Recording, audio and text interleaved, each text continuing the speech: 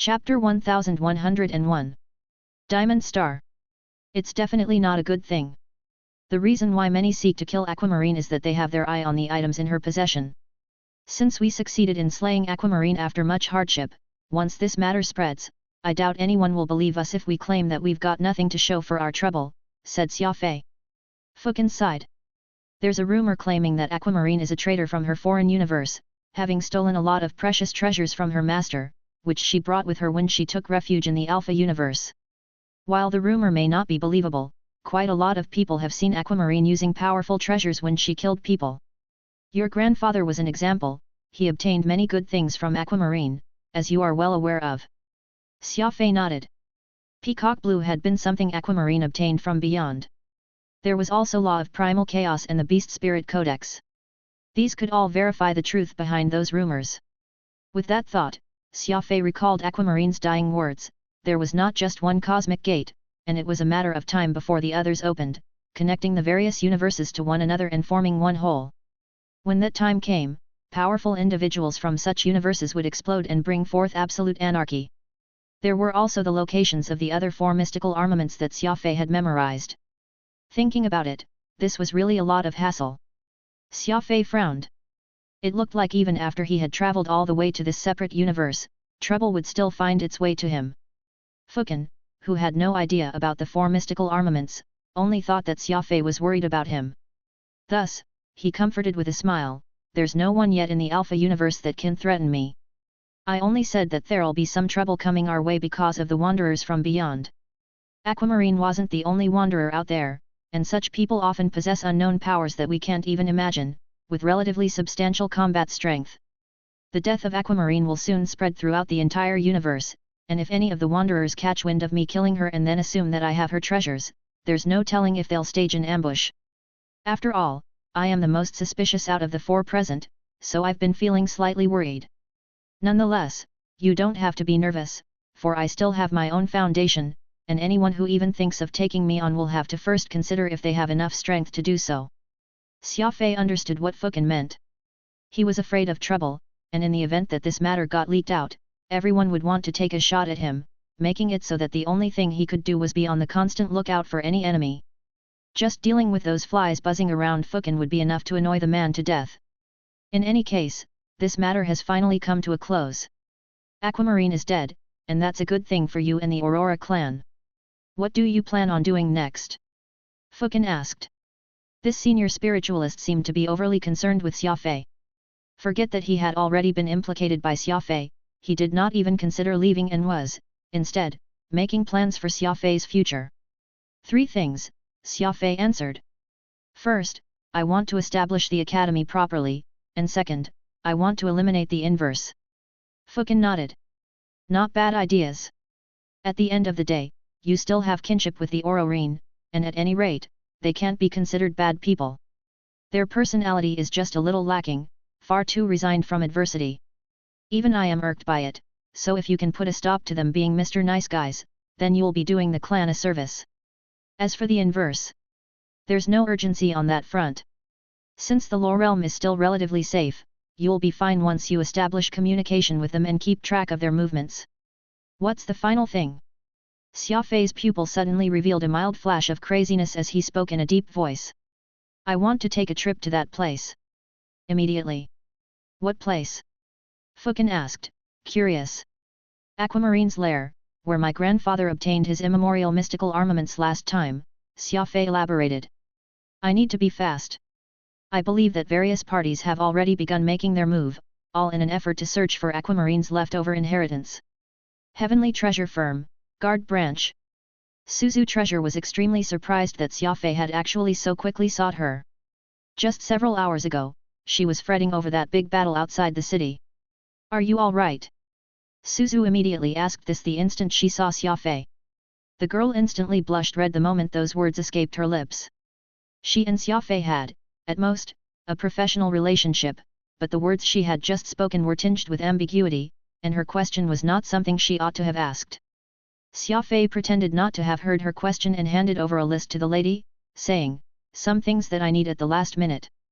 I hope that Miss Treasure can be of help. Suzu took the list with a smile, and after scanning through its content, she could not help but go pale.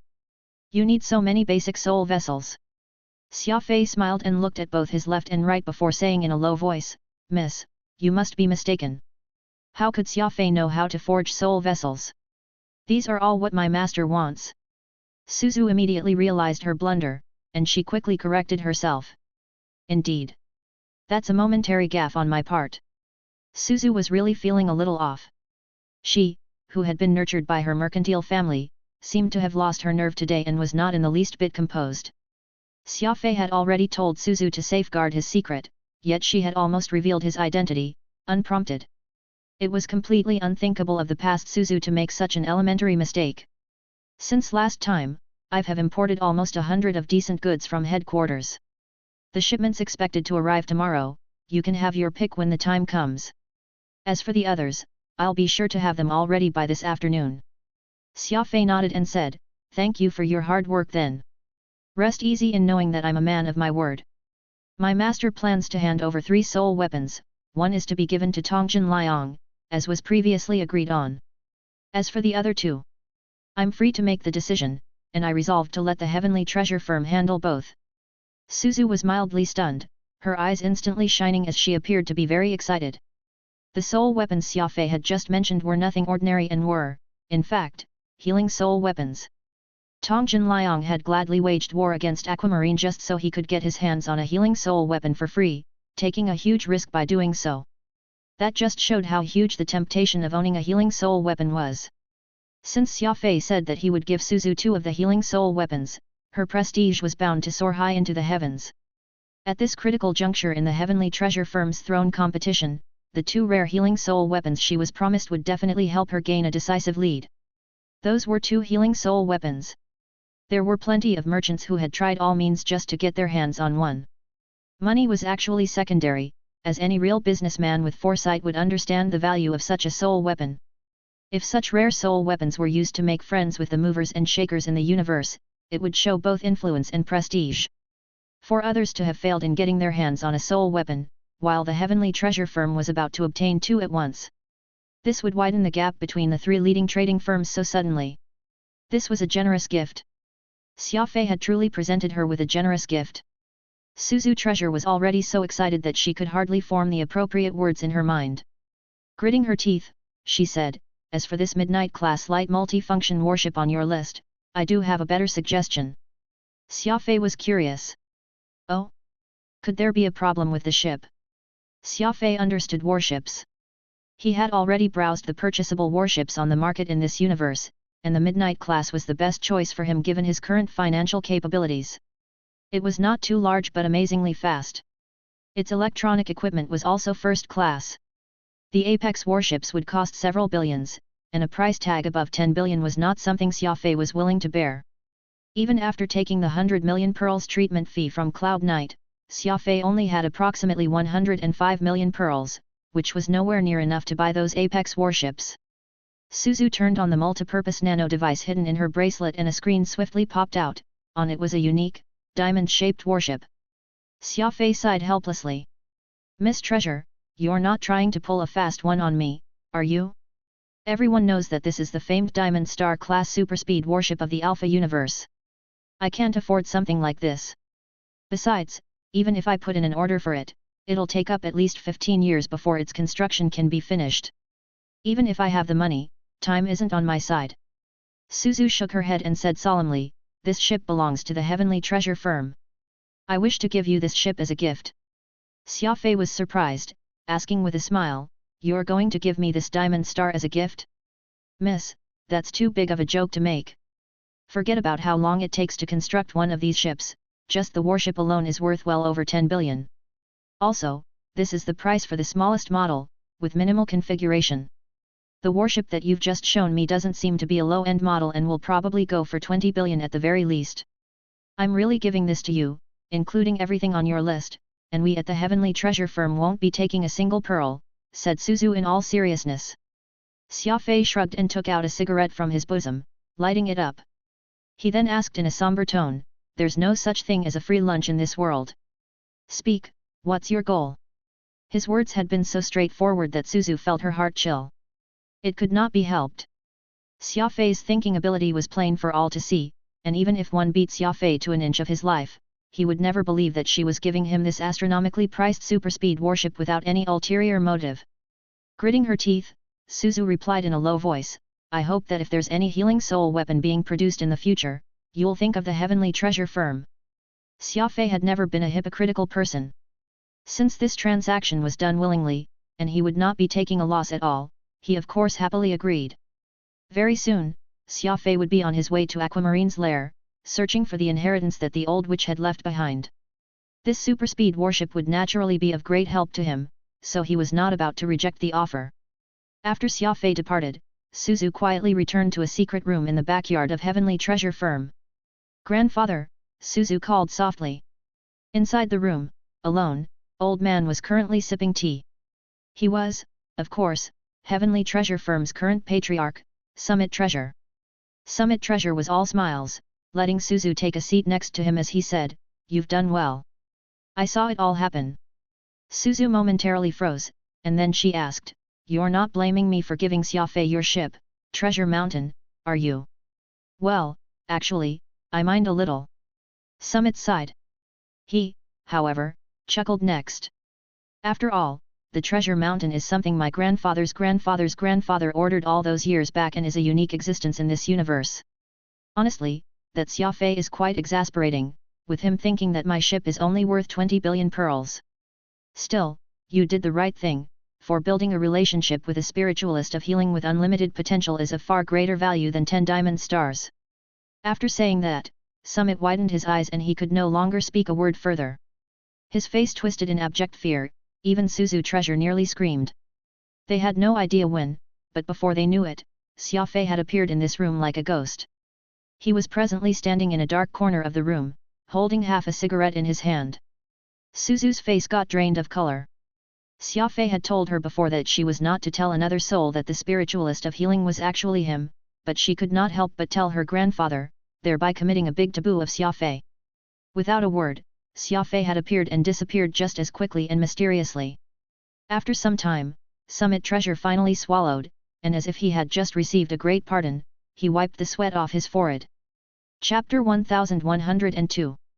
Set off, crossing 17 danger zones. That night, Suzu Treasure personally came to deliver the things Xia Fei had requested. After the big fight, the Aurora clan's external courtyard was practically in shambles. Fortunately, the courtyard covered a large area, and the remaining 2 yards were enough for Xia Fei and the others to stay. As for the academy, it looked like they had to find another location to build it anew. Xia Fei, Miss Treasure is here. Wistview led Suzu into Xia Fei's room and very appropriately departed to give the two privacy. Xia Fei was expressionless, asking softly, So soon? Didn't you say it only arrived tomorrow? Today, Xia Fei had appeared like a ghost when Suzu Treasure was having a conversation with Summit Treasure. Though he had not said a word, it was a wordless warning that left the two shaking in fear. Evidently, he was able to take their lives whenever he wanted. No amount of security could prevent that from happening. The grandfather-granddaughter pair discussed the matter.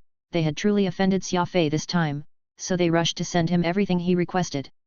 The fact that he did not do anything meant that he was showing the Treasure family some face, and as businessmen, if they were not able to tell what that meant, they would not be fit to be in charge of Heavenly Treasure Firm. Suzu forced out a smile.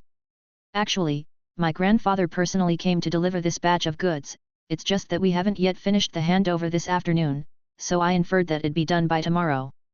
Xia Fei said softly, Come take a seat. There's no need to be so afraid.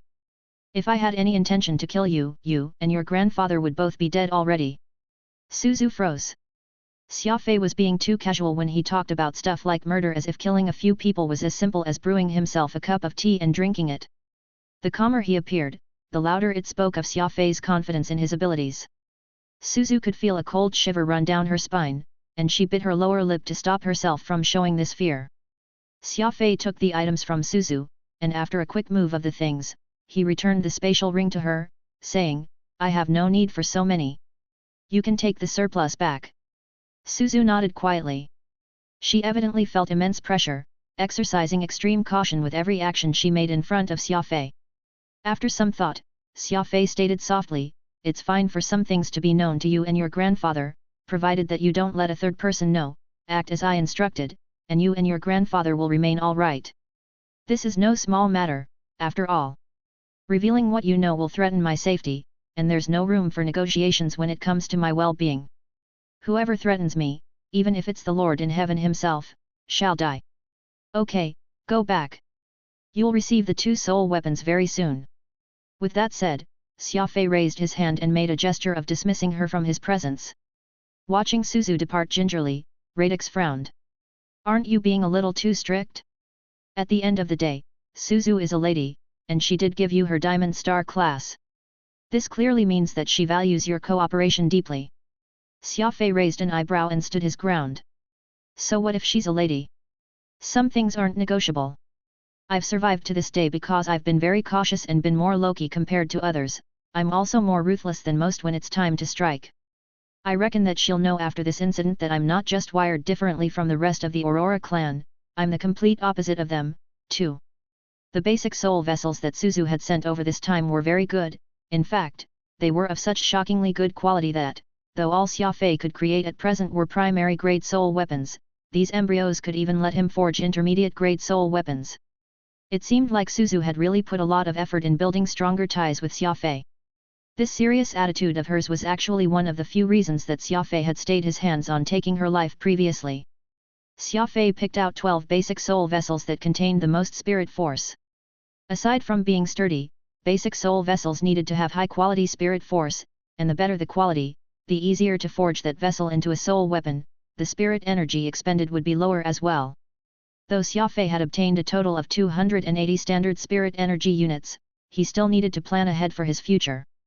Energy was the foundation of everything, and saving more would only benefit him. Just take his battle with Aquamarine before, if it had not been for him storing vast quantities of spirit energy in advance, it might be hard to tell just who would have survived. Besides, out of the 12 soul vessels, excluding the 2 soul weapons reserved for the treasure family and the one ode to Tongjin Liang, 9 would be prepared for the Lore realm. His grand ancestor, Xia Gukan, was already a level 1 founder who had his own soul mark and had also activated dark energy. He was in urgent need of a powerful soul vessel to use as a weapon.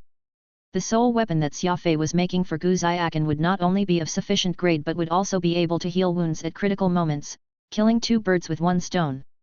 In that recently ended major war, the Lore realm had suffered significant losses and incurred heavy injuries. Even great soul hunter Hosu had been severely injured. Soul weapons would be of immense help in getting them through such tough times. After all, having just started to make progress into the founder tier, there were still not too many who could use soul weapons in the Lore realm. 9 should be enough for now, and as long as little Goldie could establish a smooth channel for communication, Xia Fei would be able to send soul weapons their way every once in a while. It isn't hard to forge soul weapons, it's just that little Goldie will have a hard time doing it that way, said Xia Fei with a glance at little Goldie. Though little Goldie was a bit empty-headed, it actually understood Xia Fei's thought process very well. It immediately raised its head, a flash of fanaticism and perseverance shining in its one eye. Different from the crafty Furball, little Goldie was never one to bargain. Even if the trip back to the Lore realm was long and arduous, it would nevertheless demonstrate absolute subservience, and that touched Xia Fei. Radix nodded. Little Goldie is in very good shape and is suitable for shuttling to and fro the Lore realm and the Alpha universe. Also, it's no longer what it was before, this demon Chrysalis's combat strength has increased, and it's now also familiar with the route back, so I'm sure that its safety will be more or less guaranteed. I'm thinking that little Goldie incurred heavy injuries last time mainly because it was too anxious to find you, acting recklessly and carelessly.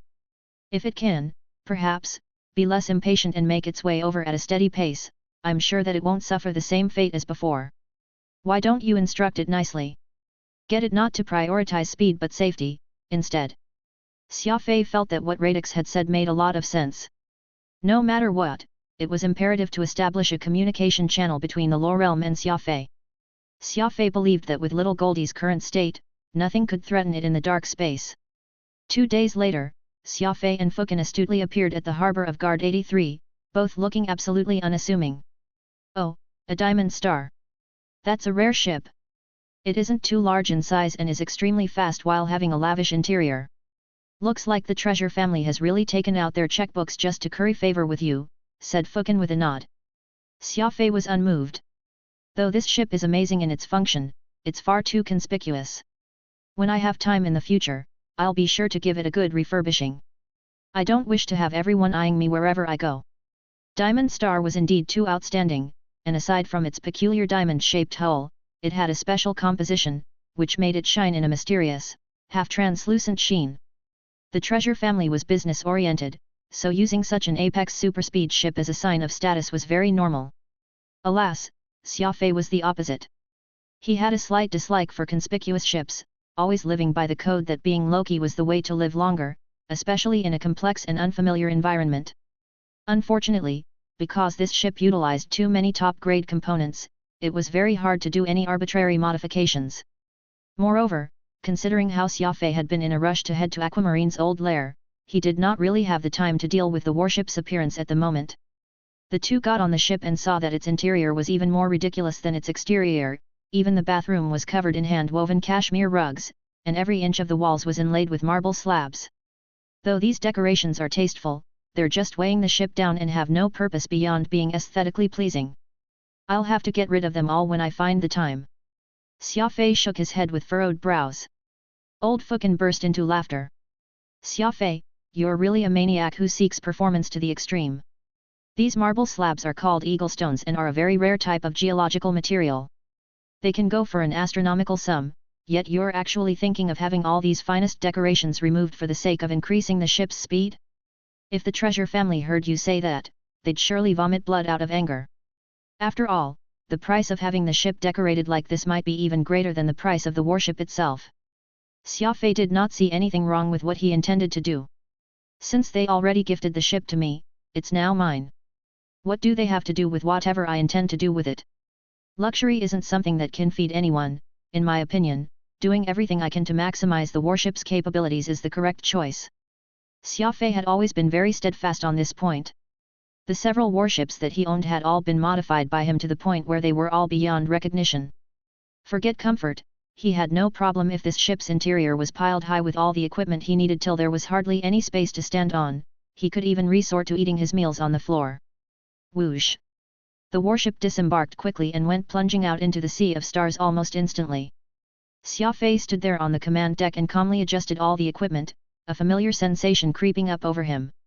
The first time he had ventured out to space, Xia Fei was filled with passion.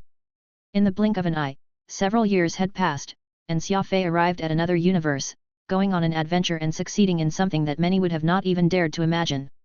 Now, it was the continuation of this risky adventure. Just who knew where the finish line would be for him? Give me the coordinates, asked Xia Fei somberly. Radix sighed and muttered, I've kept memories of these coordinates not because I wish to return to that place again but because I'm warning and reminding myself that there are some things that I shouldn't do and some places I must never go. Do you seriously intend to go to Aquamarine's old lair? That place isn't just anywhere good. So you, Hosu, and my grandfather could go, but I can't. Xia Fei retorted, feeling indignant. There was no way Radix could convince Xia Fei otherwise, so he had no choice but to obediently give him the coordinates, directing Xia Fei to the place where Wistful Valley had obtained the immemorial mystical armaments all those years back, his heart heavy with worry. The destination has been set. 17 of the galaxies along this journey have negative safety ratings. Do you require a new route? Asked the AI computer, 17 white nodes lighting up on the display screen.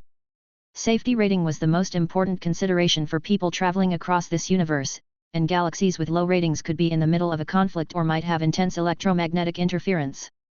On average, a place with a safety rating of above 5 was deemed as a peaceful region, while an area with a rating between 5 and 0 was considered unsafe. As for the route that Xia Fei was about to take, 17 galaxies along the way had negative ratings, with the worst having as low as a 6.8 rating. It was an extremely unsafe region. No changes to the route, head to the destination with the fastest speed possible. Have all the weapon systems maintain a 24-hour recharge cycle.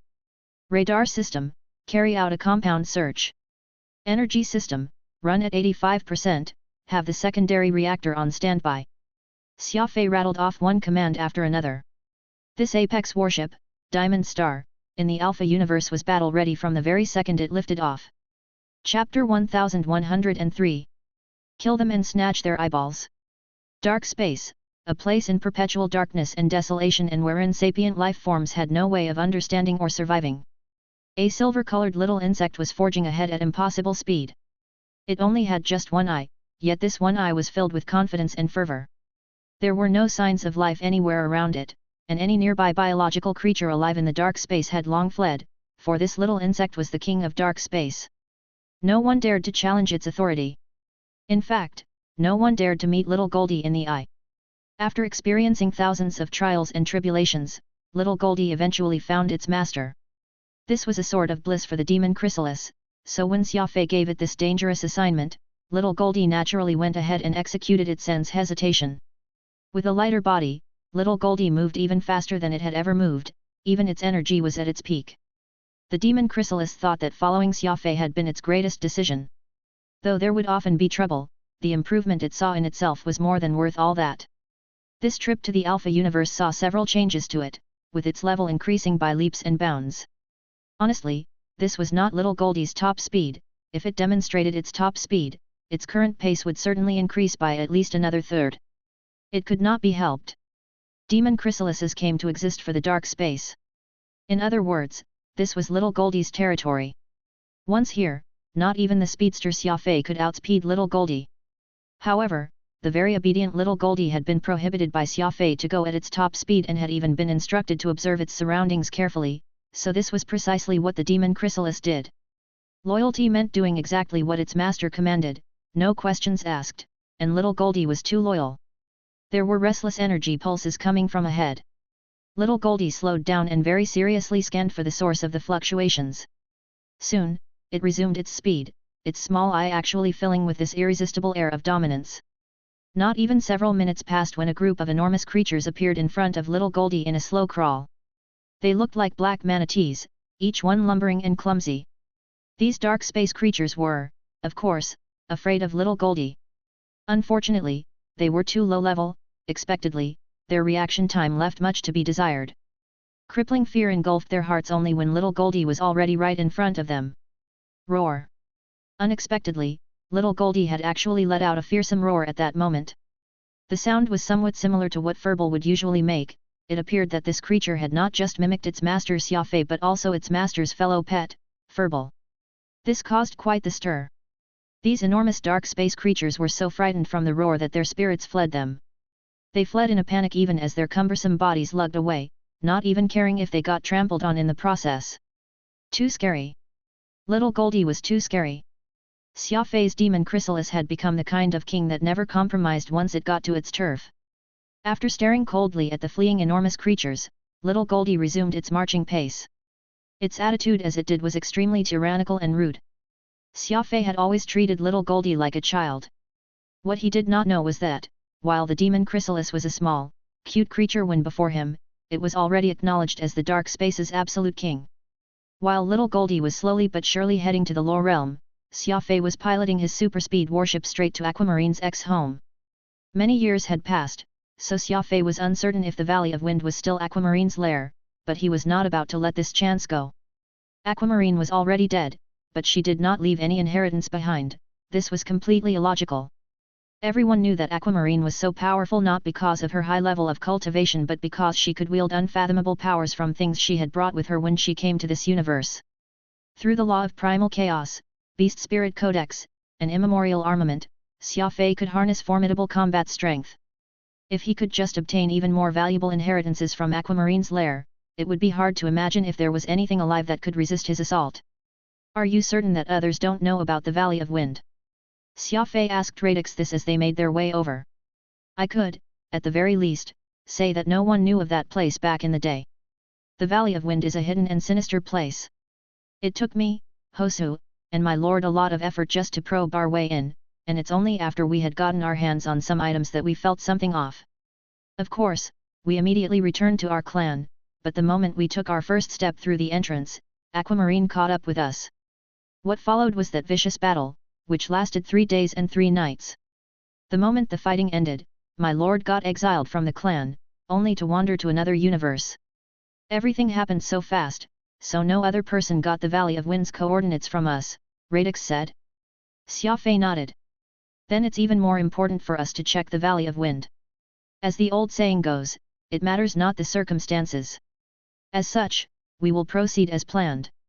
If we find anything good, we'll of course profit, but if there isn't anything, it'll still be a decent trip. In any case, it's not as if this voyage to the Valley of Wind would disrupt my cultivation. Fukin beamed through partly closed eyes.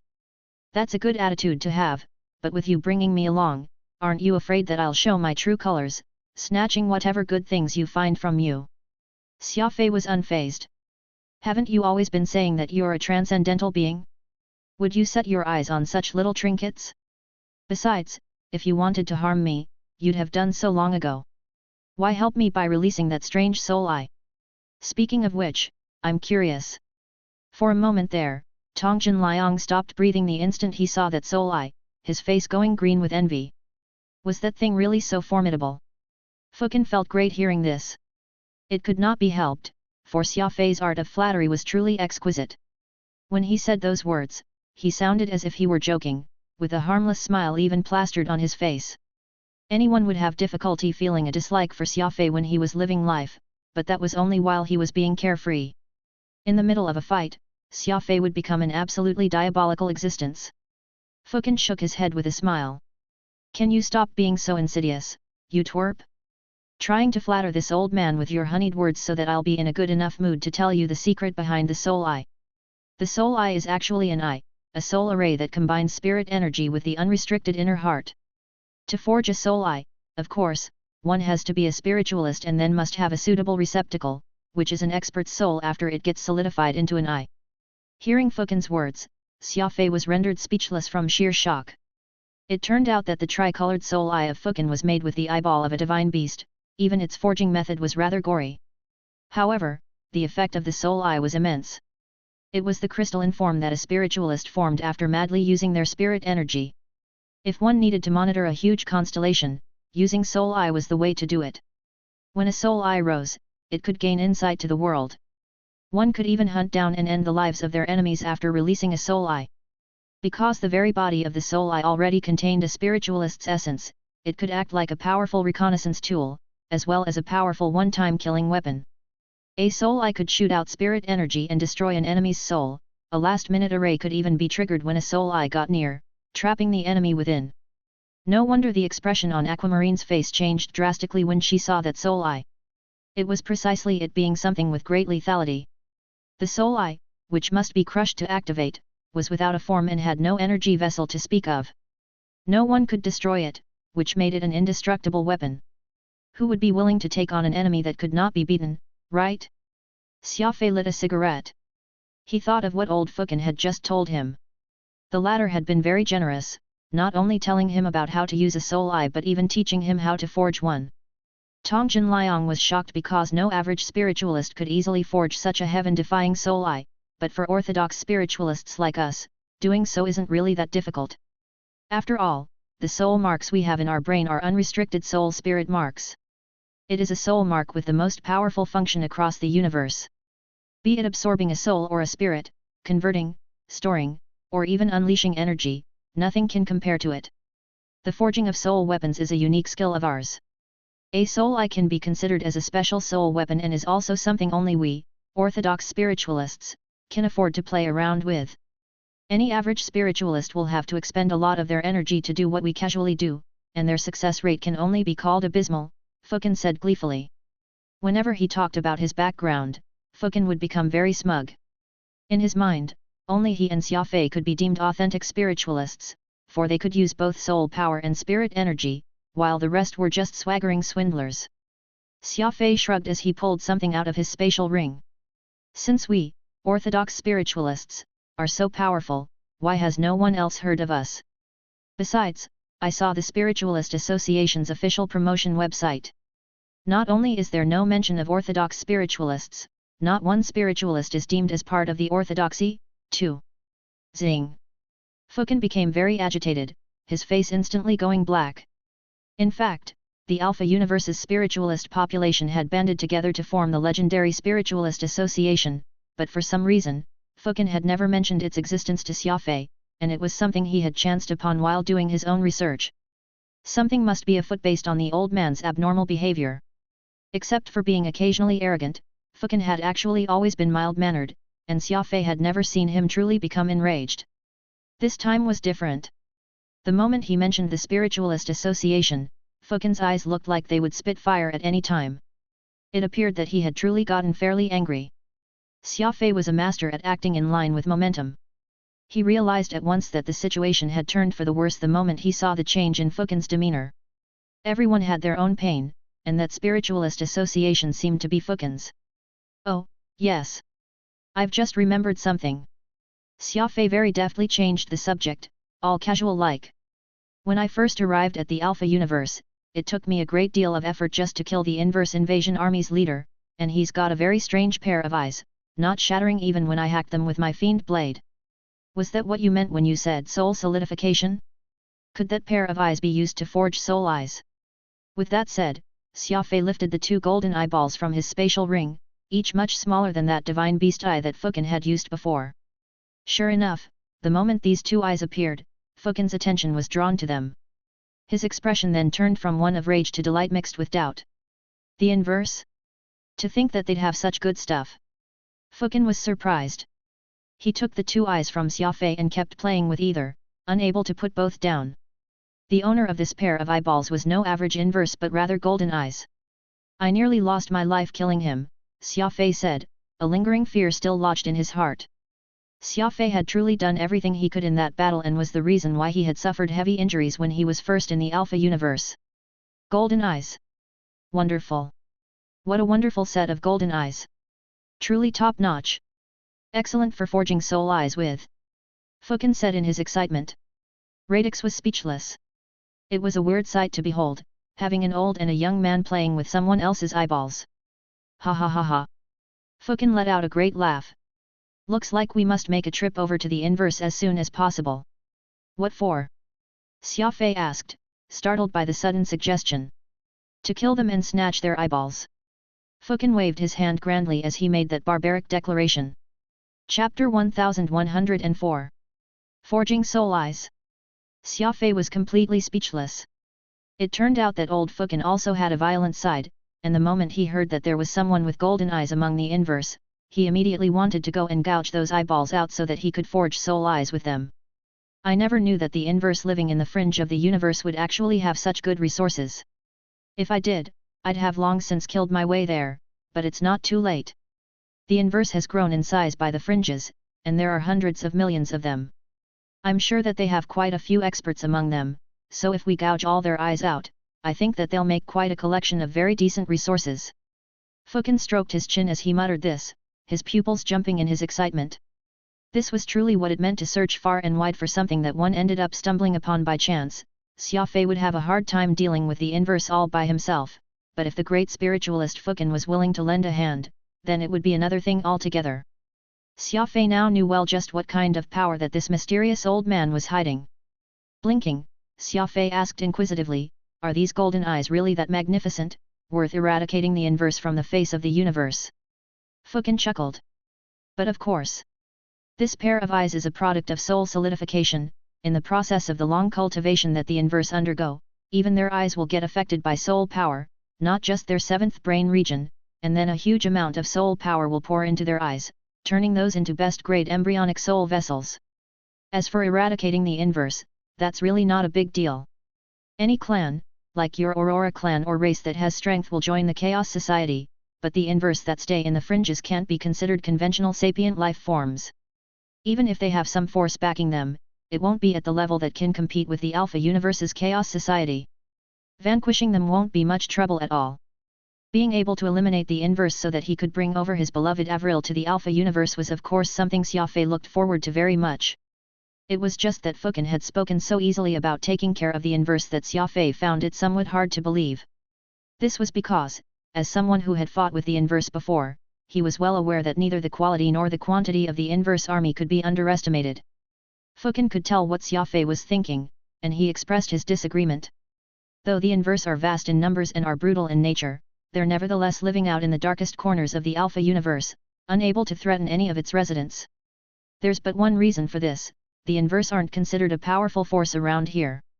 Let's just take Chaos Society as an example. The Aurora clan, Venus of Eternal Night, and Tongxing Pavilion's conglomerate, you've seen all three of them in action. The moment a battle breaks out, the Alpha Universe's Chaos Society will mobilize thousands and even tens of thousands of such clans to rally for battle. How can the inverse seek to resist that? That's why the main forces that the inverse can muster are nothing more than ants in the eyes of Chaos Society. Those vermins being able to roam freely in the fringes is just because they have yet to be dealt with, that's all. Xia Fei nodded. The Aurora clan could be considered second tier in the Alpha Universe, with wistful Hesius as the sole peak war god among its sole practitioners. There were even more of those older men that had already retired from the pugilist world. With countless of such clans joining hands, they could of course wield a force that the inverse would be unable to fend off. The Alpha Universe was undoubtedly a much higher plane compared to the lower realm, and be it technology or the number of experts, the former obviously surpassed the latter in every way. Eliminating the inverse and returning into Avril's arms was naturally important to Xia Fei, but it was hardly the most urgent matter at hand.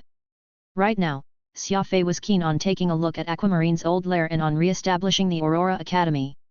With such thoughts swirling in his head, Xia Fei retrieved the pair of golden eyes from Fukin and said, "Since these two eyes are great for forging soul eyes, why don't we use the time we have on this voyage to do just that?" Fukin smiled and replied softly, "We won't be doing it. You will. These are yours, so if you want to make them into soul eyes, what has that got to do with me? Don't think that you can succeed in forging soul eyes just because you heard me explain the process, though. After all, that's a complex soul vessel. Most people will have a very hard time accomplishing it." The more difficult Fukin described the forging process of the soul eyes to Xia Fei, the more he had the desire to try it. "You need at least 2 soul marks in order to forge a pair of soul eyes. You still can't do it at the moment," Fukin said. Xia Fei shrugged. "Oh, so that's the case. It just so happens that I have enough spirit energy right now, so I'll first tackle advancing before attempting to forge my first ever pair of soul eyes." "How much spirit energy can you possibly have? You must have no more than a few dozen standard units left after using a lot to slay that jewel form of Aquamarine, right?" Fukin asked. Xia Fei smirked as he answered softly, "Not a lot. Just 220 units left." "What?" This time, it was Fukin's turn to lose his composure. Never in his wildest dreams had he expected that Xia Fei would end up with many times more than the amount of spirit energy he had used up. Even after forging 12 soul vessels, Xia Fei still had a shocking amount of energy left in his 7th brain region. It was as plenty as 220 standard units. "How's that possible? You've only got 1.5 spirit marks. Normally, even if you have an unrestrained soul spirit mark, every spirit mark can at most only store around 100 standard units of spirit energy. Just how did you do it?" Fukin asked, flabbergasted once more. Xia Fei answered nonchalantly, "I'm not sure, but I just did. Just did it." Fukin said that he must at least have 2 soul marks before he could forge soul eyes, so Xia Fei immediately devoted himself to cultivation without dawdling for even a second. Energy was the foundation to everything, and energy was what Xia Fei had in abundance. "This is sick," Fukin muttered under his breath while he watched Xia Fei delve into his cultivation with great fervor. This was no ordinary soul mark but rather an unrestrained soul spirit mark. It was the most mysterious, most ancient, and rarest type of energy in the Alpha Universe.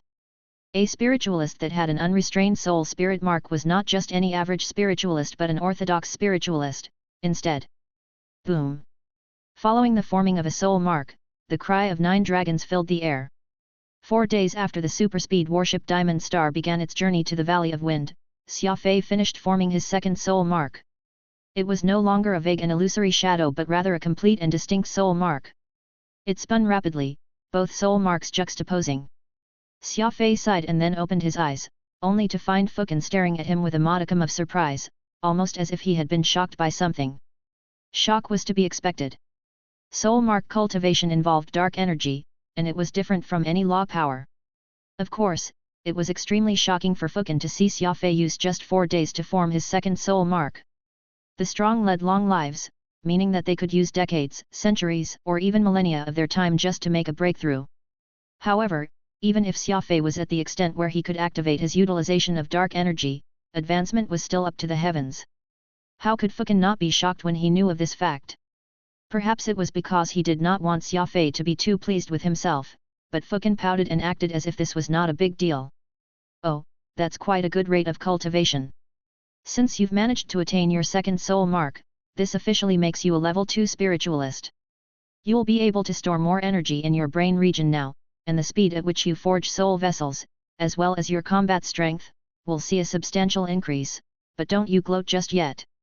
Being a level 2 spiritualist isn't enough for you to roam the stars freely, you must work even harder in the future. Xia Fei nodded. He was not one for smugness and boasting in the first place. Xia Fei's development had halted some time ago because he was injured.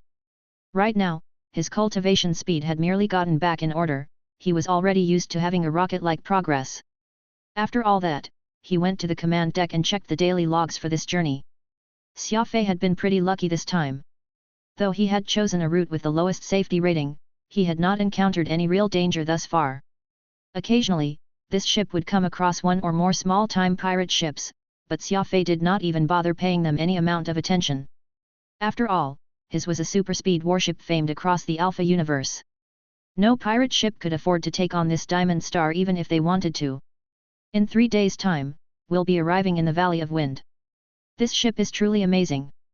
To think that we spent a whole month just to reach that place all those years back, yet now we're about to reach our destination as we travel at a speed 4 times of ours in the past, Radix said excitedly, his voice slightly tinged with mild worry. Fukin shook his head. We'll be fine most of the way, but the final star region we'll be passing through is the micro-quietude star region, which has a 6.8 safety rating. We'll need to be careful once we enter that area. Many warships end up getting destroyed, not even leaving behind any wreckage to speak of, for no apparent reason while passing through it. No one knows just what can possibly be causing such accidents in that region. Radix chimed in.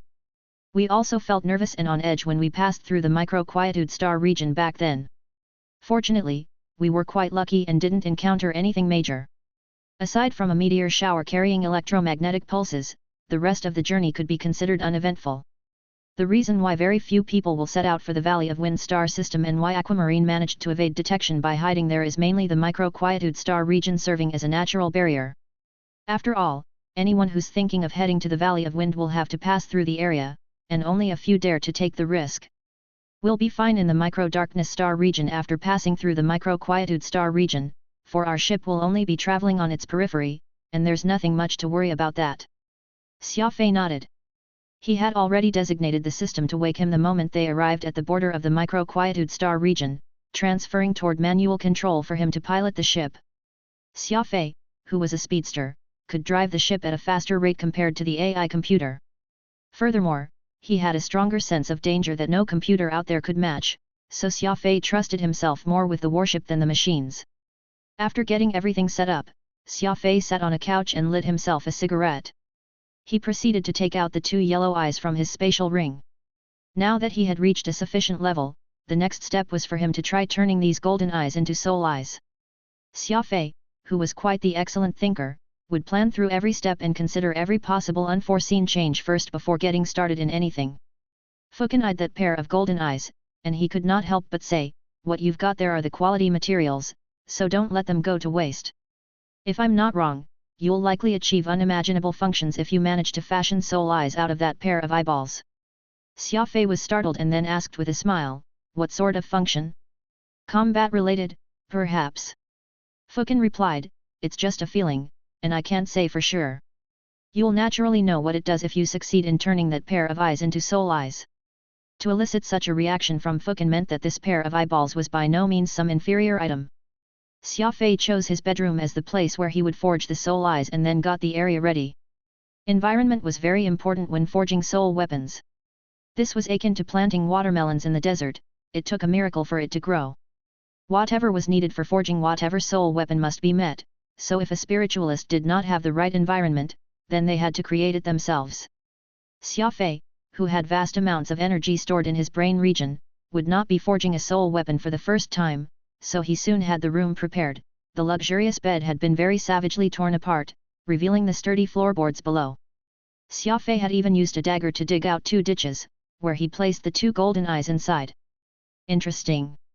He didn't seal them, instead, he directly placed the eyes into the center of the spirit energy, Fukin said with wrinkled eyebrows. Peeking at Xia Fei through the half window, he muttered, just what will this freak create? I'm truly looking forward to the result. Chapter 1105. Borrowing the Power of Nature. The golden eyes were floating in mid-air, enveloped in a strong spirit energy. The spirit energy Xia Fei released kept flowing along the set path, almost like an ocean's current, until it converged, like a vortex, submerging the golden eyes. Fukin was carefully watching through the half-window in the bedroom.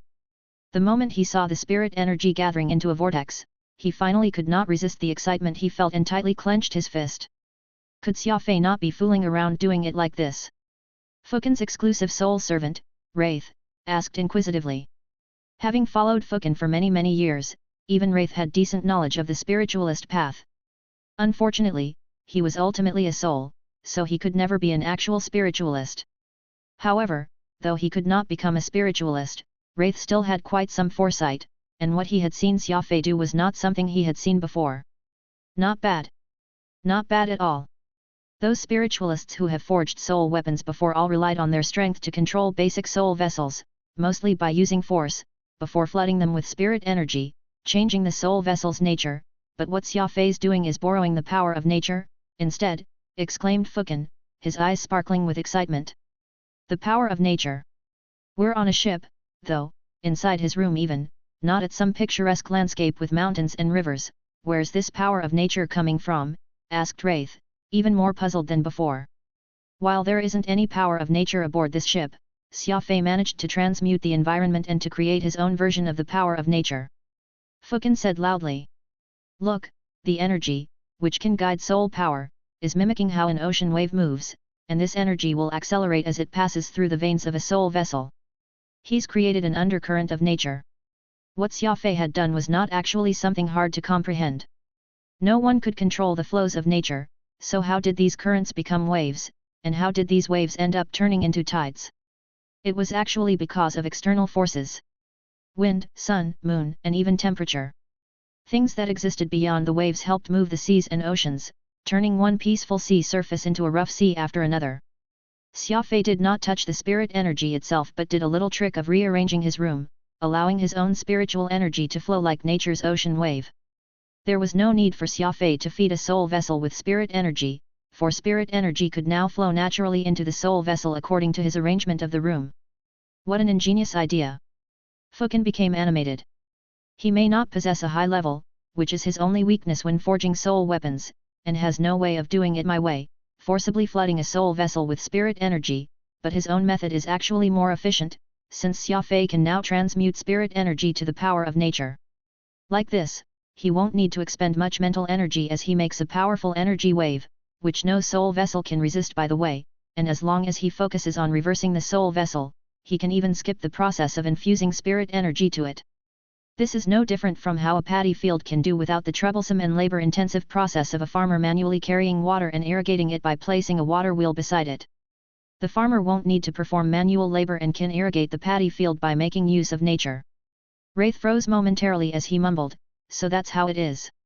Xia Fei sure is clever, because of his low level, he is unable to infuse much spirit energy, which can be deemed as his shortcoming, but with his method, his shortcoming has actually turned into his strength. Even if he has to spend days and nights forging a soul weapon, Xia Fei won't tire out easily. This method is too formidable. Why hasn't anyone thought of it before? Fukin shook his head. Anyone? Even if someone did think of it, they might be unable to do it, and that's because they don't have Xia Fei's fine control of energy. Don't just look at how Xia Fei has managed to skip the step of pouring spirit energy into a soul vessel, he's actually making fine-tune adjustments to his environment at every second. Without super speed, dexterity, and superb energy control, there's no way anyone can do it. This is a talent uniquely Xia Fei's. No one else can copy his method. Energy control had always been Xia Fei's forte. Even way back, Xia Fei had demonstrated incredible control of energy. This did not mean that he possessed powerful energy, rather, no matter how potent the energy, Xia Fei could perfectly control it once he got hold of it. The energy would go as Xia Fei directed, like a docile little lamb. Another proof of that was currently happening right before his eyes. This surge of spirit energy, which no one besides Xia Fei could control, was being perfectly controlled by him. Energy was the foundation of everything, and forging soul vessels required it even more. The moment Xia Fei gained control of energy, successfully forging soul weapons would just be a matter of time. For 3 consecutive days, Fukin did not leave his spot outside Xia Fei's window. Sometimes, he would even wake up in the middle of the night to check on Xia Fei's progress. His glee would grow exponentially, but so would the look of worry in his eyes. It was almost as if something had been bothering him. Wraith, who could understand what Fukin was feeling, sighed.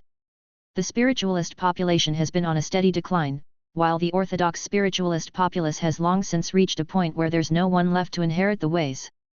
These are all things that can't be remedied. It doesn't matter how melancholic you feel. Since Xia Fei has caught your eye, why not just take him in as your disciple? Fukin heaved a long sigh, shaking his head slightly as he replied with a heavy heart, orthodox spiritualists don't have seeds of life. Even someone as powerful as I am will die one day. I've already taken a casual look at my eventual demise and accepted my fate. What I can't let go is my sect. I have this nagging feeling that letting the orthodox spiritualist line die out with me is letting down my master and ancestors. Xia Fei is really strong, but if I do take him in. Spiritualists placed an emphasis on talent, and while Fukin had the desire to revitalize his sect, he had not found someone who possessed an unrestrained soul spirit mark. That was until he met Xia Fei. The young man had no master but had still managed to activate his soul mark. He was also brimming with talent and had plenty of traits Fukin looked fondly to, which was why he had this idea of taking in Xia Fei as a disciple. Alas, Fukin found Xia Fei's personality to be very unfathomable. He was too crafty. He was an obstinate person who refused to ever be at a disadvantage or to take a loss. Anyone who stabbed Xia Fei in the back would find him stomping on their ancestral graves even if it meant mutual destruction on both sides. He was simply too ruthless. Wraith commented, for the sake of survival, many warriors will adopt a ruthless persona, but only a handful can demonstrate Xia Fei's depth of ruthlessness. I suppose that you are worried about others having no way of surviving if Xia Fei officially treads the orthodox spiritualist path.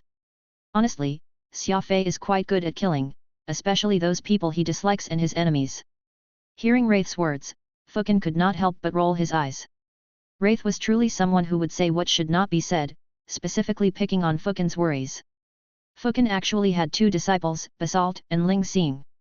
How could a significant figure like him be out traveling on his own? He had no disciples accompanying him, which showed just how dissatisfied he had been with those disciples of his. As for his fellow orthodox spiritualists out there, Fukin had his qualms on how they behaved. There were not many spiritualists, and even fewer were orthodox spiritualists. Every spiritualist in the universe had been spoiled rotten till all sorts of attitudes, like only being after profit or only caring about themselves, cropped up. The number of vices they had acquired was simply too many to count. Fukin was a very sentimental sort. When he met Xia Fei, he had traveled a long distance just to help a descendant of an old acquaintance. Though he had requested the specialties of that family, what kind of figure was Fukin? Did someone of his caliber have to make a trip to that remote planet in some backward galaxy just so he could enjoy some local specialties? At the end of the day, he was just being sentimental. Fukin even wanted to find ways of protecting the partial descendants of a dead friend, and this point became even more obvious the longer he spent time getting along with Xia Fei. For the sake of Xia Fei, he had willingly used that tricolored soul eye, which he had been saving for so many years without a second thought, and this was despite the fact that the two had only been acquainted a handful or so of days. After some rumination, Fukin said, given Xia Fei's personality, he'll definitely end up fighting with Basalt and Ling Xing when they meet. Though my 2 disciples have good cultivation, they're far from being Xia Fei's match be it their brains or talent, so they'll only end up getting killed by him. Wraith smiled. That's of course. It'll be fine as long as they don't provoke Xia Fei, but the moment they do, they'll surely be doomed to death. Unfortunately, given the personality of those 2, if you accept Xia Fei, Basalt and Ling Xing will definitely act despicable toward him. Even before, I've always thought that Basalt and Ling Xing are too insidious and ruthless, but after meeting Xia Fei, I have to admit that he's the most vicious out of them 3. Still, I have to speak fairly on this, Xia Fei is devious against others, but he's a lot more loyal and righteous to those people he cares about compared to your 2 disciples. Fukin sighed again. He glanced at his exclusive soul and said in a low voice, how rare. We've butted heads for so many years before, and yet for the first time, I've actually heard you say some heartfelt words. Wraith pouted disapprovingly. You're nearing the end of your life in any case, I'll be free once you're dead, so there's no need for me to keep being your enemy. Fukin remained silent for a while before saying, then speak, I won't blame you. Wraith continued. I shall be honest then. I think that it's fine if Basalt and Ling Xing die. At most, the universe will just be losing 2 scourges. You only told Xia Fei that the orthodox spiritualists are the strongest type of spiritualist, but you didn't tell him that orthodox spiritualists' reputation is in the gutter. That doesn't matter, though. It'll just be a matter of time before he finds out. Not only will Xia Fei find out, Basalt, Ling Xing, and that senior brother of yours will learn of your connection to him. While you didn't take in Xia Fei as a disciple, it's not as if you didn't impart anything to him. How else would he be able to forge soul eyes inside that room if not for that? Just from this point alone, Ling Xing and the others are sure not to let him off, and knowing Xia Fei's personality, how do you think he'll react? The color on Fukin's face drained as he exclaimed, are you telling me I've already caused grief to Xia Fei? Wraith did not answer and merely nodded. Thinking on this, Fukin said, if I really take in Xia Fei as a disciple, given his personality, the orthodox spiritualist line will be finished. My disciples, my senior's disciple, they'll all die at Xia Fei's hands. Wraith shrugged helplessly. Well, I can't help you there. You'll have to make the decision yourself. Fukin was utterly stupefied. Fukin felt that Xia Fei had high chances of revitalizing the orthodox spiritualist line, but taking in the young man would spell out doom to his entire sect. Be it his disciples or his senior brother, despite how they had turned into, Fukin had never once picked a fight with them. Xia Fei, meanwhile. Speaking of which, it really could not be helped. It had been quite some time since Xia Fei stumbled into any trouble. He was, in fact, having a rare few days of peace. Alas, trouble was about to find its way to him again, for before he even joined the orthodox spiritualist line, he had already made a bunch of enemies for no apparent reason. That was when something unexpected happened. The superspeed warships, Diamond Star's, engine came to a complete stall. Chapter 1106 Star Region displaced. What's going on? Why has the warship stopped on its own? Fukin asked, puzzled. Though Diamond Star was advanced, it still made noise as it flew through space. It could not be helped. The superspeed engine power was too great, and going at full speed, the ship's hull would shake ever so slightly, which was why both Fukin and Wraith immediately felt it happen when the ship came to a sudden stop. We must have reached the micro-quietude star region. Xia Fei set this warship to manual mode the moment we reached the micro-quietude star region, Wraith thought about it and said. Fukin did not pay much heed to this. This was when the light inside the room suddenly dimmed, but then a golden glow, akin to that of a sun, instantly filled the room. It was so bright they had to shut their eyes. The soul eyes are complete. Fukin and Wraith exclaimed at the same time. Several minutes later, Xia Fei walked out of the room with a big grin on his face. Because he had utilized his unique method, Xia Fei had expended the least amount of concentration in forging those soul eyes and was not in the least bit tired. Seeing Fukin, Xia Fei smiled and handed over a golden eye. This golden eye, which had once been extremely sturdy, appeared to be very fragile now, but it was not fragile in the sense of weakness, rather, its attribute had completely been altered by Xia Fei, transforming from a solid soul form into a proper soul weapon. As long as the soul eyes were shattered, it would unleash an attack on a massive scale. Fukin took the golden eye into his hand and laughed. The quality isn't bad. Its previous solid soul form has already been completely converted, but just what attribute did you add to the soul eyes, and what soul array is hidden in it? These are all conditions that directly decide the attack power of a soul eye. Xia Fei shrugged. It's easy if you wish to find out, why don't you shatter the eye and see it in action? Fukin burst out laughing. Then I'll be wasting this pair of soul eyes that you spent a lot of effort forging. Forget it. Better if you leave it on you to protect yourself with. I'm giving this to you, said Xia Fei in a completely casual tone, unexpectedly. Fukin was surprised and felt very awkward. Xia Fei was being extremely generous. This was a top-grade golden soul eyes, and he was actually giving it to him so easily. Are you insane? This is a pair of soul eyes. You can exchange it for half of Tongxing Pavilion if you sell this to Tongjin Liang. Fukin blurted out, confused. Xia Fei lit a cigarette and stated softly, there's no way I could have forged soul eyes without your help. Plus, there's an old saying from where I come from, a drop of kindness should receive a fountain of gratitude in return. I don't care about others, but I know very well who is good or bad to me, and I take it to heart. Last time, because of me, your tricolored soul eyes got used, so this one here is my compensation. I couldn't possibly let you keep taking losses for me.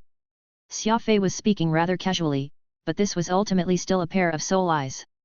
Even Fukin, a peak individual, found it to be a decent combat weapon, so Xia Fei's act of giving this to this old man had caused him to feel rather touched.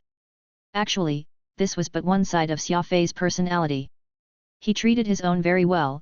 In fact, all those individuals who had become his comrades in the past ended up with wealth that could rival nations.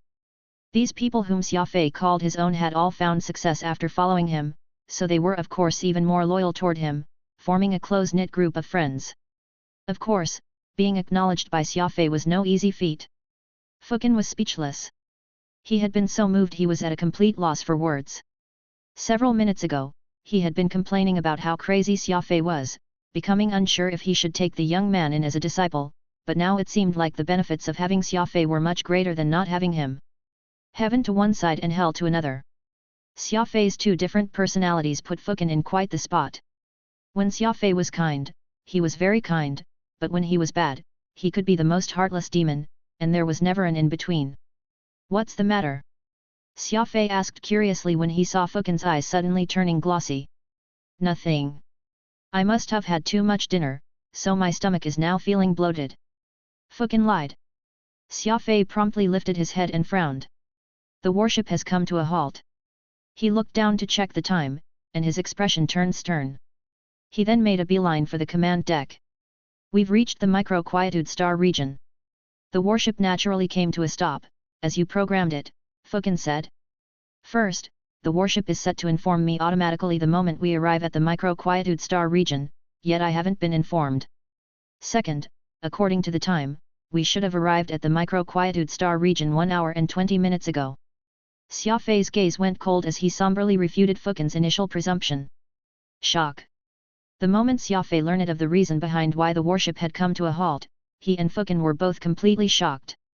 According to the route I plotted, we ought to have arrived at the micro-quietude star region, yet we've reached micro-darkness, instead, said Xia Fei in a low voice after he checked the data on the star map. Fukin asked, curious, I don't understand ships, but a star map won't lie, and it's even less likely for an AI navigation system to lie. There's no reason for the warship to lead you to the micro-darkness star region when you clearly assigned your destination as the micro-quietude. Xia Fei shook his head and rapidly tapped away on the system interface. The daily logs of the voyage, the records on the star map, Xia Fei pulled everything out, causing the entire screen to be crammed full with the windows open. Anyone who had not been professionally trained to read all these complex data and numbers would surely find themselves disconcerted at the convoluted sight. The warship didn't make a mistake, and the route is fine, too, but the position of the star region has changed. Xia Fei concluded after he took a drag of his cigarette, looking out into the inky black space. The position of the star region changed. Radix was astonished. The universe was in constant motion, but was it enough to facilitate this change, or had it been a long time since he last came here that everything was not as he remembered it? This was trouble. Compared to the micro-quietude star region, micro-darkness was far more dangerous. Anyone or any ship that planned to pass through this star region would be at risk of dying by 90%. Xia Fei shook his head again. This change didn't happen in the past but just several days ago. Everyone was stunned. An entire star region had inexplicably moved in a matter of days. This was simply incomprehensible. Everyone, look! Xia Fei pointed at the star map on the screen. This star map was updated 9 days ago, meaning that something or someone changed this star region in those 9 days. The warship coming to a halt at this time was because of the sudden change in the star region being something far beyond the scope of the computer's calculating capabilities. It couldn't make heads or tails of what had happened here, thereby triggering its emergency safety protocol, which caused the ship to halt completely. Incomprehensible. This was an utterly incomprehensible situation. Star regions were vast. How could they change so drastically in such a short time? More importantly, they had no idea if the old lair of Aquamarine, Valley of Wind, was still where it should be. If even the Valley of Wind had moved, then this operation would become a lot harder, for this was no different from finding a needle in a haystack. What should we do now? Radix asked. In front of us is the micro-darkness star region, an infamous place of death in the Alpha universe. Why don't we send out some unmanned surveillance drones for now? We'll make our move in accordance with what we find out after. Unmanned drones were very popular in the Alpha universe as well. Aside from engaging in combat, they could aid people in the exploration of unknown regions. As they were just machines that would not be afraid of death, they had no qualms on venturing into very dangerous territories. There's no time. Xia Fei rejected the suggestion firmly. His fingers tapped away quickly, turning on the multispectral ray emitter. He saw 3 distinct lines appear on the screen, extending deep into the micro-darkness star region. 3 ships before us have already ventured into the micro-darkness star region. Of the 3, 1 is a large warship and 2 are small warships. If I'm not mistaken, they should be on their way to the Valley of Wind, too, for Aquamarine's leftover inheritance. Though searching with unmanned drones will be a lot safer, the speed can slow us down. By the time we acquire enough information from the drones and end our search, I'm afraid that our competitions will have gotten far ahead of us, Xia Fei said. A ship's drive would exhaust energy, leaving behind a distinct energy signature in space. These residues were at the molecular level and would not dissipate in a short time. The 3 aforementioned distinct trails were not far away, meaning that, at most, a day had passed when these 3 warships took that huge risk, venturing deep into the micro-darkness star region, the star region of death. Why? Why had they all appeared in unison? Were they not afraid of the destructive environment of the micro-darkness star region, going ahead without hesitation? Xia Fei had a bold hypothesis: Aquamarine. It was Aquamarine's death that had caused this star region to change, causing strangers to risk it all and charge headlong toward the Valley of Wind. It was very possible that the secrets Aquamarine had hidden were more plentiful than what Xia Fei originally assumed. There was no way for Xia Fei to know exactly the sort of secrets Aquamarine held, but he was certain that those people on board the 3 ships were all his rivals. Whoosh! Xia Fei moved his hands quickly and proceeded to have the ship accelerate at top speed. I have now designated the ship to follow the trail left behind by those 3 unknown ships. Fukin, there's still time for you to regret coming along. Xia Fei smiled. Fukin shook his head. What regrets will I have? Let's go. I want to see just what sort of people managed to reach this place earlier than us. Originally, Xia Fei thought that he was lucky enough to be heading to Aquamarine's old lair in the Valley of Wind, and it would be his good fortune if he found anything of value, but it would not be too big of a loss if he found nothing. Now, with unknown warships ahead of him seemingly bound for the Valley of Wind as well, Xia Fei had no choice but to focus on proceeding with caution. To gain the greatest rewards, he would have to bear the greatest risks. From the moment he realized that the star region had gotten displaced to when he later learned of the unknown ship's presence, Xia Fei had not left the command deck even for a second. In the Alpha universe, only a few warships could rival the Diamond Star in terms of speed. Though Xia Fei was late, his ship had a more top-notch speed. Plus, the rumored dangerous micro-darkness star region was uncharacteristically peaceful, making those in it feel that something was very off about the place. Rs 0. 10 hours or so later, the radar's klaxon blared. According to what it had surveyed, there was a large piece of synthetic metal on their route, which was directly in front of them. Synthetic metal was high-grade alloy that had been processed by sapient life forms, making it not a natural resource. Evidently, Xia Fei had already caught up to the last warship. Do you want me and Furball to get out and prepare? Radix asked. Diamond Star was not a dedicated warship, and its speciality lay in its speed. In a real fight, they would have to rely on Radix controlling the fiendish blade Nirvana and both Furball and Xia Fei getting out in space. There's no need. This is a death signal, Xia Fei solemnly stated. A death signal. Everyone was shocked. In such a short time frame, a massacre had already broken out. After over an hour, Xia Fei and his companions saw the source of the signal. The large cruiser was the one that had been scuttled, its entire hull riddled in holes, meaning that it had been subjected to a crazy assault. Some parts of the armor were still glowing red and emitting smoke from scalding heat, which signified that the battle involving the cruiser had occurred not too long ago. Chapter 1107 Micro-Darkness Thrown into Chaos. Diamond Star was a small superspeed warship. While that unknown ship, which had been struck down, was a cruiser, it was many times larger compared to Xia Fei's ship. From the damage, this ship must have been scuttled through sheer firepower. These aren't the signs of an expert's attack, Radix said. Xia Fei had already come to the same conclusion. If this was the handiwork of a being, the damage would not be so consistent. So out of the 3 warships, at least one has superb firepower. Even if the warriors on board don't head out to space and fight, they'll still have the power to deal a fatal blow on their opponents. We'll have to be careful against such an opponent, Fukin advised.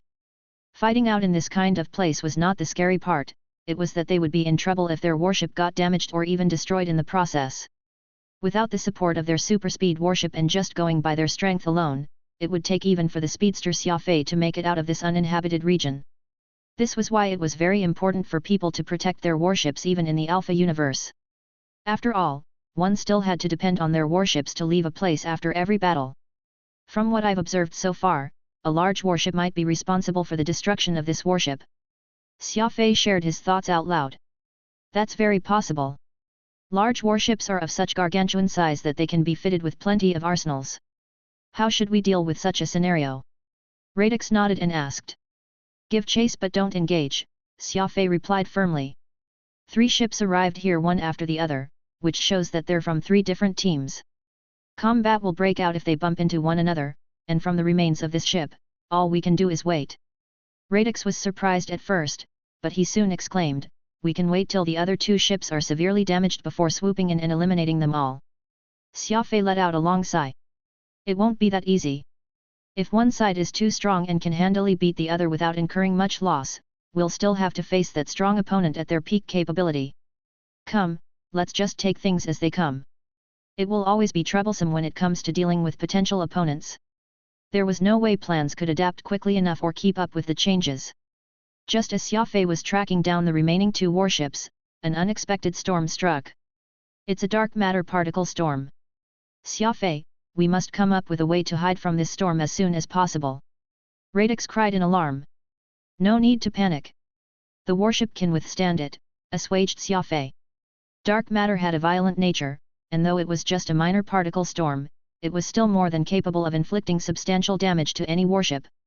Fortunately, Xia Fei's warship had a resilient diamond-shaped hull, which could adapt to a storm's strength, so it would not have a hard time withstanding such volatile elements. Fukin was still a little worried. What if the number of these particles increases, intensifying the storm? I'm afraid that we'll be in hot soup. Xia Fei chuckled. What can trouble us can also trouble our opponents. Though our warship is small, it actually has the slimmest chances of being threatened by it.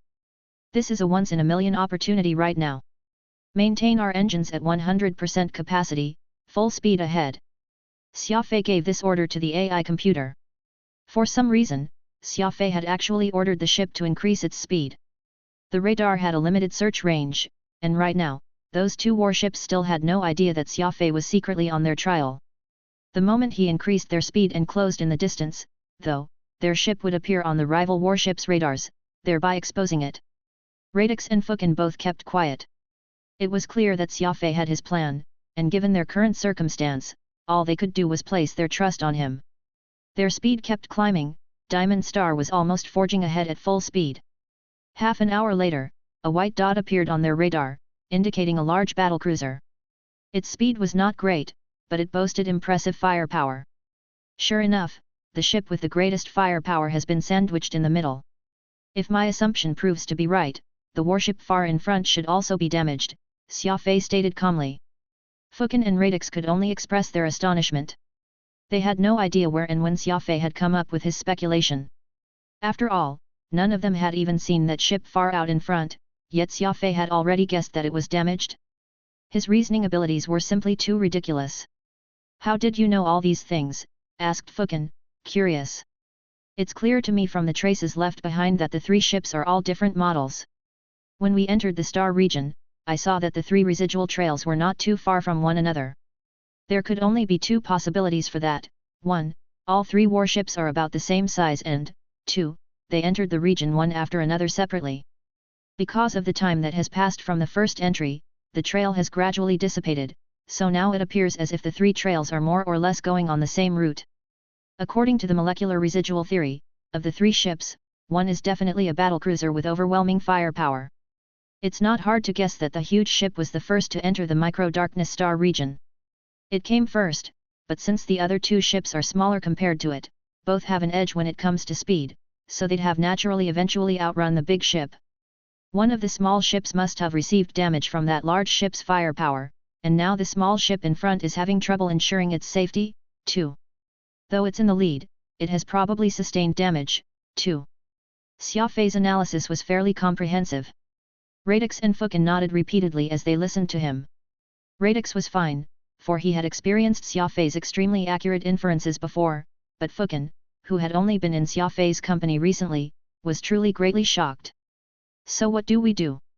Should we take on that battlecruiser by force? Radix asked. No. We'll speed past it to get in front, replied Xia Fei calmly. That's too dangerous. The battlecruiser's firepower covers a wide area. If we want to speed past it, then we'll have to take a wide arc. In the event it's fitted with a super long-range strike weapon, we'll find ourselves buried in the stars. Radix yelped.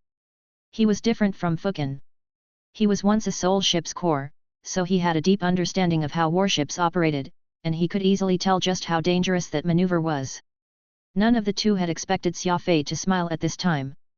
He then contradicted Radix's statement. First, the area that the ship in front's firepower covers isn't that large, or else the other cruiser would have already been destroyed. Second, the dark matter particle storm is still raging. That'll make it extremely difficult for it to target and lock onto our ship, making this an excellent opportunity for us.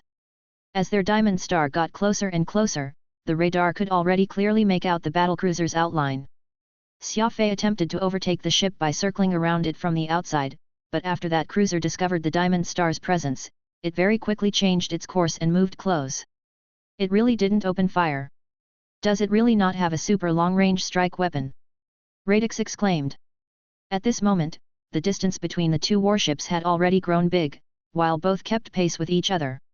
Furthermore, Xia Fei's warship was quickly leaving the other in his engine plume with the diamond star's advantage in speed. Seeing this scene, the enemy warship had probably gotten very anxious, but it was useless anyway. The battlecruiser had amazing firepower, but its speed was average, with it not being in the least bit agile. Xia Fei had already determined its weakness through logical analysis, so the one on board that other ship could only watch blankly as Xia Fei overtook them.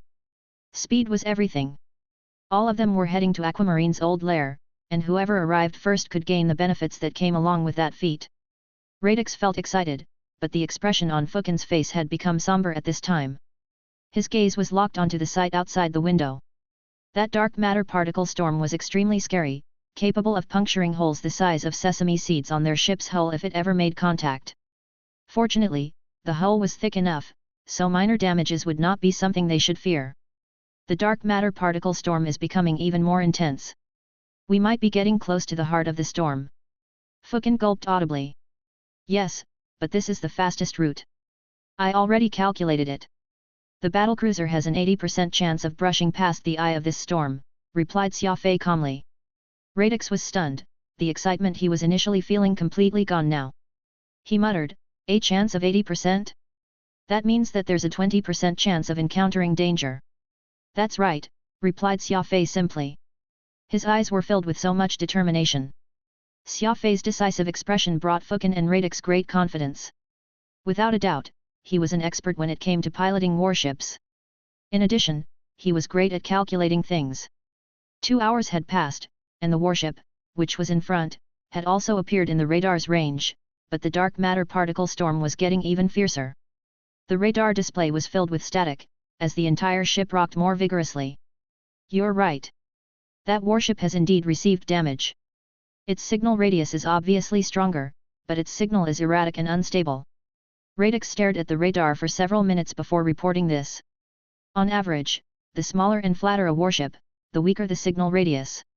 However, after this warship got struck, its shape had become irregular, which was why the signal radius increased accordingly. Xia Fei had guessed correctly.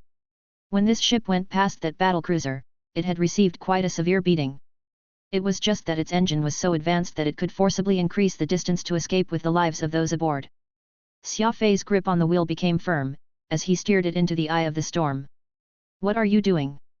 That's in the direction of the eye of the storm. We're doomed if the particle storm hits us. Radix shouted in fright. Xia Fei was unfazed. If you got a chance to kill an opponent, would you pass it up? Radix and Fukin were both startled. After all that, Xia Fei was actually hell-bent on killing his opponent here. As they drew closer to the eye of the storm, the shaking of the warship became much more severe. Xia Fei's brain was racing, as everyone's lives were now in his hands. Right when it seemed like the warship could no longer withstand it, Xia Fei suddenly controlled the wheel to turn the warship around. Fukin and Radix had finally understood at that moment. The storm was proliferating from the center. Xia Fei had chosen the appropriate angle by which he could borrow the dark matter particle storm's force. Whoosh! Their speed had become faster than ever. Due to the storm's force, the Diamond Star warship was now moving at a speed well past its limit and was now like a beam of light as it shot forth. Even more amazing was that Xia Fei and the storm were heading in the same direction, so no opponent could lock onto him, and all they could do was wait out the storm. This was what it was like to sail 1,000 miles in a day by going with the river flow. That cruiser, which had obvious damage in several areas, was presently going at its max speed in hopes of avoiding this fierce assault from Xia Fei. Unfortunately, everything had been well within Xia Fei's calculations, so how easy could it be for them to attempt an evasive maneuver? Lock on and fire. Xia Fei's command was very simple. The most difficult route adjustment had already been accomplished, so now he just had to reap the benefits. Kaboom! A grand explosion rumbled from afar. That cruiser, which simply had no way of defending against both Xia Fei and the dark matter particle storm's battering, had instantly been turned into smithereens. Whoosh! As the Diamond Star came hurtling through that conflagration, everyone did a sharp inhalation. Turning around, the ship was now finally truly heading to the Valley of Wind at full speed. The only battlecruiser that could threaten Xia Fei had already been halted firmly. Whatever is in Aquamarine's lair, it all shall belong to me. Xia Fei hissed through gritted teeth. Chapter 1108 Aquamarine's Warship. The Valley of Wind. 2 days later, Xia Fei arrived at Aquamarine's legendary old lair. There's no mistake. I'll never forget this place for as long as I live. The Valley of Wind. My lord and I only located this mythical place after much grueling effort, Radix expressed in a shrill voice, pointing at the colorful galaxies displayed on the screen. A hint of indignance and sorrow could be felt in his voice. After all, while their adventure to the Valley of Wind had been a success, it was also what had changed the fate of Radix, Hosu, and Wistful Valley. Rumble. The ship instantly began swaying the moment it got near one of the galaxies, almost as if they were entering the eye of the storm. Xia Fei was mildly taken aback, muttering, "What a powerful gravitational fluctuation! Though this galaxy appears to be peaceful, it actually contains a frightening force. If I wasn't informed by you beforehand, I'm afraid we would be in a touch of trouble." Radix replied enthusiastically, "The gravitational fluctuation is indeed very troublesome. Unlike a cosmic storm, it's invisible to the naked eye and intangible. This is a standard dark energy pulse. We had also been given a huge fright when we had ventured here back then." Xia Fei nodded. Because he had made the necessary preparations before coming here, the warship was able to bear the gravitational fluctuations and remain stable for now. Though it was a bumpy ride, they still made it, safe and sound, in the end.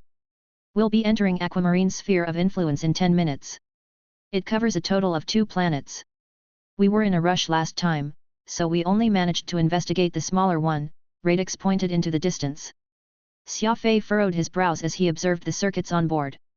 Following several strong gravitational pulses, a good majority of the electronics had started to fail, so Xia Fei could only rely on his 2 eyes to look around, as all he got from the radar was visual snow.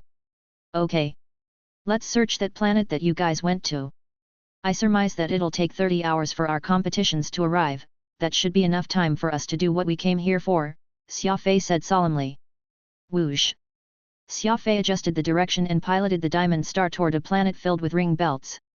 This planet was not in the standard spherical shape but looked more like a watermelon someone had taken several bites of, making for a very odd shape.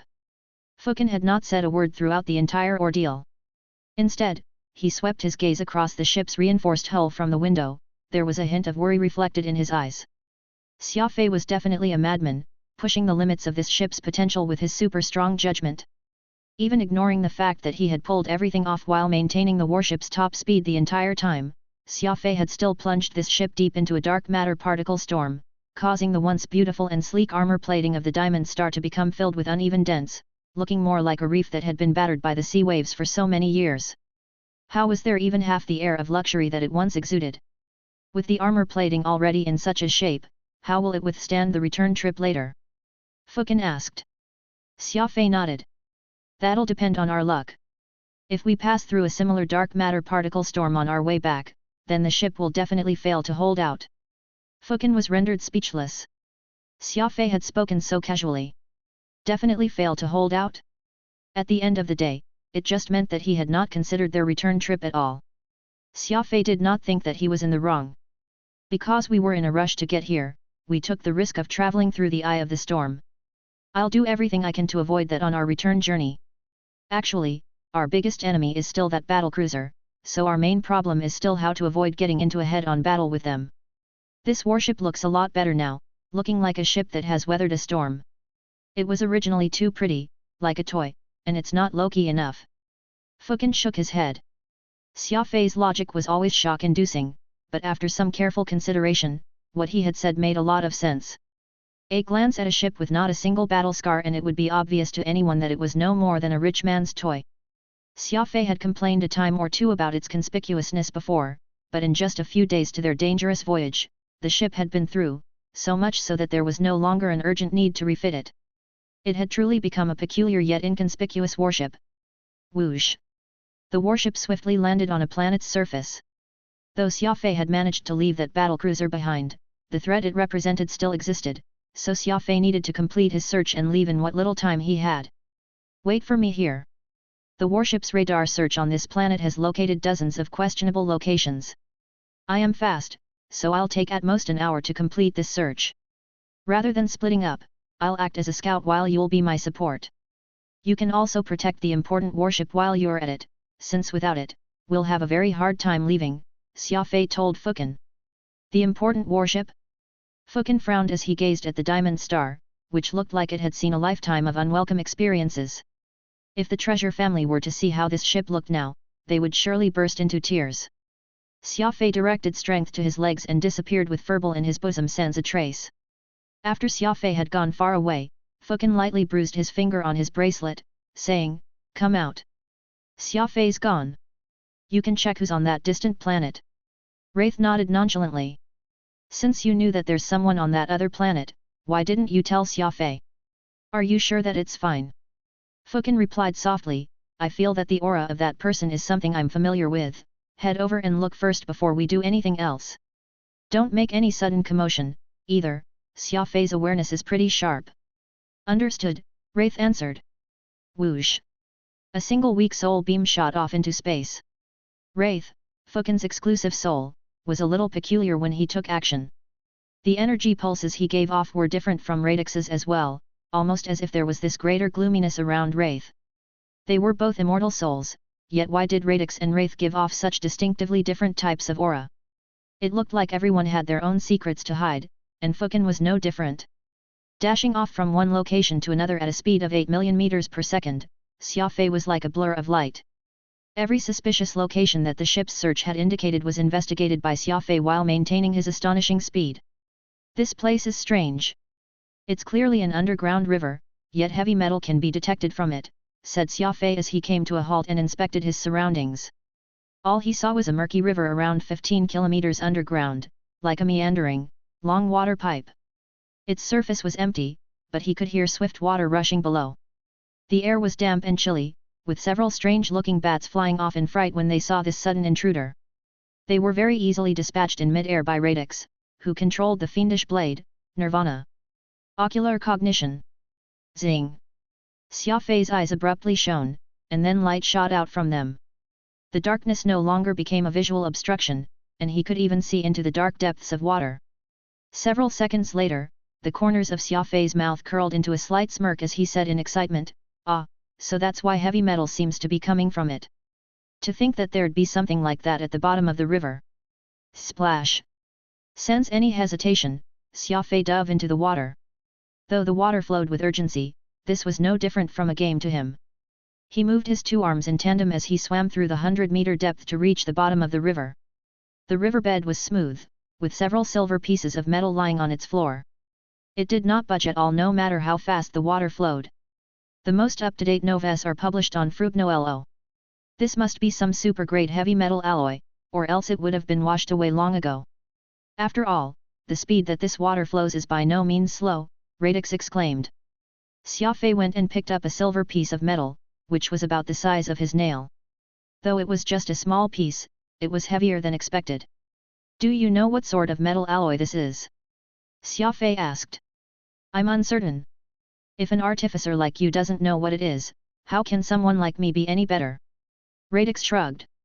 Xia Fei said after some thought, a metal of such density must be worth a lot. Let's collect every piece first. Radix had no idea whether he should laugh or cry. Thinking that Xia Fei's greed had reared its head again, he said, that's a waste of time. With how long this river stretches, you'll have to spend quite some time picking everything up, even though a speedster. Why don't we visit the other locations first before returning here later, once we have more time to spare? Radix's fear of the Valley of Wind was ingrained in his bones, causing him to be very cautious. Xia Fei thought otherwise. Trust me, it won't take long, for I have peacock blue. Rumble. Xia Fei suddenly accelerated while underwater, and peacock blue's 13 blades of grass quickly sliced their way in the water. These huge blades of grass were like extremely nimble mechanical arms as they gathered all the strange metal alloy pieces. With peacock blue's help, the speed at which Xia Fei collected increased by several-fold. In no time at all, he had managed to collect several dozen cubic meters of said metal. I see light ahead. This place connects to the last location noted by the AI sweep. Xia Fei said. The river was not pitch black, and light was coming from somewhere ahead. There was a loud roar, then this river seemingly came to an end. Xia Fei kicked himself off from the riverbed and went spearing forward like a swordfish. This was an incomparably huge underground chasm, like a deep well that buried everything, horizonless. The river water naturally fell off the edge after reaching a point deep into the chasm. There was not just a single riverbed in the chasm, instead, there were countless inlets, which formed numerous waterfalls. So there's another cave here. Strange. Why did the sensors on board the ship fail to detect this place? Radix exclaimed. Xia Fei stopped in mid-air and touched a nearby wall before saying, heavy metal surrounds us, so the sensors only picked up the strange heavy metal, nothing else. That's to be expected. The key here is that this cave is far too tidy, almost as if someone intentionally dug it out, and that's a little strange. Radix was stunned. True. There's a line here that extends further down, almost like a chute track. Xia Fei frowned. We'll have to go down and make sense of this no matter what. Swoosh. Flipping over, Xia Fei kicked off the wall and sent himself bounding downward. He went diving headfirst into this huge chasm, which neither he nor Radix had any idea just how deep it went. There's something in the depths. Something huge. Xia Fei blurted out. Something akin to a huge ocean was in the chasm. Xia Fei used his ocular cognition technique and instantly spotted the existence of a large metallic object.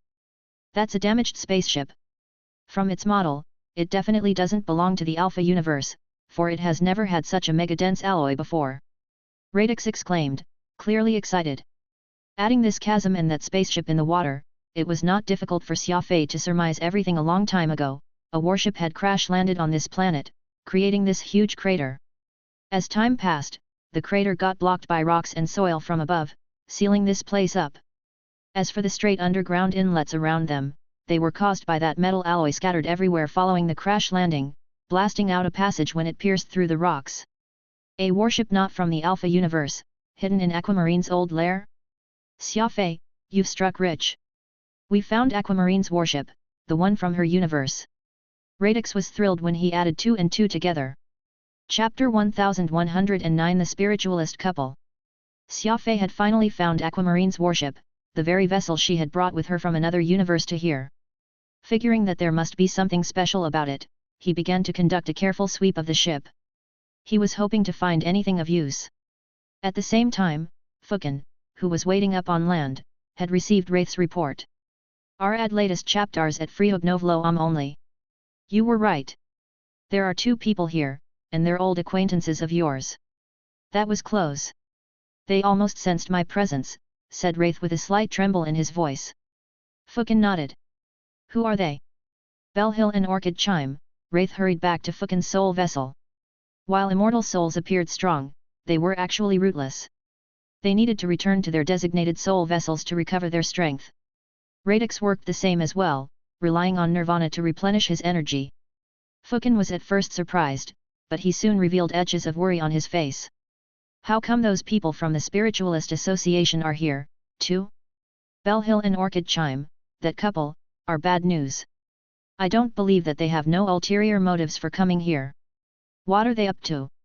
Wraith answered, it seems like those two are dealing with a seal, they look exhausted. Fukin nodded.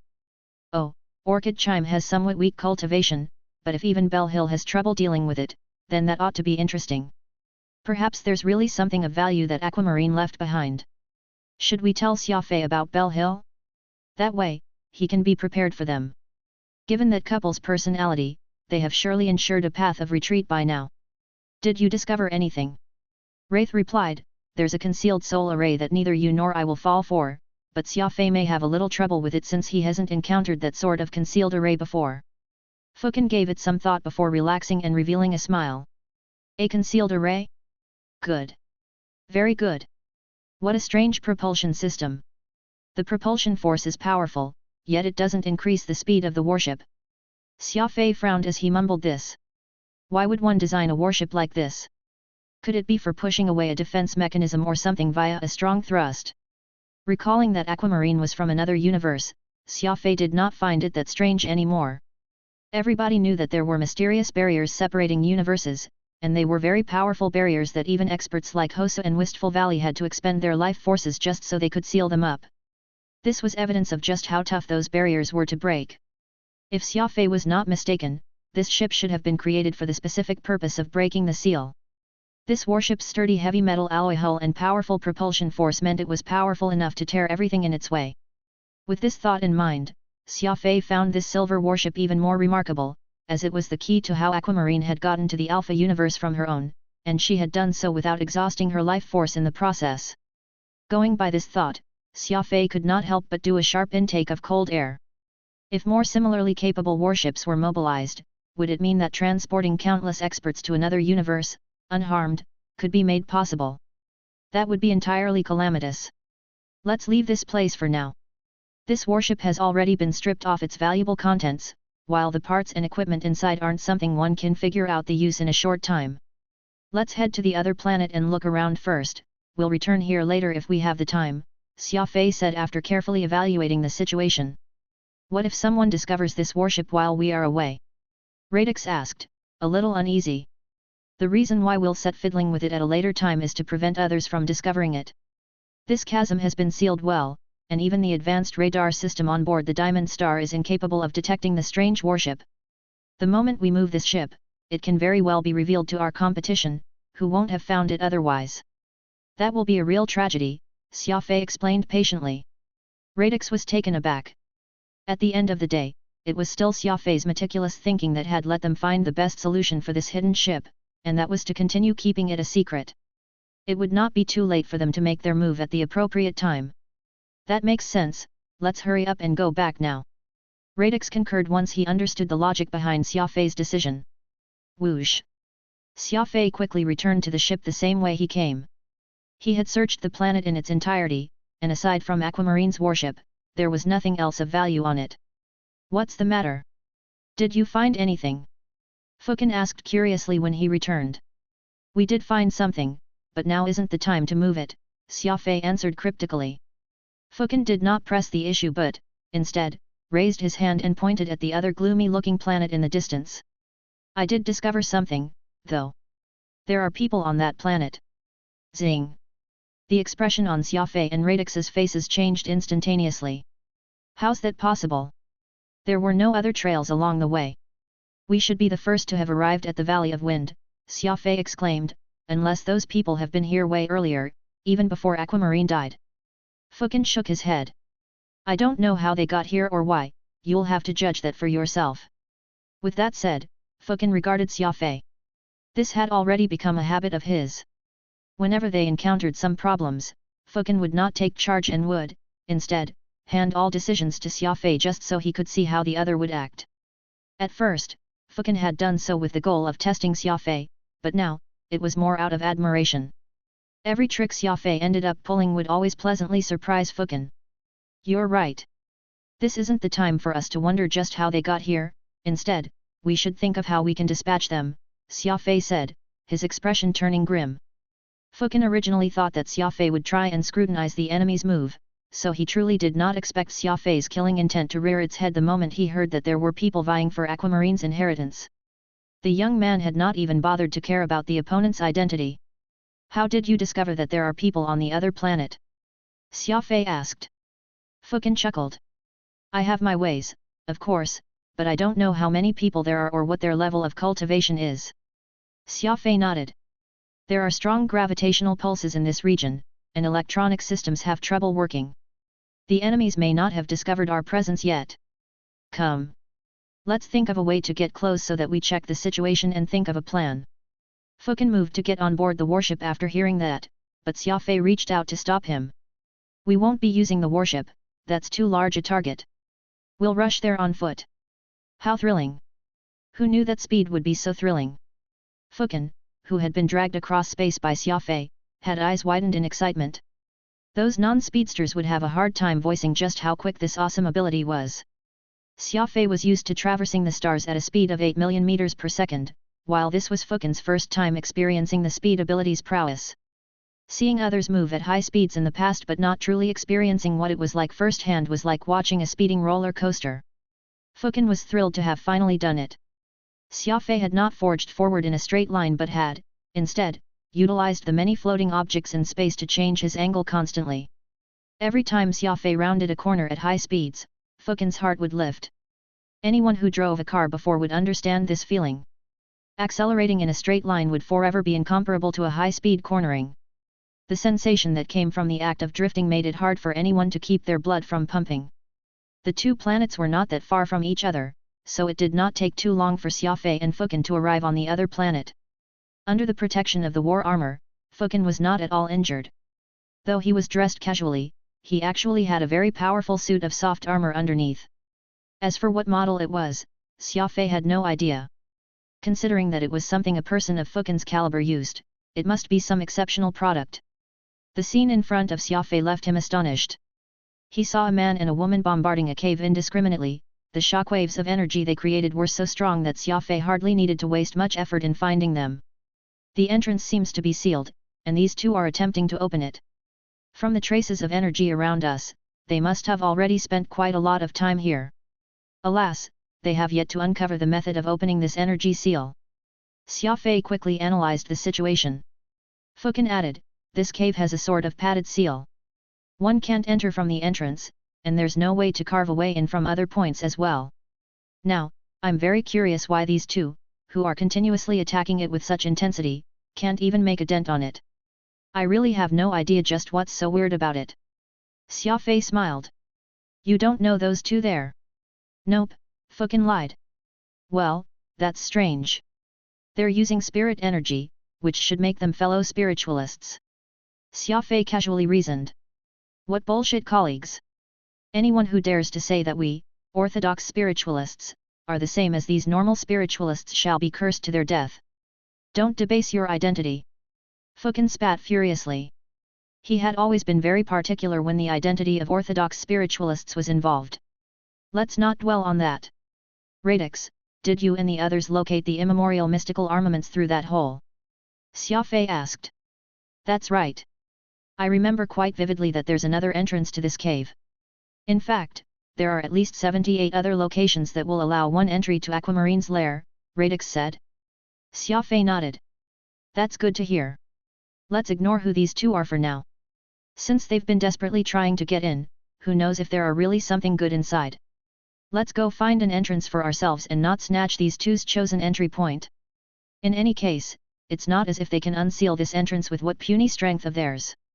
The reason why Xia Fei was confident that he could get in was that he possessed the law of primal chaos, a force that could subvert everything. Aquamarine had her old lair set up like this because she could go in and out freely with the law of primal chaos. Unfortunately, Aquamarine was not alone in wielding this power. Xia Fei had the same qualifications. Whoosh! Xia Fei took a step out and was about to slip over to one side when something unexpected happened. A solar ray rose without any warning. Walls had promptly appeared in front of Xia Fei. They partitioned a big area from Xia Fei and left him trapped within. He did not know what he had done that triggered this array, which caused such a huge change. "Someone has activated our soul array." "Who? Quick, let's go look." Bell Hill and Orchid Chime had been in the middle of attacking the entrance to the cave when they were startled by this development. The couple immediately sped off to where Xia Fei was, while he remained completely still. Xia Fei, who had learned soul array techniques from Fukin, knew that the first thing one must do when they accidentally activated a soul array someone else had set up was not to panic. As long as he remained motionless, the soul array would not operate, and the circuit would remain open. If he were to take a step back right now, this soul array would immediately close up, and a voluminous amount of energy would come crashing down on him like a boulder. Ha! So it's you. Orchid Chime had recognized Fukin and let out a sinister laugh. Bell Hill and Orchid Chime did quite look like a couple, with the pair sharing a square face and an upturned nose. The two were fairly ugly and had this air of suffocating arrogance. It could not be helped. Spiritualists were rare, and with everyone in this field being held to the heavens, they had long since lost any grace and patience.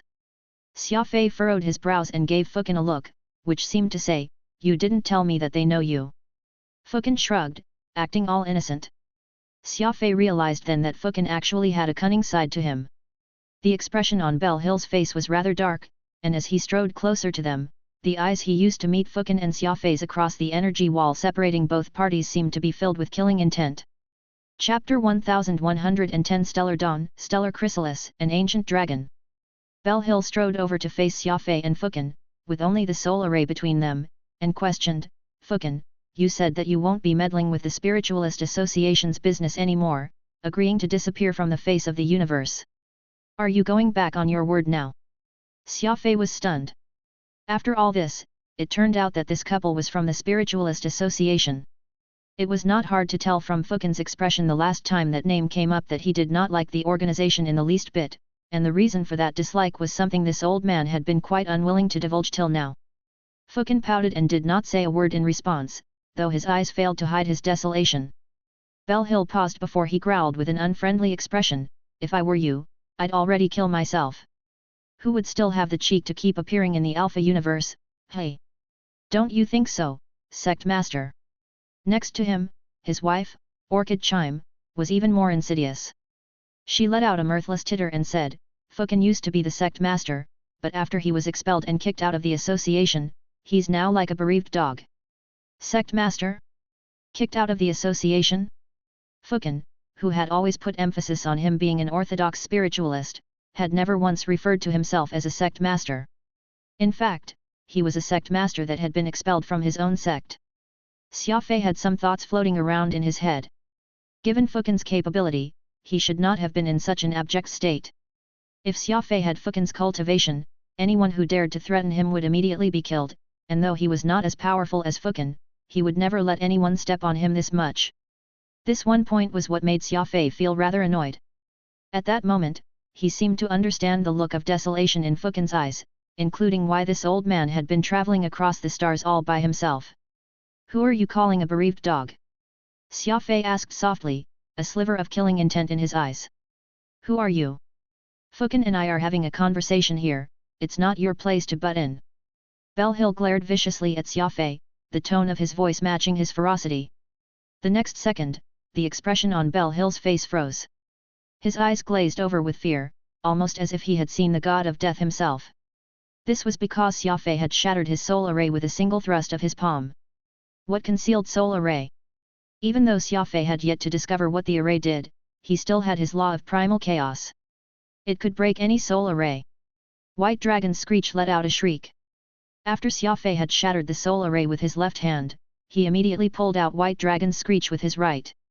The distance between him and the couple was not far, so Bell Hill had no way of preventing the speedster Xia Fei from getting right in front of him.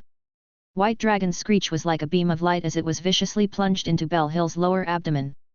Not even in his wildest dreams did he expect Xia Fei to be someone who had a grasp of the law of primal chaos. Soul array? That was nothing to Xia Fei. Even when behind a soul array, Xia Fei was more than capable of killing Bell Hill. Besides, Xia Fei was not Fukin. He would enact vengeance right on the spot with his explosive personality. Ah! Orchid Chime let out a scream and then clutched her head with both hands, absolutely terrified. Rumble. Following the collapse of their erected soul array, Bell Hill was slain by Xia Fei right before her eyes, and she had been completely helpless to prevent that from transpiring. Xia Fei then emotionlessly stabbed the man before advancing to Orchid Chime. Nirvana, with Radix controlling it, cleared his rear, eliminating Bell Hill's body and soul. It was an utterly vicious combination of attacks. Even if he had a seed of life, there was no way for him to come back to life again. Squelch! White Dragon's screech came slashing down. Xia Fei did not care that Orchid Chime was a woman, as long as one was his enemy, death was all that he would grant. Xia Fei moved at such high speeds that it only took him a blink of an eye to end Bell Hill's life. Orchid Chime was frightened the second it happened, but she subsequently did an extremely strange action. She hugged herself tightly with her arms, as a slight shiver ran all over her body. Bang! White Dragon's screech slammed on its target, shattering Orchid Chime's head. I'll kill you! This voice seemed to escape at the same time that Orchid Chime's body fractured, and then an inexplicable scene played out. Orchid Chime shattered like a mirror, scattering all across the ground. This was a persona living breathing being with blood running through her veins. How could she have shattered into pieces as if she were some pure solid object? Xia Fei could not fathom this. Wrinkling his brows, he turned toward Fukin. That's Orchid Chime's inherited life-saving technique. Right now, she's already far far away. What you shattered is just her reflection, said Fukin softly. He seemed to be feeling a little downcast following Bell Hill's humiliation of him. Failing to eliminate an enemy, roots and all, left a bitter taste in Xia Fei's mouth. This was quite the hidden snake in the grass for him. Clearly, that Orchid Chime was no ordinary person. Who was to say that the shrew would not appear before Xia Fei in the future, causing him plenty of trouble when the time came? There was no point in him fretting over this now, though, for he was still a newcomer to the Alpha universe and had yet to get a good grasp of his enemy's characteristics. An enemy or two escaping from him was only normal. So what's that about you having been expelled? Xia Fei asked. Fukin rolled his eyes. Don't put it like that. No one can stop me from leaving if that's what I want to do. I didn't bother arguing with him on account of our past relationship. Xia Fei sighed helplessly. In his view, Fukin was no different from those old Mr. Nice Guys of the Aurora clan. In this day and age, being the one taking a loss was never right, no matter the reason. I don't get it. With your strength, why bother bearing such insults? Can't you just kill whoever looks at you the wrong way? Xia Fei asked. Nio. Fukin sighed. Do you think that everyone is like you, taking revenge over every small slight? If that were the case, the universe would long be in turmoil. Xia Fei no longer bothered arguing with Fukin. Instead, he turned around and walked toward Aquamarine's old lair. Everyone had their principle, and Xia Fei's was his dislike to suffer losses. He truly did not care if others were okay with taking losses. Kaboom! The amazing law of primal chaos demonstrated its prowess once more. That energy barrier both Bell Hill and Orchid Chime had had trouble breaking was easily destroyed by a powerful punch from Xia Fei. Bell Hill was nothing but a minor interlude, nothing that could interrupt Xia Fei's good mood as he searched for Aquamarine's inheritance. As for Fukin, he was of course anything but in a good mood. However, Xia Fei spared not a lick of sympathy for the old man. A person needed to protect their interests and could not always be a good person. When dealing with people harboring ill intent, the best solution was always to be even more vicious. It's right ahead. There's a large hall over there, where we found the law of primal chaos and immemorial mystical armaments before. Radix, who was leading the way, informed Xia Fei of this. Several minutes later, Xia Fei finally arrived at Aquamarine's living quarters. All he saw was an already excavated open space, where all the items from the warship had been moved over. Upon closer inspection, it was not hard to tell that Aquamarine had lived and cultivated here. So Aquamarine was heavily injured when she first arrived in the Alpha universe, and that's why she chose to make this her home, spending many years in this place to recover her cultivation, Xia Fei commented. How could you tell? Radix and Fukin asked in unison, both curious. Xia Fei pointed toward the water stains on the wall and said, Look here. Aquamarine didn't pick this place for no reason. There was once an abundance of energy here, but after spending many years absorbing it, there's now this obvious chromatic aberration, marking the process by which the energy disappeared. Xia Fei knocked off a bit of rock following his speech, and sure enough, while the exterior had a light color, the interior had a deep hue. This made it seem like different layers of fabric were piled together. Fukin and Radix nodded. No doubt that these were traces left behind when changes in the surrounding energy occurred, which proved Xia Fei's supposition. This stone hall was immensely big, with all sorts of large machineries for a warship inside. It seemed like Aquamarine had not often stayed here long, for a lot of the things here had gathered a layer of dust. Everyone, start looking. Let's see if there's anything of use, Xia Fei called. More importantly, look for any traces of a hidden room. If I were Aquamarine, there's no way I'd put anything important with all these random things, especially after getting robbed. Radix could not help but protest, we didn't steal anything from her. We, including my lord, were merely passing by and happened to have grabbed a few things on the way. Xia Fei could not be bothered to argue over semantics with Radix and his stubborn desire to maintain his master's dignity, so he said, look carefully. What's different from what you see here now and what you saw back then? Radix carefully examined his surroundings as he recalled the past. It's different, definitely different from before. There's originally a conspicuous stone platform in the center of this hall, and many items were placed on it. Now, the platform is no longer in its spot, and it looks like this hall is bigger now compared to back then. More importantly, the atmosphere of the place has changed. I don't know why, but this cave had a chilling aura that made our hair stand on end. We didn't have any desire to stay around too long, leaving immediately after taking a few items, but now, I feel none of that chilling aura from before, which is very strange. Xia Fei nodded.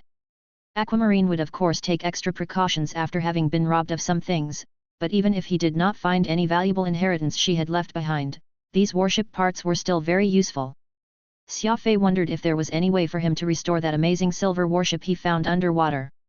Even if he could not do a perfect restoration, a partial restoration would still give him a top-tier warship equipped with a proper propulsion power, something far more exceptional than Diamond Star. Ocular cognition. Xia Fei's eyes glowed brightly. He had enhanced his vision in an effort to search for any secrets that could be hidden inside this hall. All of a sudden, Xia Fei froze. What had been a pretty normal-looking hall actually turned into this magical array of colors with his ocular cognition. It was as if there were very lifelike paintings on the walls around them, and the floorboard right in the center of the hall even had this series of patterns that left Xia Fei spellbound. What's the matter? Fukin saw the look of shock on Xia Fei's face and asked this question. I have activated ocular cognition and am now seeing a completely different scene, Xia Fei mumbled. Radix frowned. Ocular cognition is another secret ability that Aquamarine brought over from another universe. Perhaps it is the key to this place. What do you see? Xia Fei gritted his teeth and replied in a low voice, that's the thing, I don't know what I'm seeing. Still, I am certain that it's not something left behind by any sapient life form or human. Zing! The look on Fukin and Radix's faces changed dramatically. Xia Fei had an exceptional head on his shoulders, and he was very good when it came to analyzing and understanding problems. However, what Xia Fei had said was somewhat confusing and a bit of a mess. This was not because he had suddenly been at a loss for words, rather, he truly could not make sense of what he was seeing right now. Quick, point it out for us to see, Fukin said. Xia Fei squatted and used his sleeve to wipe off the dust on the ground in the center of the hall, revealing a weird giant stone carving. Depicted on it were three creatures, which were so strange-looking words failed to describe them, in the middle of a massacre.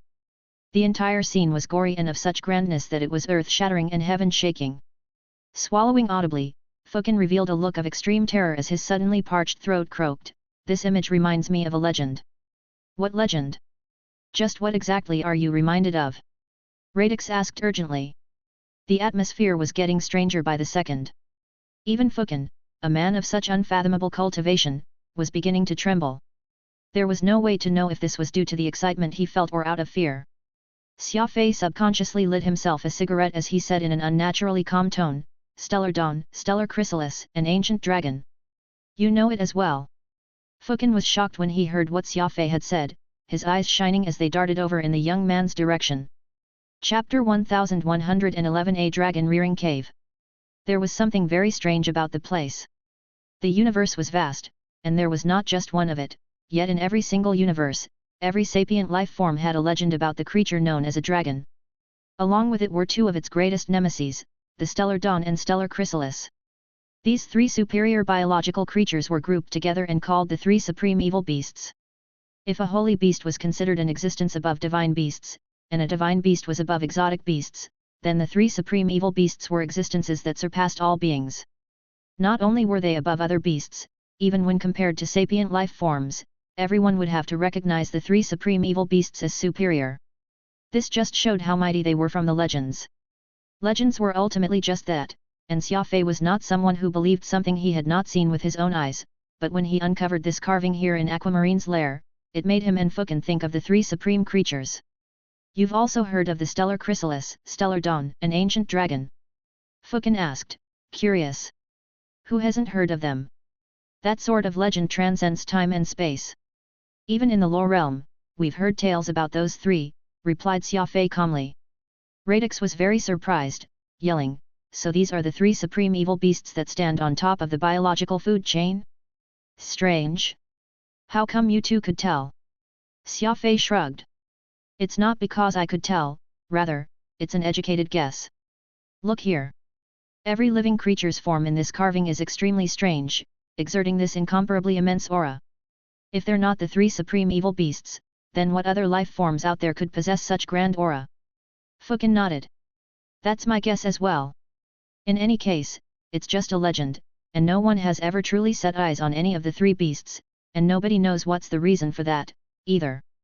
Seeing this work of art, I couldn't help but think of those three. As the three were deeply engaged in plenty of discussions, none had noticed how peculiar Furball was acting.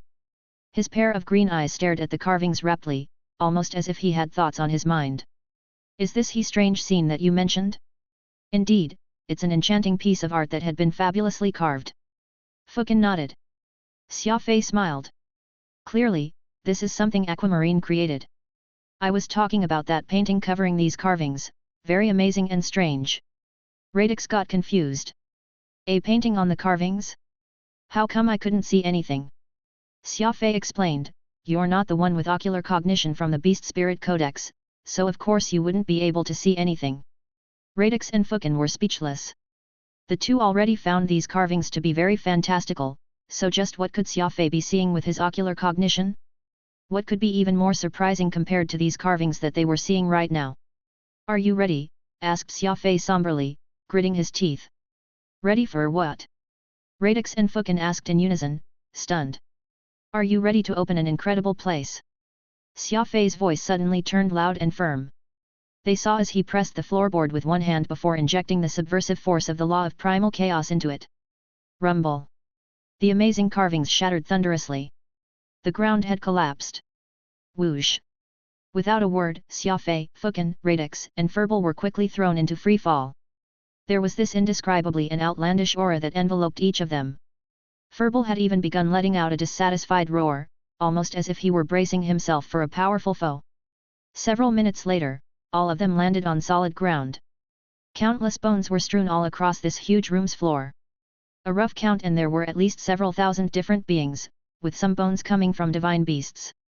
No one knew where Aquamarine had gotten all these. Even more murals could be seen among these scattered bones, each of them related to the legend of the three supreme evil beasts. Clearly, Aquamarine had spent many years creating what they saw here. It was a special room, but it seemed to have been left in disuse for a very long time. This is the feeling. When we first came to this place, we felt exactly this peculiar sensation, which made us uneasy. Actually, this aura has gotten weaker many times, but it still gives me this great sense of discomfort, Radix said loudly.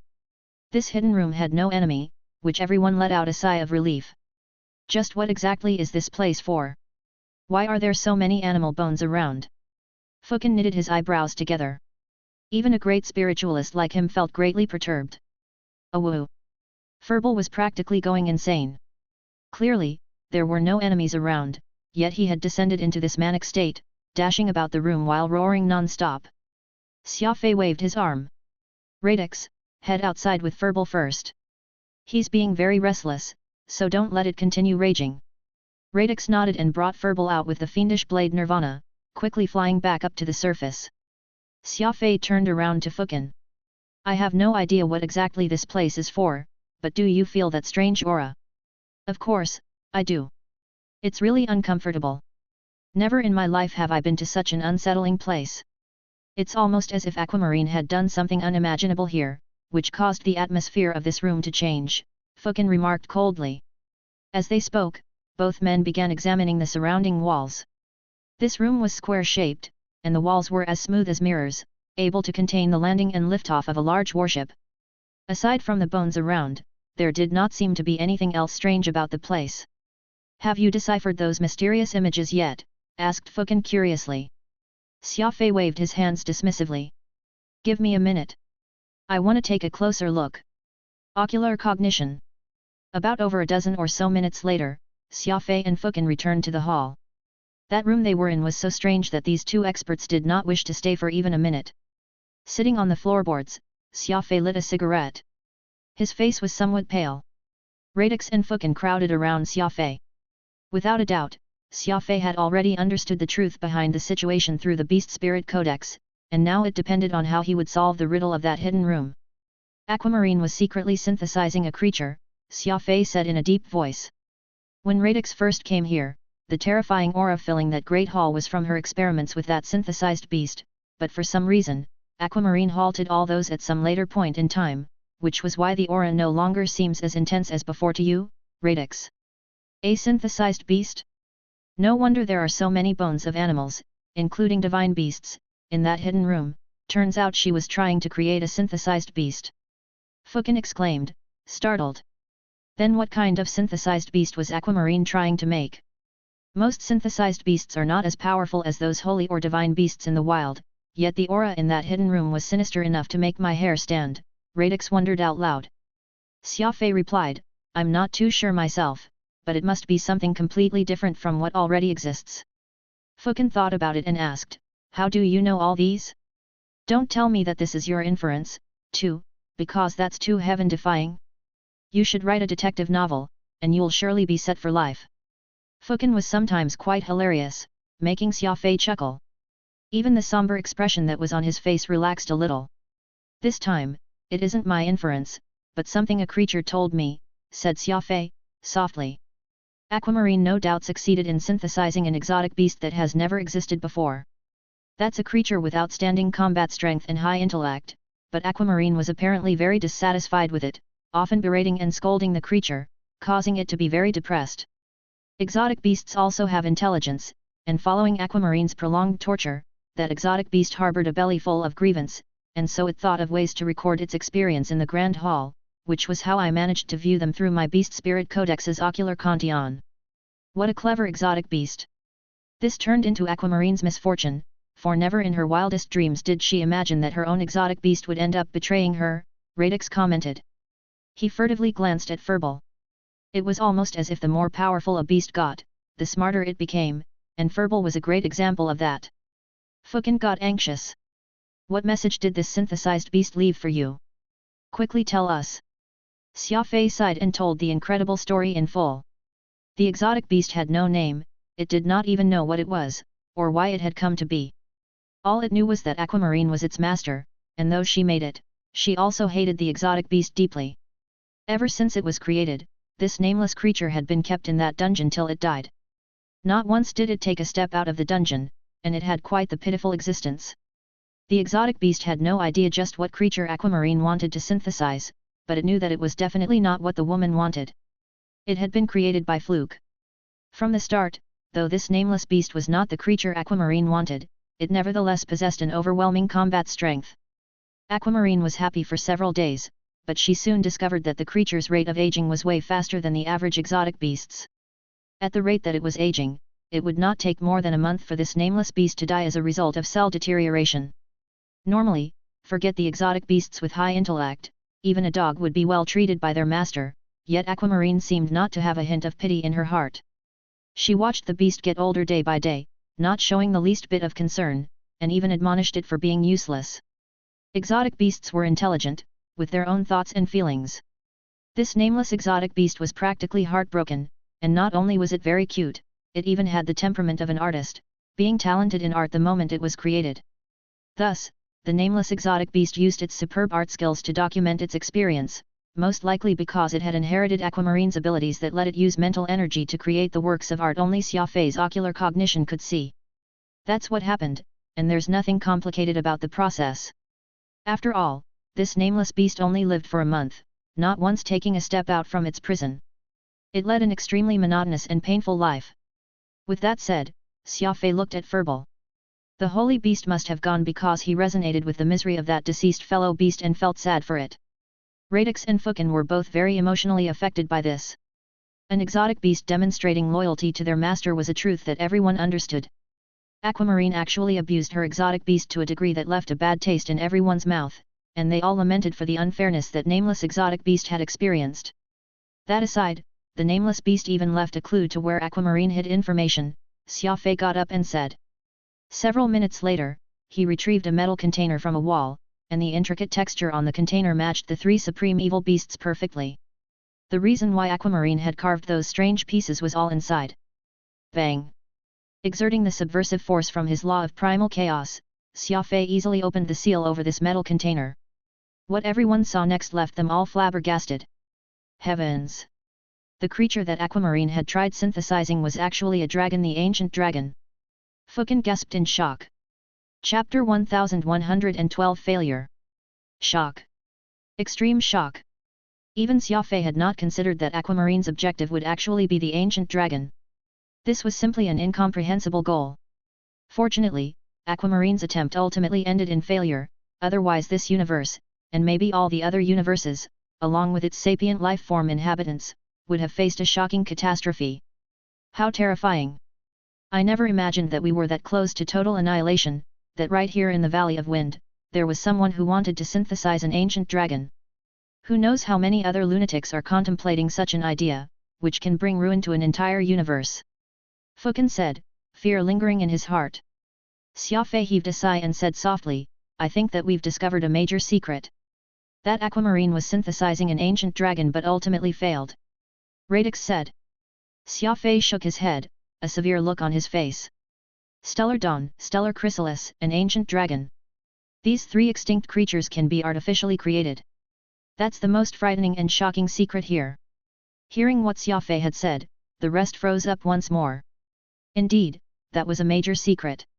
While Aquamarine had indubitably failed, if this information leaked out, and the secret about the synthesization of extinct creatures spread, there was no telling whether or not someone out there would really do it. What Xia Fei held in his hand was not just Aquamarine's experimentation notes but also a black scroll. He had yet to unfurl it, yet the words written on the scroll showed its existence. Dragon Induction Formula. Those three words were written right in the middle. There was also a smaller row of words, Unholy Spirit Synthesis. Without a doubt, Aquamarine, who had followed this handbook, plundered the secrets behind the synthesis of extinct creatures and even experimented with it. Pa! For some reason, Xia Fei's hands had subconsciously gripped the black scroll tightly, the veins on his arms bulging from the effort. Nervousness. Even when facing armies that numbered in the thousands, Xia Fei had never felt such nervousness. However, this small scroll had instantly given him much confusion. Xia Fei had accidentally stumbled upon the Dragon Induction Formula, which was capable of bringing ruin to everything. This was a strong temptation. The Dragon Induction Formula was like a powerful magnet that firmly captivated Xia Fei, so he had to use his entire willpower to resist the temptation of this scroll. What are you waiting for? With this scroll, we'll be able to rule the entire universe. Radix hollered in excitement. That's right. Rule the universe. Make every living being our slaves. That'd be awesome. So insane. Let's destroy them all. Destroy them all. Fukin was even more ridiculous. A dark blue flame flickered in his eyes, almost as if he had gone crazy and was on the verge of madness. As for Xia Fei, he remained motionless.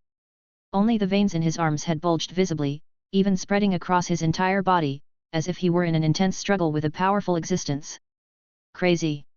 They have all gone crazy. Even Furball was beginning to become unsettled, but the little creature was uncharacteristically growling at Radix and Fukin. He had actually bared his little fangs at them.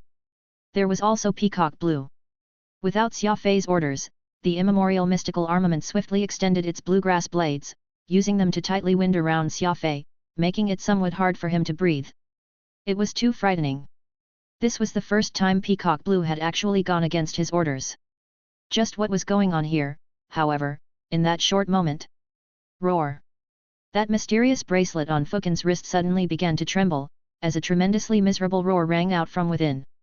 It appeared as though something inside was trying to break the seal and come out. Furball leaped up and charged at Fukin's bracelet, letting out an even more fearsome roar. His two little eyes instantly went bloodshot. Furball was loyal to his master, and if it was not because something major had occurred, he would never behave as wildly as he was right now. Even though Fukin was Xia Fei's friend, Furball's priority at the moment was to protect his master, and so he actually attempted to kill Fukin. The entire place was in a state of chaos. Everything had become a mess. Whoosh! Right at the most critical juncture, at the very precipice when they would fall into madness, an immense pressure came surging out from inside Xia Fei's body. It was like a crashing wave that sought to sweep up the entire planet. Even Peacock Blue had rapidly retracted its grass blades. Smack! A slap from Xia Fei landed squarely across Fukin's face, and at the same time, the soul-extinguishing light rose from Xia Fei's palm. He had aimed this straight at Radix. What has exactly happened earlier? Several minutes later, Fukin clutched his face with one hand as he feebly whispered this question, looking like he was in great pain. You got tempted by the dragon induction formula and attempted to snatch it from my hands, also you could conquer the universe, Xia Fei replied softly, completely expressionless. I want to conquer the universe. Fukin chuckled as he muttered. What kind of joke are you cracking? I'm perfectly content with how I have now, why would I want to conquer the universe? With that said, he realized that Xia Fei was not joking, for the latter's expression had remained somber throughout. Touching his left cheek, Fukin became puzzled. Strange. Why does it feel like someone has given me a tight slap? My entire face is stinging right now. That's right. I slapped you, Xia Fei said. If I hadn't done that and threatened that strange soul in your bracelet, I'm afraid the both of you would have already lost your minds. Fukin subconsciously touched his bracelet. He then asked with furrowed brows, you know of his existence? Xia Fei turned his head and stared right at Fukin, just what sort of soul is that? The feeling I get from the soul is completely different. Fukin pursed his lips and retorted stubbornly, everyone has their secrets, you don't have to mind my business. What about your exclusive soul, Radix? I locked him up. He also got tempted. Xia Fei sighed. From here on, I won't be asking about that strange soul of yours, but if either of you goes mad and shows the desire to harm me, then what? I'll kill you both. Xia Fei had said this with a steady gaze, enunciating each word clearly. Fukin suddenly felt cold sweat running down his back. He was a distinguished great spiritualist and orthodox spiritualist to boot. He had even once held the sect master position and commanded all the spiritualists out there, but to think that he would feel fear here at this moment. This was no joke. Xia Fei was definitely not joking around. So I really went mad for a moment, Fukin sighed as his eyes dimmed. They were both under the influence of the Black Scroll, yet Xia Fei had managed to resist its allure, while Fukin had actually succumbed to it despite his higher cultivation. He simply could not help but feel disgruntled about this. Still, Fukin could not help but think of the various situations that the two of them had encountered, and he could not help but admit that the willpower someone possessed had nothing to do with their level of cultivation. There were many normal people who could brace themselves with stalwartness when faced with an impossible situation, and Xia Fei was the best example of this, a young man whose willpower was so strong, it defied logic in the heavens. Swish! Xia Fei swiped his finger lightly over Nirvana and released Radix, who had almost been driven to distraction. Though he had been shut inside Nirvana, he had still heard the conversation between Xia Fei and Fukin. At the moment, he was almost dying from the weight of his guilt. Radix, who had always been the epitome of loyalty, had nearly attacked his master, Xia Fei. Let yours out as well. I have something to say, Xia Fei told Fukin. Fukin was slightly taken aback, and then he reluctantly opened his bracelet. However, Wraith did not come out. This was the bottom line for Fukin, and aside from Xia Fei, there was no one else that knew of the secret in his bracelet. The situation has been cleared up. The dragon induction formula has the ability to cause mental confusion in others, so from here onward, no one is allowed to get close to it without my permission. Nobody is allowed to reveal this matter to anyone else, either, stated Xia Fei calmly.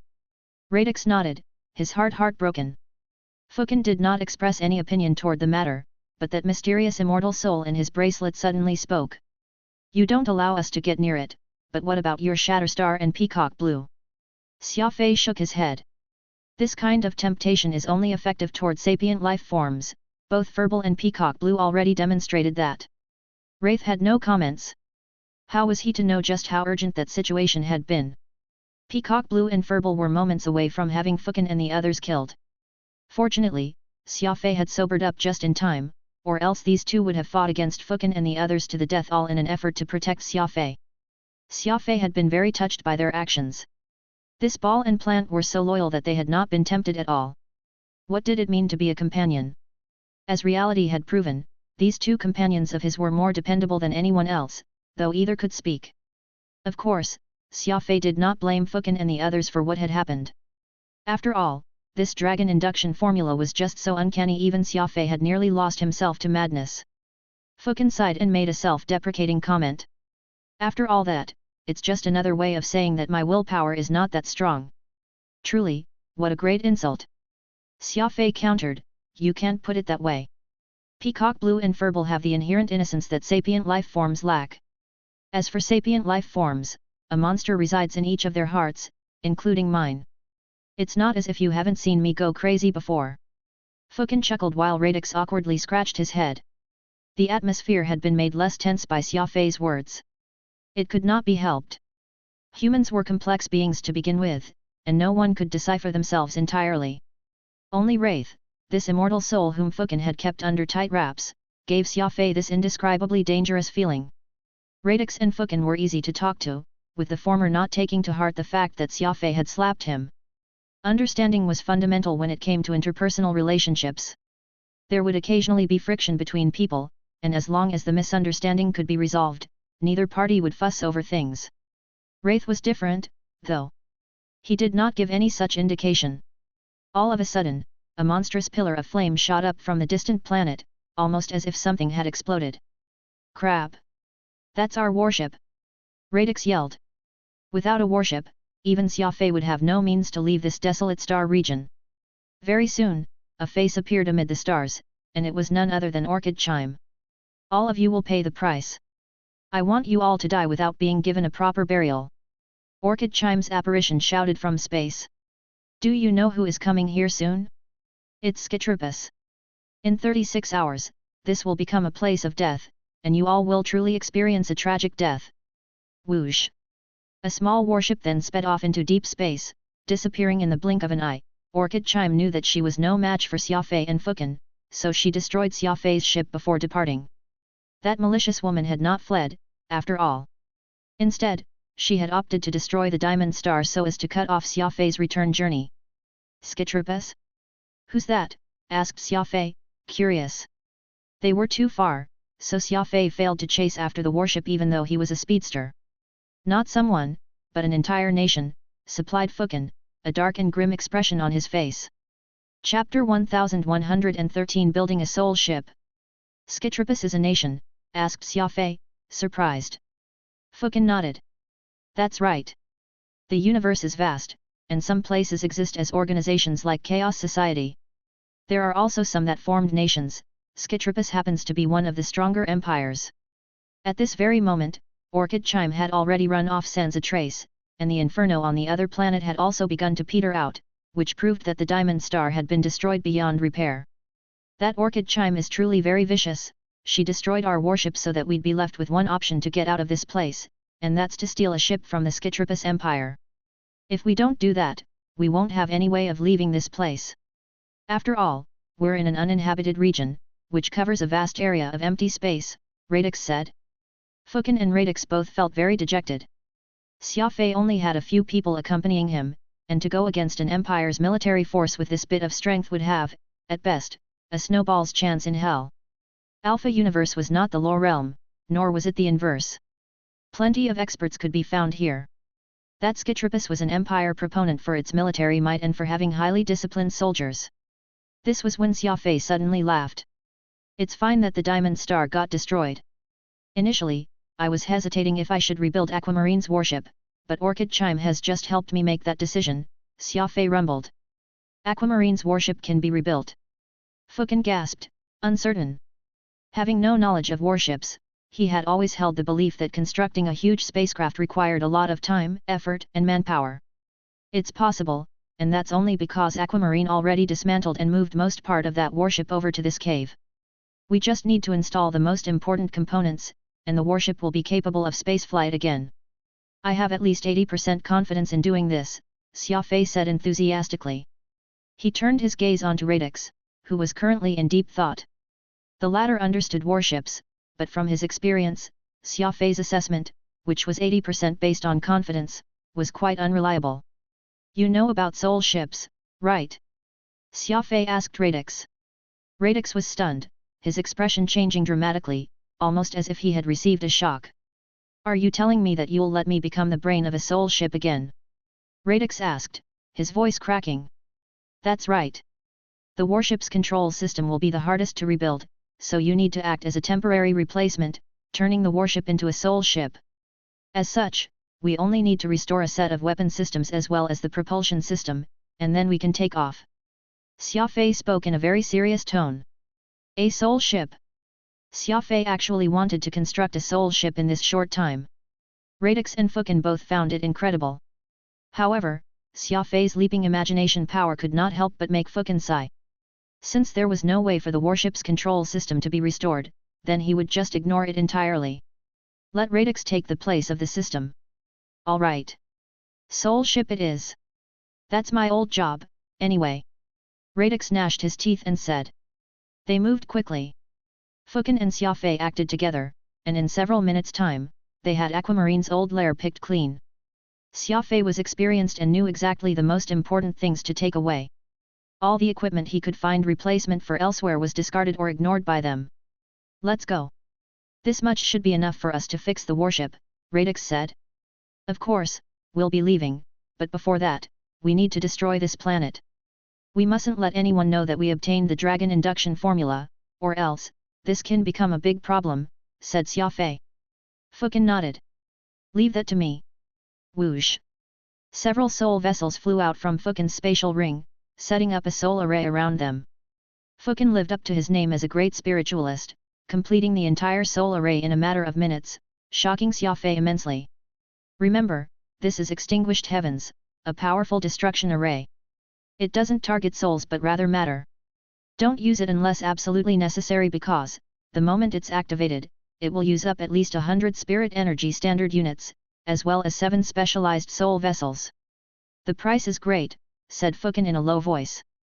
Xia Fei was stunned. This unassuming array would actually have the high requirement of 100 spirit energy standard units, enough to forge 20 soul weapons. Boom! The moment the soul array activated, the entire planet began to shrink as if there was an invisible force crushing it. Bang! A single planet got obliterated. What a powerful soul array! No wonder it needed to consume so many units of spirit energy. The effect is simply extraordinary, Xia Fei said. Fukin smiled. That's the power of the orthodox spiritualist. One day, you can do it, too. Rumble. A silvery warship broke through the planet's mantle, bringing Radix, Xia Fei, Furball, Peacock Blue, and Fukin out from underground. Of course, it was better to repair the warship on ground than underwater, for the water resistance and the damage it could do to electronics could not be ignored. This warship, which had come from another universe, did not have an exaggerated hull shape and was equivalent to a small cruiser. It looked like a hammerhead filled with power. If what Orchid Chime said is true, then in 35 hours' time, an army fleet from the Skytripus Empire will arrive.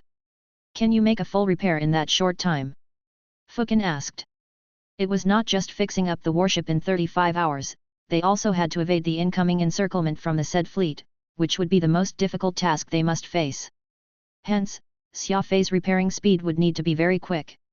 We'll really run out of time if I just keep talking to you, Xia Fei said with a smile. Speedsters, of course, had their advantage, and Xia Fei used his quick and nimble agility to begin the repairs right away, engaging in the process that would take an entire maintenance crew all by himself. Fukin, Radix, and Furball formed another team. Fukin had no knowledge of warships, but Radix was an expert, so with the latter's direction, he was able to accomplish, albeit clumsily, some of the simpler fixes. As for Furball, he could also help by picking up the screws and parts. The ones mainly doing work were still Xia Fei and Peacock Blue. The former had both speed and skill, while the latter had 13 flexible bluegrass blades, which moved deftly with Xia Fei's thoughts, powerful and dexterous. Every second ticked by and the process of fixing up the warship progressed fairly smoothly. The warship had a sturdy hull, and it did not morph even after a violent impact, which meant that the warship was actually still in good condition when it first landed in the Valley of Wind. However, for some reason, Aquamarine dismantled her perfectly fine warship. It was almost as if she did not want anyone to see it. As a result, this added quite a bit of difficulty to Xia Fei's restoration work. After all, having been submerged underwater for years, moss grew in several locations, and if he failed to clean them up properly, they could very well cause an explosion if there were any blockage to the energy output device. If that were to happen, there would be nothing Xia Fei and the others could do even if they cried. The cleaning up and assembly took place at the same time. No one spoke while working, as they had all devoted themselves to their tasks. Aside from a bit of nervousness, Xia Fei was actually in a great mood. As the construction process made progress, Xia Fei started to realize the potential the ship held. This was not just a warship but also practically a weapon of mass destruction. An advanced propulsion system and that extremely sturdy exterior, Xia Fei could not think of any model of warship that could be comparable to this ship.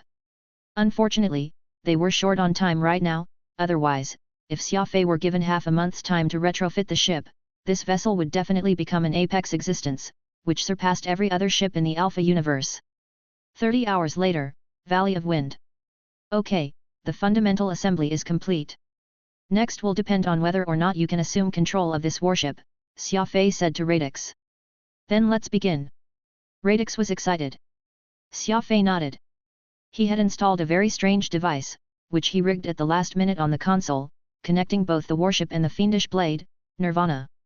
As long as the blade was slotted in, the warship would become a soul ship, giving Radix full control of it. Snap! The fiend blade became one with the console. Radix's soul swiftly accessed the warship and began initiating assimilation with the warship's systems. The deployment was also the longest portion of the warship reconstruction process. It would often take several years for the construction of a warship to become battle-ready, and there were plenty of adjustments that must be made to the systems the entire time. Right now, they were at the point of the ship's official deployment, which was the most crucial step to their operation. Wire 1173 is damaged. You'll need to reconnect it. Radix rumbled. Whoosh! Xia Fei instantly disappeared from where he was, arriving at the location that Radix had mentioned before and doing the necessary repairs there. The 09 energy source circuit is irregular, there may be an issue with the warp tube. Radix mentioned this again. Fukin was completely at a loss, so he stood in the mossy command deck, looking helpless. There was no time for them to tidy up the interior, so the entire warship was like a garbage dump, and feculent odor filled the air. It was a joy seeing Radix and Xia Fei cooperating. Of the two, one acted as the brain of the warship, while the other acted as its captain, pilot, and mechanic. One man and one soul carried out the reconstruction of the entire warship. Time passed. It was getting closer and closer to the deadline when the Skytropus Empire's fleet would arrive. Skytropus Empire's Special Task Force Fleet, the Effervescence flagship. This last-minute operations in charge person, Major Kelly, stood in the command deck, looking at the distant Valley of Wind through a large floor-to-ceiling porthole. This fleet was made up of a total of 20 cruiser-tier high-speed warships. Though it did not have any large warships, the power it wielded was frightening. What the fleet had set out to do was arrive at the destination in the fastest speed possible, which was why the more cumbersome warships had all been abandoned for this operation, forming a fleet composed solely of these high-speed cruisers. Along the way, they had come across a battlecruiser, which was the unfortunate ship that Xia Fei had abandoned. There had been no other opposition since. Read the report to me again, just what ship was that? Kelly asked loudly. The fleet was very close, and their radar scans had picked up a ship that had landed on the Valley of Wind. At that distance, this enemy ship ought to have already noticed them, yet when faced with this military fleet, which had more than 100 warships, it actually showed no signs of trying to escape and merely quietly remained docked there. It ignored Kelly's fleet entirely. This act raised the young major's suspicion. What he could not make sense of was the fact that the enemy's ship model was not something recognizable across the Alpha universe. It was very mysterious, which greatly piqued the interest of Kelly. We confirmed that the model of this ship is unknown and even received a very strange signal from our radar scans. It seems like the ship in front doesn't show any radar feedback, which can mean that it has no radar fitted on board. A warship with no radar. Kel was mildly surprised by this information, his face twisting into a strange expression. Don't open fire. Have it surrounded first. I want to take a look at just what kind of ship it is. For it not to even have a radar installed, are they crazy or something? Major Kelly shrugged offhandedly. Chapter 1114 The number one warship in the universe, Silver Spectre. In the blink of an eye, the silver-colored warship had entered the visual range of the Skytropus Empire's fleet. Major Kelly could even make out the porthole of that silvery warship. Report: a full system analysis has been conducted completely. The warship truly has no radar fitted, and its metal alloy body is a type of metal that we don't have on catalog. After giving a glance at the analysis report on the screen, Kelly became nonplussed. He had absolutely no idea just what sort of person could construct such a warship. There's also an interesting phenomenon we noted. From our database, Valley of Wind ought to be composed of 2 planets, yet all we can see now is just one. The other planet is nowhere to be found, Kelly's adjutant reported. Kelly waved his hand dismissively. No need to bother yourselves with that. Not one has been here before, so all we've got are hearsays.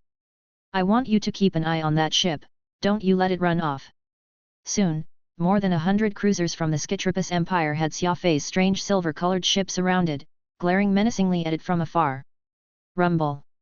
A series of warning cannon fire landed at the area around the warship, fissuring the ground upon impact.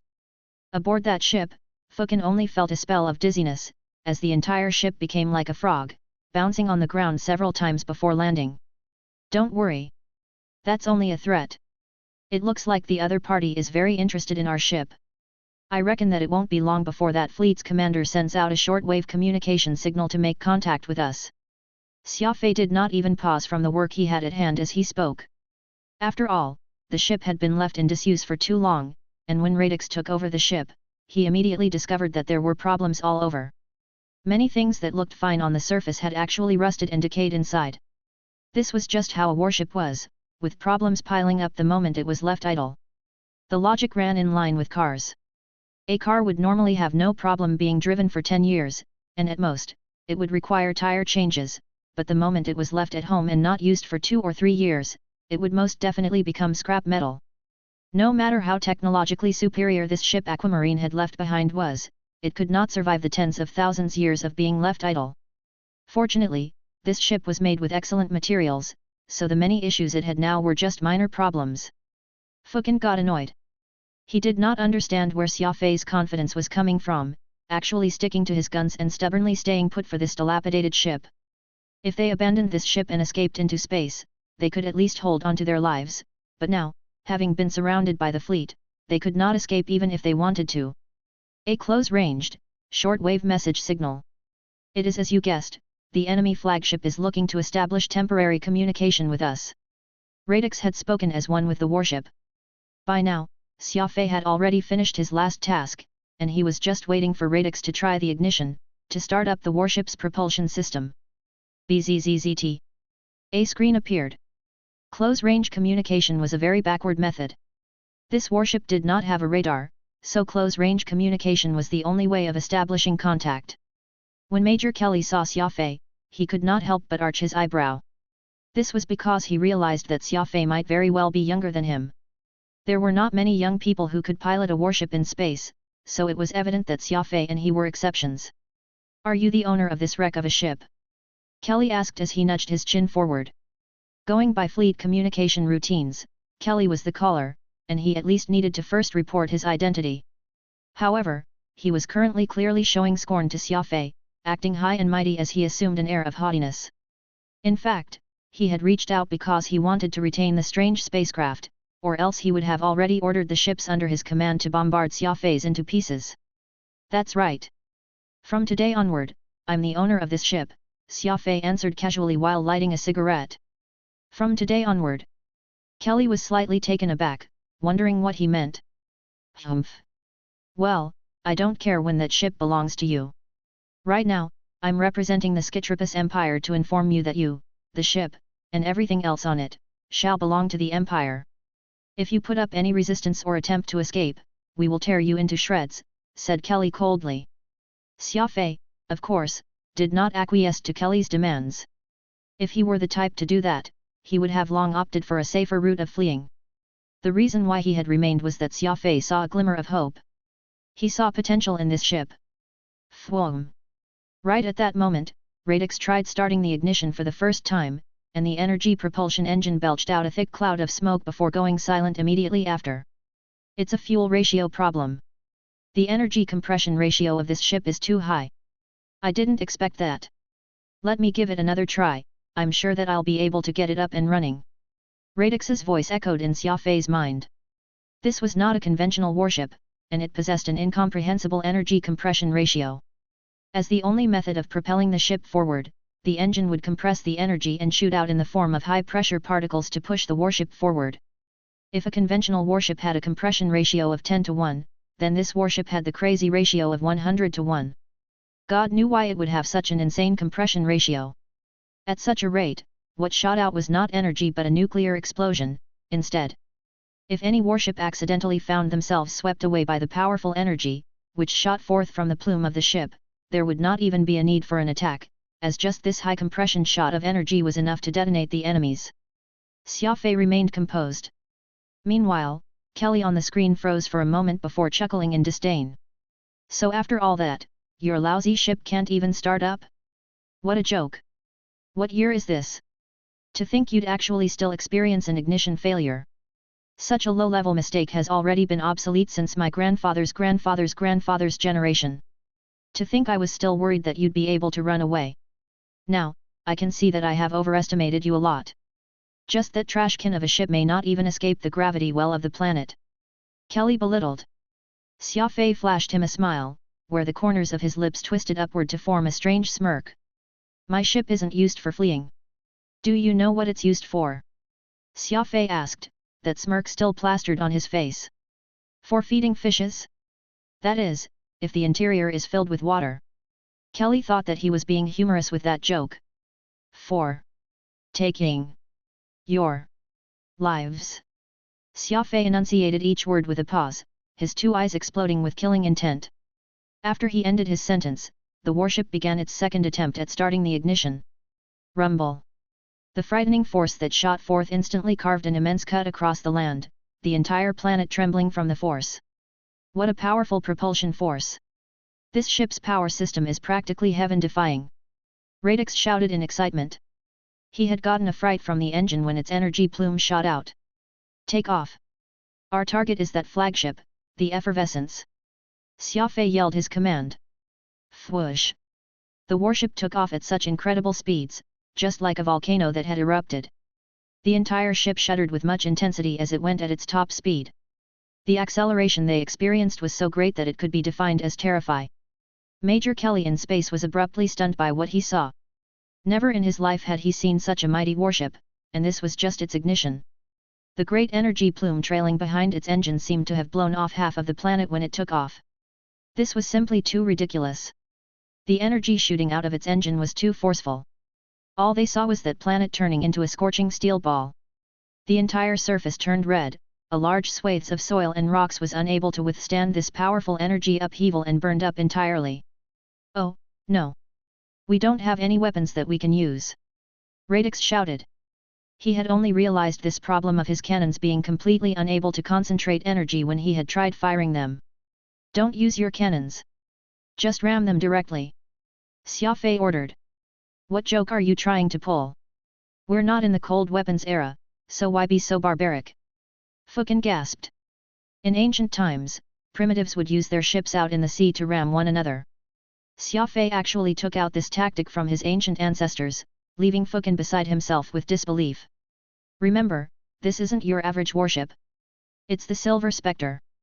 Xia Fei declared with gusto. He seemed to be absolutely confident, having even thought of a name for the ship. Kaboom! The Silver Spectre shot out a huge burst of flame as it went charging right for the Effervescence at astounding speeds. The momentum of the ship was beyond wild. Though it was the size of a small cruiser, the inferno it gave out when it attained full speed was even more violent than the Titan. The enemy seemed to also sense that the Silver Spectre was nothing like any ship they had seen, and quickly began to back away, while they fired their tens of thousands of cannons in unison. The Scytropus Empire's fleet initiated their assault on the Silver Spectre. Though Kelly wanted to capture this strange warship intact, his desire to live was greater. Kaboom! Silver Spectre was engulfed in a gigantic fireball, an enormous burst of energy that covered it completely. Before Kelly could gloat, he saw that silvery warship reappear once more.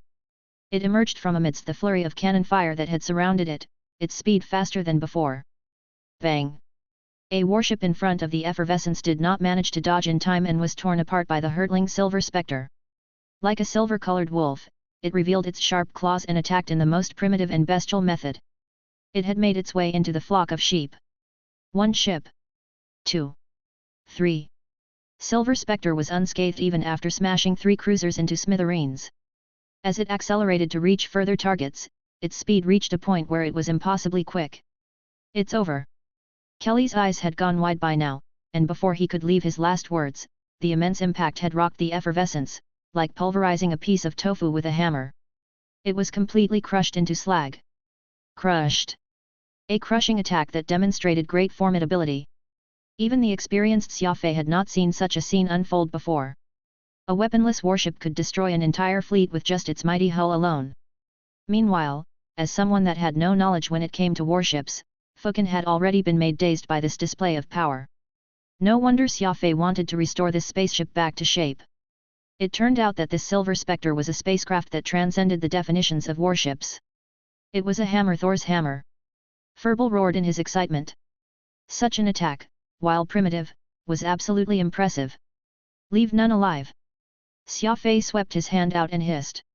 In micro-quietude, which was also known as a region of death in the Alpha universe, a lone silver warship flitted across the stars. This warship had a strange hammerhead appearance and was entirely silver in color as it gave off a faint glow when light hit it. The frightening dark matter particle storm was no match for its armored hull. When an asteroid appeared right in its path, this ship would not even attempt any evasive maneuvers and would directly charge headlong at it, turning the other into dust as it continued along its merry way. Just how crazy was this? It appeared as though nothing in the universe could stop it. Xia Fei slightly wrinkled his forehead. Smashing the asteroid just then had caused the hull to shudder slightly, and Xia Fei felt uneasy about it. Slow down. We're in no rush. Xia Fei grumbled softly to Radix, who was in control of the ship. Understood. I was just too excited. After all, this is the Silver Spectre, the #1 warship in the universe. Radix burst out laughing. One could tell easily that Radix was over the moon at the moment, even proclaiming the Silver Spectre as the #1 ship in the universe. Xia Fei did not say a word about that, instead, his gaze turned slightly somber. Brushing a finger lightly across his spatial ring, Xia Fei took out the mysterious black scroll, the Dragon Induction Formula. Chapter 1115. A biological creature that transcends the natural world. Come in, said Xia Fei softly. Fukin walked with a frown into the room Xia Fei had put up at the last minute. Last time, he had suffered great mental confusion because of the Dragon Induction Formula, so Fukin now had a fear of it. However, Xia Fei had once again invited him in to study this mysterious scroll together. Fukin definitely had to be a little more careful. Is this something you did again? Fukin asked after walking in, stunned. Though the room was in a mess, it was filled with a calming energy. There was evidently a soul array in play here. It was a soul array that Xia Fei had came up with himself to suppress the scroll. Xia Fei shrugged, muttering, I have no idea what happened, but ever since I arrived in the Alpha universe and recovered, I've always been able to come up with strange ideas like this. Even my cultivation speed has begun its unceasing acceleration. I need to curb in my desire to keep cultivating every moment.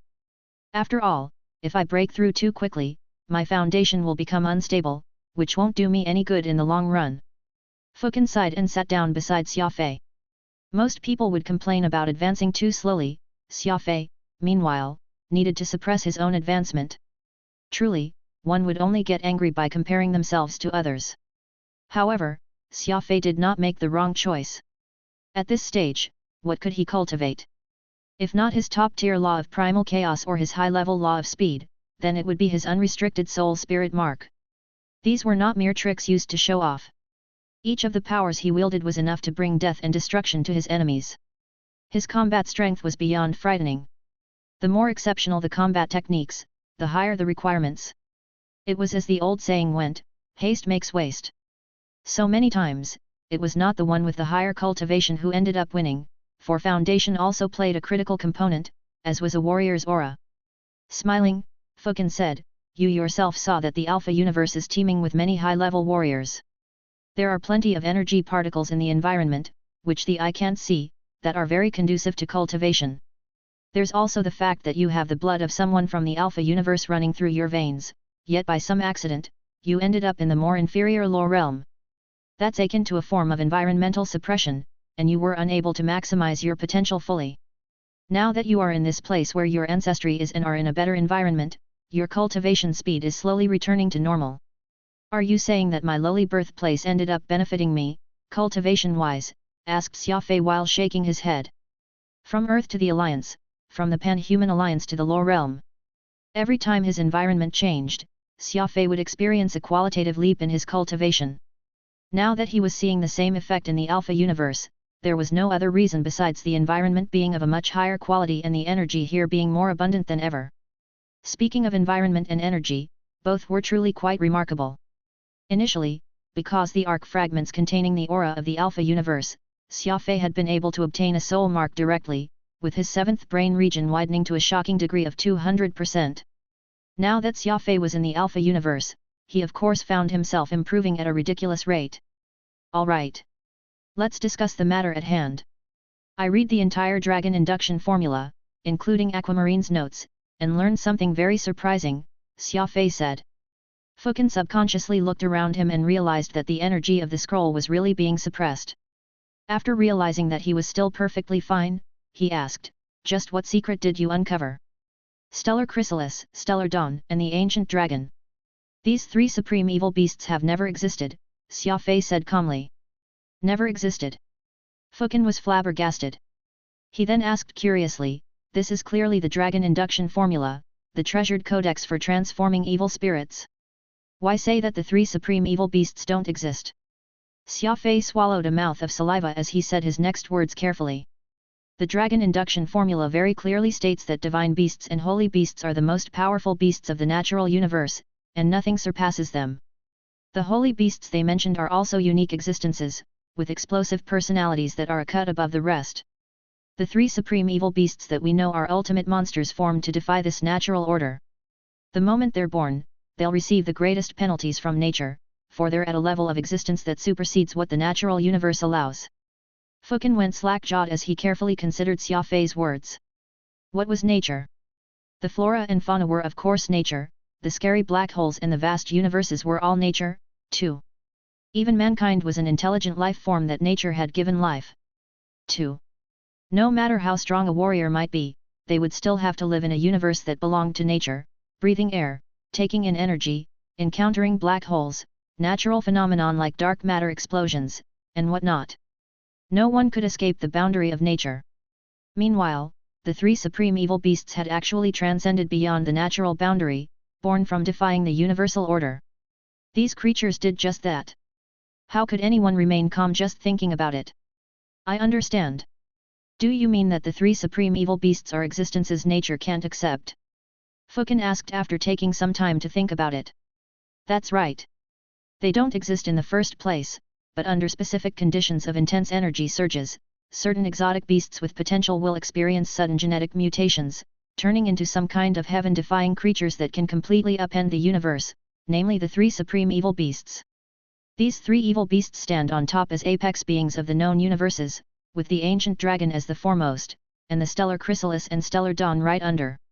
This dragon induction formula details a way to create such a genetic mutation, a skill that can catalyze the formation of the ancient dragon.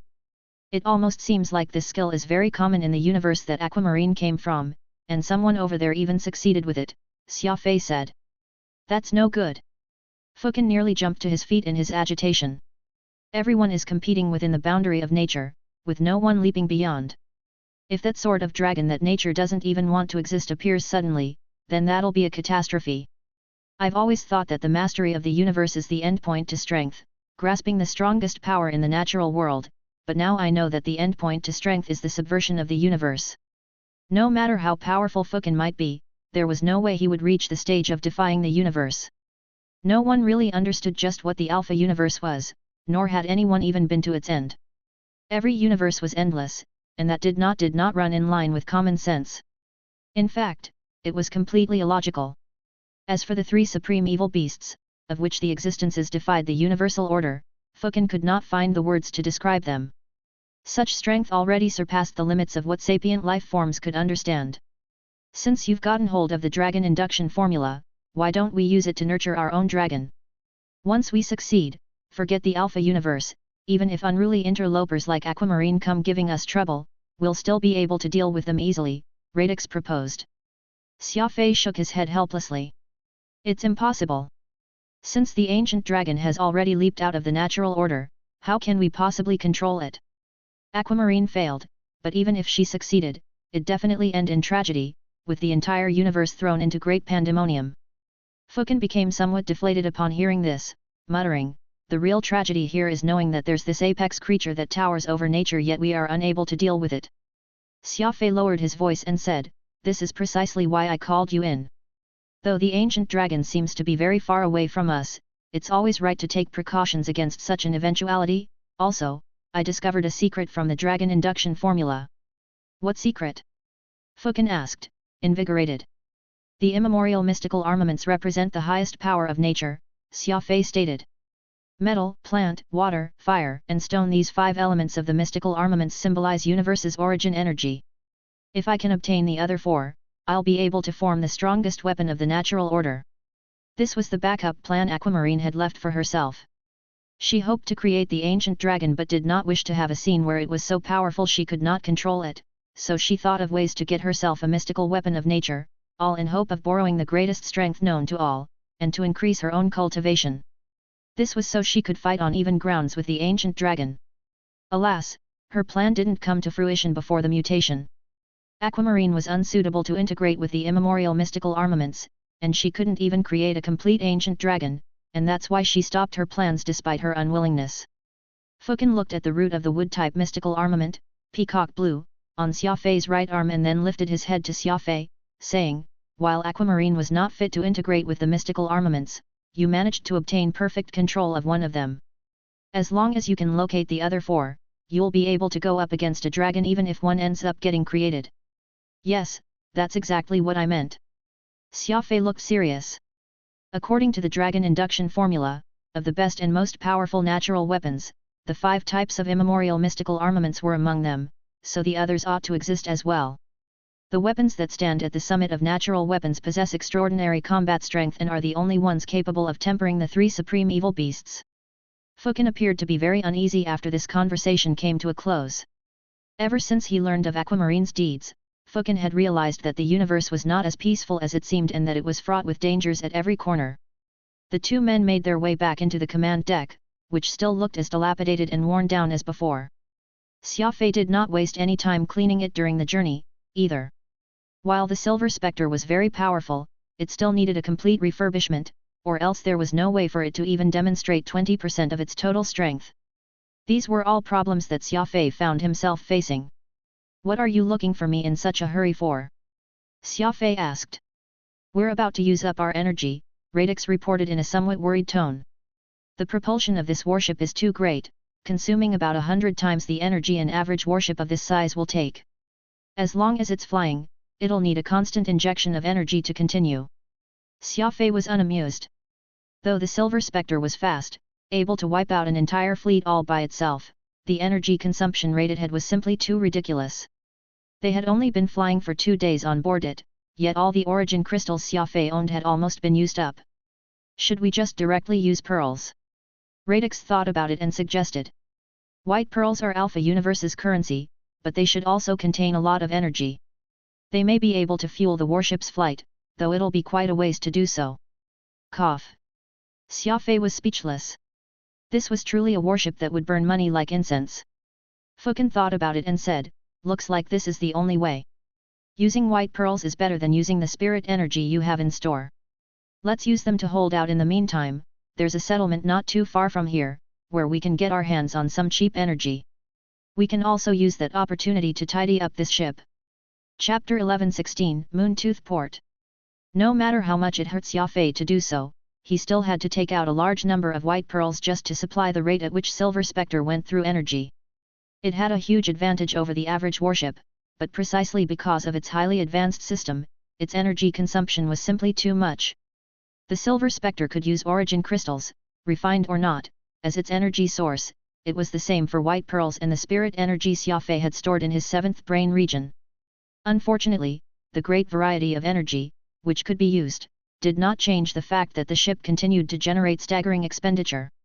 Piloting the Silver Spectre across the stars would cost them at least 300 times the energy needed to pilot a warship of the same class, and this was without the premise of forced acceleration. As such, anyone could tell just how frightening the propulsion power of this ship. Coordinates confirmed. According to calculations, 55% of max propulsion is required for us to reach our destination on board this ship, Radix informed with a sigh. Xia Fei turned to Fukin and wondered, just what sort of place are we heading with those coordinates from you? Why is the star map completely blank? Fukin chuckled. Star map? Such a thing is used by commoners. There are so many secret locations out in the universe, so how can they be noted down? The place we're heading is a marketplace, one that spiritualists gather to trade. Don't look at me for information, though. That place is very remote, and while I know of its location, I haven't been there myself. Xia Fei nodded. It made perfect sense for the star maps not to mark places of great importance, otherwise there was no need for it to remain a secret. A truly important location like such would all be faithfully remembered by those who were in the know, and spread by words of mouth. A marketplace for spiritualists? This ought to be interesting, Xia Fei shrugged. Moontooth Port, an inconspicuous space fortress in the universe.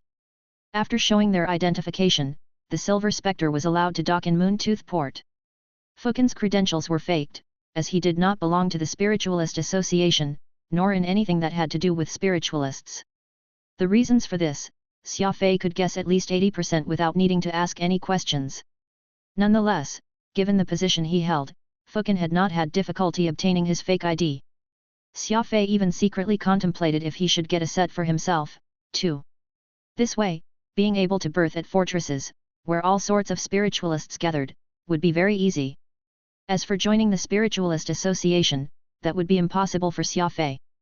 Fukin had a strong dislike to people in the same field, and considering how good a relationship the two shared, it would not be wise for Xia Fei to annoy Fukin by doing so. After they disembarked from the ship, an AI robot led the way for them. This reminded Xia Fei of Avril and Pod, wondering how both were doing at the moment.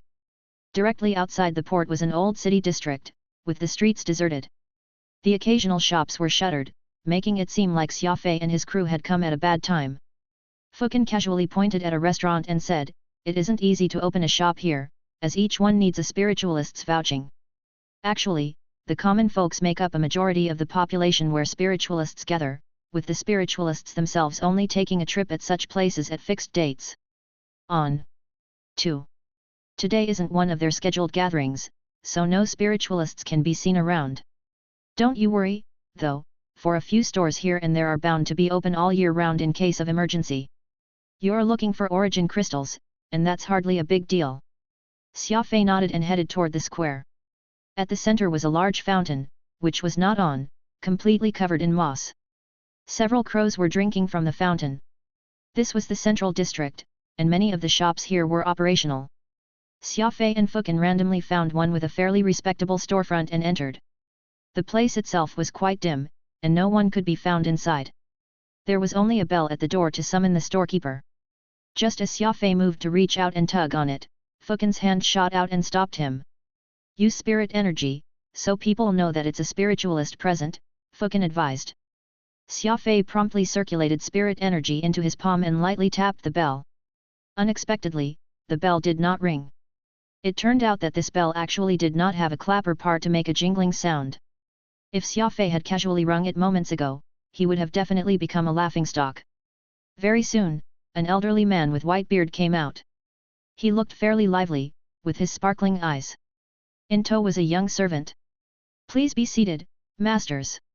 The elderly man was fairly courteous, inviting them to take seats at the tea table in the center of the parlor before sending the young servant to fetch some good tea. "These two masters must have come from afar, seeing as I don't find either of you familiar," the elderly man said with a smile. "Indeed, we were passing by when we ran low of some materials," Fukin answered softly, putting on airs. "Please don't hesitate to ask if either master has any needs that I can fulfill.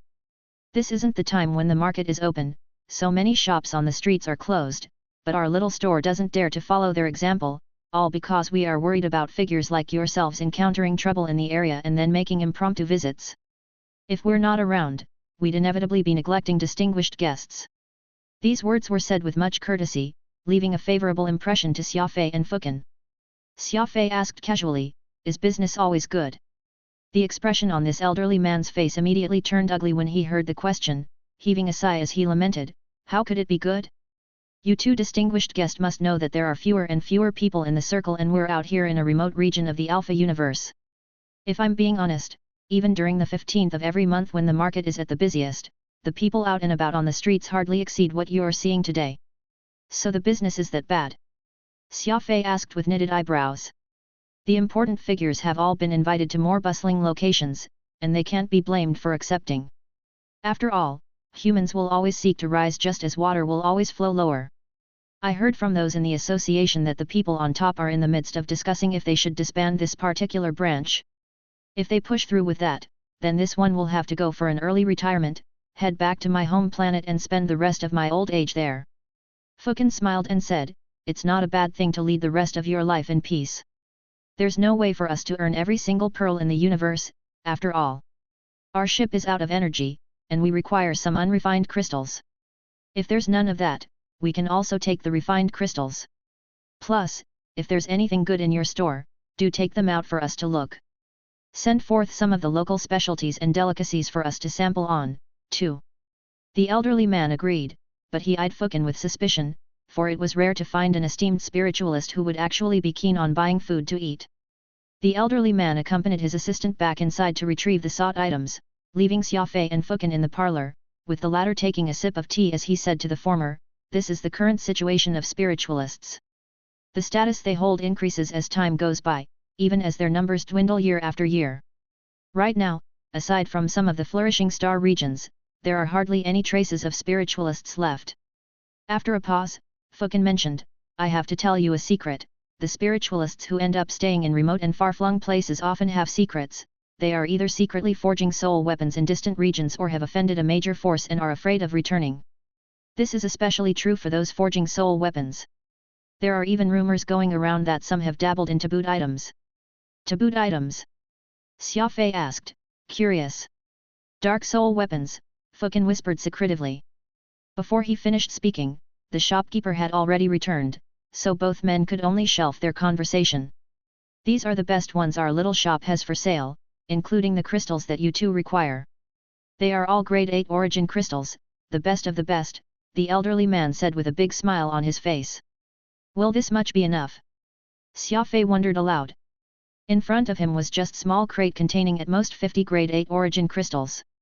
This much energy would be consumed the moment the Silver Spectre accelerated once and was definitely nowhere enough for him to make the trip back to Guard 83. The elderly man was taken aback and exclaimed, "Did you two perhaps come here on board a supercarrier? These are 50 grade 8 origin crystals we're talking about." Xia Fei chuckled and replied, "Don't ask so many questions. The ship I'm on is a little energy intensive, that's all. In any case, just give me all the origin crystals your store has in stock. I'll take whatever I can." The elderly man walked out, all suspicious.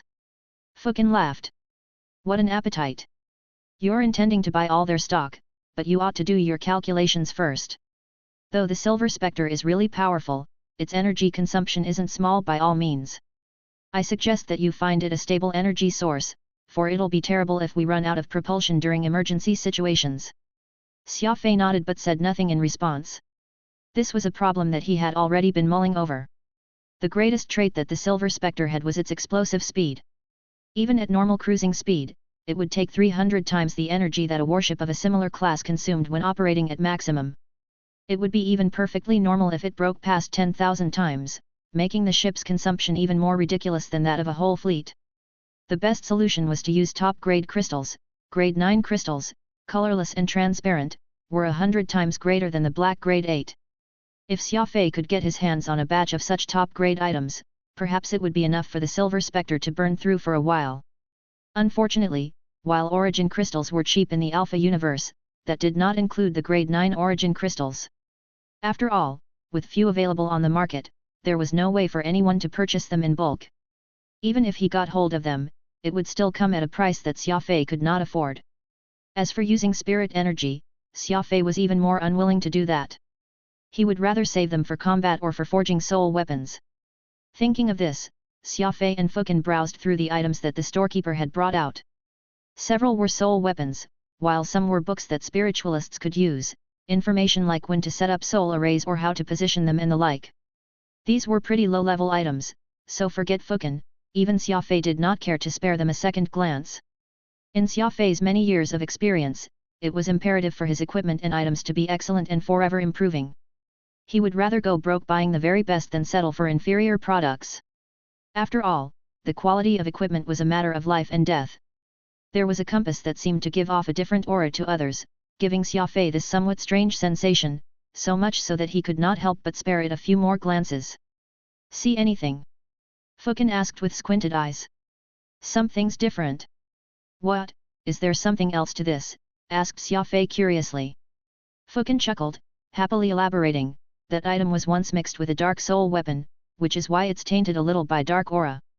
Sure enough, spiritualists in remote corners of the universe are far too dishonest. Who knows? Maybe this store has connections to spiritualists that forge dark soul weapons. Should we buy it?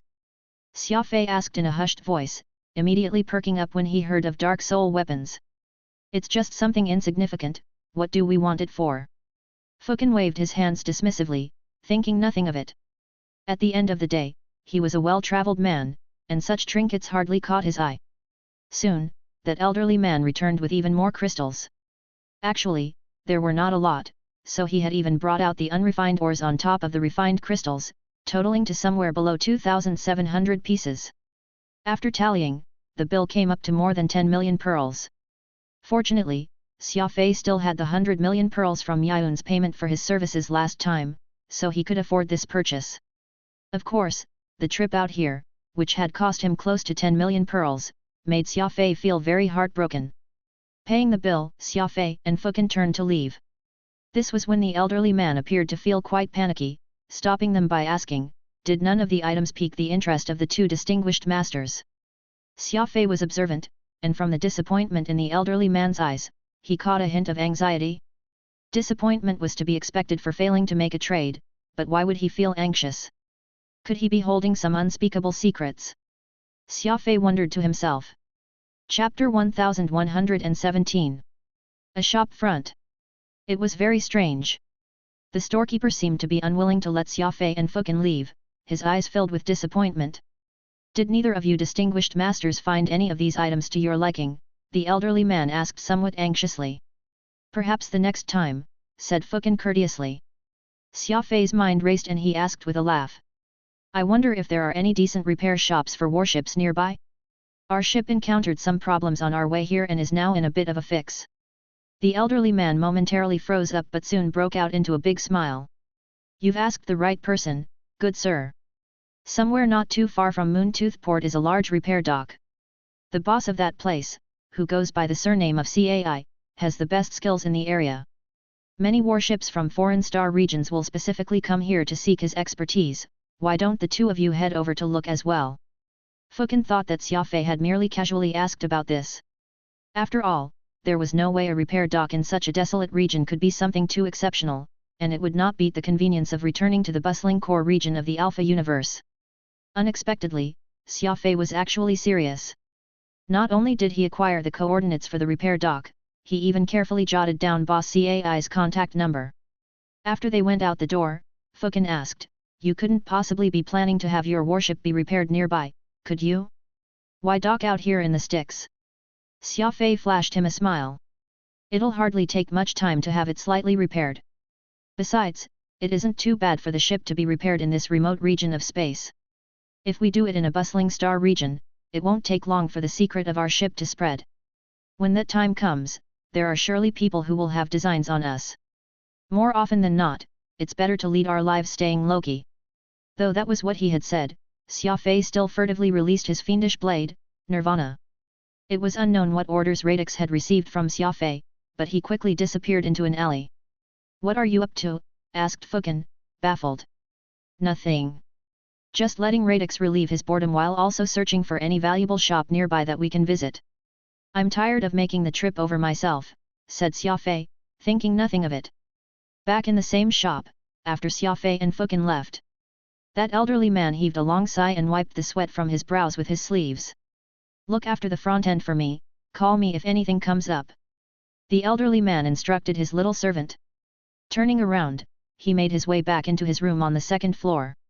A screen was on inside the room, with another elder waiting. If Fukin saw this person, he would definitely be astonished, for this was Orchid Chime's father, Rock Chime. How did it go? Rock Chime asked with furrowed brows. I didn't manage to sell the Mark Soul weapon to them, but I did succeed in convincing them to get their warship repaired nearby. If everything goes as planned, they'll arrive at Cai Kangnian's repair dock this afternoon.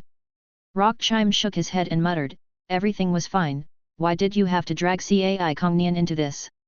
I have no wish to mix around with him. Everything happened so suddenly. I originally thought that they'd surely be interested in that Dark Soul weapon, but how was I to expect that they wouldn't even spare it a single glance? As such, I have no way of helping you pinpoint their coordinates, the best I could do was keep them around the area for much longer. Cai Kangnian's repair dock was the only thing I could think of to delay them from leaving. If you don't wish to have any association with Cai Kangnian, you can perhaps wait till they're done fixing their warship before making your move. Rock Chime nodded. All right. Remember, you must keep this matter under wraps. Someone will of course be sending you the reward. Don't worry, this elder is a man of his word. The shopkeeper, of course, expressed his eternal gratitude. Xia Fei and the others had no idea that Rock Chime had already used his power as a member of the Spiritualist Association to issue a search order for Fukin, even offering generous reward to that effect. Few people could recognize Xia Fei, but many had seen Fukin before in the circle, and the moment the shopkeeper saw the old man, he knew at once that this was his opportunity to get rich. As long as he relayed this information to Rock Chime, he would surely be a recipient of a sizable reward. Turning off his screen, Rock Chime left his study with a black face. He saw his spouse seated in the living room, looking glum, not even greeting him when she saw him enter the room. Is Orchid doing okay? Rock Chime made his way to his wife and asked in concern. How could she be okay? I really have no idea what kind of father your son-in-law was murdered and your daughter got bullied, yet you're actually sitting idly by and doing nothing about it. If I knew that you'd be such a coward, I'd never marry you, I'd have rather gotten betrothed to chicken or a dog. Tell me, Rock Chime, are you ever planning on taking revenge or not? If you're that afraid of Fukin, then I'll go seek my father. Get Orchid's grandfather and uncle to show their faces. Rock Chime's expression turned aggrieved after being on the receiving end of such a thorough scolding. Though Rock Chime held a decent position in the Spiritualist Association, he was the typical henpecked husband. When his wife was around, he would listen to her, and when she was not, he would be at the mercy of his daughter. He was leading quite the tragic life. It could not be helped, because Mrs. Chime was born to a noble household and had a family background so much greater than the Chime family. Of course, her temper was also directly proportionate to her upbringing, so despite the fact that Rock Chime did not have even a son to his name, looking like his bloodline was about to end with him, he did not dare to broach the subject of getting a second wife, all because he feared her reaction. However, he could not let his bloodline end without pulling out all the stops, which was why he had gotten the orphan Bell Hill to be his son-in-law. Unfortunately, Bell Hill and Orchid Chime had yet to have a child after marriage when the former ended up dying to Xia Fei, and so it appeared that Rock Chime would not be escaping from the fate of his bloodline ending with him. Actually, from a scientific point of view, with how advanced cloning technology was getting, Rock Chime could have used his genes to get himself several sons, but the major figures in the Alpha universe were very traditional. Hence, if Rock Chime really did such a thing, he would definitely be despised by others, and there would be no way for him to continue mixing in the circle. Mrs. Chime would be all the more disgraced, too. Rock Chime sighed. I'm being maligned. When did I say I wouldn't avenge our daughter? Ultimately, the enemy I'm facing is the old monster, Fukin. I couldn't possibly move without making any preparations. In fact, I just received news that Fukin and that mysterious young man of his had appeared in Eagle Hunter constellation, so I'll be heading off there tomorrow to get justice for our daughter. You found Fukin? His wife immediately got up, her eyes gleaming with venomous intent. Enormous. It's a secret message that I've only received, Rock Chime replied with a smile. Tomorrow? No way. You'd better get going right at this moment. Don't even think about coming back if you don't bring me Fukin's head. Mrs. Chime demanded sternly, sounding like a heroine in a story. Now? My wife, we're talking about Fukin, someone at the caliber of an old monster. As the saying goes, even a skinny camel is bigger than a horse. If I go without ample preparation, I'm afraid that I'll be leaving without ever coming back, Rock Chime protested. I don't care. I want Fukin dead. If you can't do that, humph. Mrs. Chime unreasonably insisted. Rock Chime sighed. Even a saint would be helpless against a woman when she became unreasonable, not to mention this wife of his, who was a ferocious shrew. Fukin, oh Fukin. Better for you to die than me. Don't blame me for not keeping to the rules, Rock Chime muttered as he made his way out of the residence, upset. Xia Fei could not tell that anything was off as he made his way back to the Silver Spectre, swiftly setting his course to Cai Kangnian's repair dock. It was really not that far, for it did not even take 2 hours of travel before this large repair dock appeared in front of Xia Fei. The dock, built in planetary orbit, was akin to a large space station. It looked dilapidated, but it operated perfectly fine. He followed the standard procedures to berth and dock as per usual. Xia Fei was curious because the boss of this repair dock, Cai Kangnian, hardly acted like a businessman. The moment Silver Spectre docked, the man came running to them like an excited, little child, looking left and right at the Silver Spectre, sans the slightest hint of craftiness that a merchant or a boss should have. Have you seen such a ship before? Cai Kangnian asked the person next to him, who appeared to be a fellow mechanic. Not at all. Not only does it have a strange outer appearance, look, the hypergravity mooring system of this warship even has some curvatures, meaning that its mass is way heavier compared to large battleships and may have even been constructed using super heavy metal alloys. The mechanic must be used to this childlike behavior from his boss, because he answered his question with a laugh. How interesting. Very interesting, Cai Kangnian, who was minding his own business, muttered this under his breath, completely oblivious to the fact that Xia Fei was already right beside him. Xia Fei turned around and saw that Fukin had gone back on board the ship after taking a step out of it, seemingly not prepared to show his face here. My young friend, is this ship yours? Cai Kangnian asked anxiously the moment he realized that Xia Fei was there. Xia Fei nodded. Indeed, it is. I wish to sell it to me. You can set the price. Cai Kangnian did not even let Xia Fei speak and immediately propositioned to buy the Silver Spectre from him. This behavior was quite childlike. How often would one find someone who could speak so plainly like this? In most situations, an experienced businessman would not express their interest first even if they had their eye on something. They would only talk about making a purchase after they sufficiently brought the price down. This old man before his eyes did not appear to be a businessman, as he did not even understand the concept of haggling. I'm sorry. I only plan on having this ship repaired and am not looking to sell it, Xia Fei replied calmly. Cai Kangnian immediately became very disappointed. Xia Fei had not even planned to let anyone enter the Silver Spectre and only intended to buy some additional equipment and repair tools from them. He was fine with doing all the work on the warship. Given that this ship was related to Aquamarine's secret, he had to be very careful with how he handled it. If anyone came on board, they would see the equipment on deck, which was far more technologically advanced than what the Alpha universe had. There was no telling if rumors about it would spread. Just from seeing the exterior of the Silver Spectre, Cai Kangnian already wanted to buy the ship, which just showed how detrimental it was for the ship to have too much exposure. Cai Kangnian was even more disappointed after hearing Xia Fei's request. He could not buy the ship, so he was fine with settling for just going on board it and having a look, but how was he to know that Xia Fei would not even give him that chance? Boss Cai simply remained rooted on the spot for a good while before walking away in disappointment. Xia Fei handed a list to the staff of all the equipment and parts he needed for his work. The staff immediately went to prepare everything listed. If they did not have what he wanted, they would have to find ways to transfer the goods from other places. After everything was settled, Xia Fei returned to the ship, only to find Fukin drinking tea in the ship's mess hall, as if nothing had happened. Fukin was very picky when it came to his food and drinks and would even bring his tea leaves wherever he went. Do you know that person? Xia Fei poured himself a cup of tea and asked, curious. Fukin's actions today were too strange. The moment he saw Cai Kangnian appear, he immediately turned back and hid, as if he did not desire to meet the mechanic. All these, of course, did not escape Xia Fei's notice.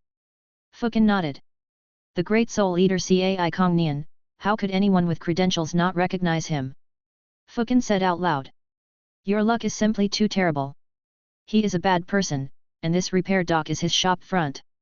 Chapter 1118. A gathering? A shop front? Xia Fei asked, slightly startled. Yes. Cai Kongnian is in the dark soul weapon business. The fallen spiritualists also need a place to offload their goods to maintain a living, and that man is someone who specifically purchases illegal goods before reselling those to others. Cai Kongnian, who used to be called Cai Rui, was denounced for his reselling of illegal goods. There's been no news of him afterward. Who knew that he'd find his way to this remote star region with a new name? None of those could trick this old man's eyes, though, Fukin said as he reminisced. Xia Fei shrugged, unconcerned. Ah, so he deals with illegal goods. What has that got to do with us? He can keep selling what he wants, while we can repair our ship. Neither party has to bother with the other.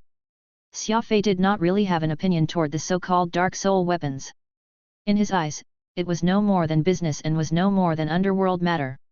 This was why when Fukin told him about Cai Kongnian's situation, but Xia Fei did not think that it was anything to be alarmed about, though. As long as one party did not attempt to intervene with the other, Xia Fei could care less about the man's business. Fukin nodded. It'll be fine provided that he's the sort to stick to the rules, but if he has ill designs on us, then we'll have no choice but to deal with him. I heard that Cai Kongnian had suffered from overstimulation and he's not in the right state of mind. What are your thoughts about him after observing earlier? Xia Fei recalled every word and action of Cai Kongnian. There's definitely something off about him, and his words and actions just then were like that of a child, doing whatever came to mind, almost as if he only had a few brain cells left. Fukin was a little startled. The Cai Kongnian Xia Fei had described seemed to be very different from the one he knew in the past. He had been a very vicious character back then, and many people who had tried investigating Cai Kongnian all ended up being secretly taken care of by him. In any case, it's best if you take extra care in everything you do. No matter what Cai Kongnian has become, everything he's done in the past is there for all to see, so there's no telling if he'll go wild again, Fukin said somberly. Xia Fei smiled. No matter what, the Silver Spectre will be repaired here. I saw the equipment of this dock, and everything's fairly decent. Besides, Cai Kongnian being someone who's part of the underworld isn't a bad thing, at the very least, he won't be leaking the Silver Spectre's secrets to just anyone. People loved judging others through their biases. Cai Kongnian with his shady background was known for being a bad person, and no one would easily believe his words. This point actually worked in Xia Fei's favor. Fukin frowned, curious. If you intend to repair the Silver Spectre here now, do you perhaps have other plans in mind? Xia Fei chuckled. I really do have some ideas brewing even if you didn't ask, but now isn't the time to share them with you. Just be patient. Fukin shrugged helplessly. When Xia Fei got all mysterious, there would be no telling what crazy plans he was about to enact, and since he refused to share them for now, Fukin had no reason to continue pressing the matter, either. For 2 consecutive days, Xia Fei had busied himself in Cai Kongnian's dock. Though he was somewhere desolate, a full set of equipment, comparable to what he would usually find in large repair docks of the Alpha Universe's core regions, was actually available for his use here. Cai Kongnian even had plenty of those scarce illegal goods lying around here. Ever since that day, Cai Kongnian had made 2 daily trips around the dock, looking and staring at Xia Fei's Silver Spectre but never mentioning his desire to purchase it again. Xia Fei noticed that Cai Kongnian had had quite a few thoughts weighing on him, often heaving sighs after sighs, and he was never in the mood to manage his staff, letting them go about their work as lazily as they desired. Furthermore, there was another matter that Xia Fei found suspicious. As if it had been pre-arranged, the number of warships on the dock had increased over time, with large batches of unsavory warriors appearing every day, a strong stench of bloodlust hanging on them. Without even needing to guess, Xia Fei could tell that none of these people was decent. Command deck. Snap. Xia Fei connected the final overclocking electronic tube to the main computer, and the Silver Spectre's radar system was finally functional. A ship's radar was like a warrior's eyes and ears. Now that this system had been repaired, the Silver Spectre's mobility and combat effectiveness would see a substantial increase. Before this, Xia Fei had been using a small, portable radar to direct the Silver Spectre where it should go, and compared to the composite detection that a large radar could provide, This ship's radar provided 100-fold effectiveness. Activate the radar system and give it a try, Xia Fei told Radix. Got it, Radix hastily replied as he promptly sent energy running to the radar system. The indicator lights began to flash rapidly, and then the radar initiated self-diagnostics. Soul ships naturally had benefits, and with Radix acting as an additional brain, the intelligence quotient of the ship had become near human. There was no need for cumbersome settings, either, since Radix could answer with an affirmative to almost every command. He could also make snap decisions if anything unexpected came up. The radar system is perfect, Radix gushed in excitement after the diagnostics was completed. From this point onward, there would be no need for him to grapple in the darkness as he flew, and to him, this was a good thing. Okay. Try and connect to the local network. I want to have that person found and his current location known, Xia Fei instructed. That'd take some time. It might even require me to hack into the system to repeatedly sift through and screen the public communications network, Radix said. Don't worry. We've got the time. Right now, it's up to you what methods to use. Just locate that person for me. Understood. I'll notify you the moment I receive valuable intel, Radix promised. Leaving the command deck, Xia Fei arrived at the ship's mess hall. Ever since he learned that this repair dock was Cai Kangnian's, Fukin had not taken a step off the Silver Spectre. This was to avoid meeting the man. There was a single window in the mess hall, and Fukin had sat beside it, watching the people go by as he leisurely sipped tea. By comparison, Xia Fei's life was a lot busier, and he spent his days, even nights, repairing the ship.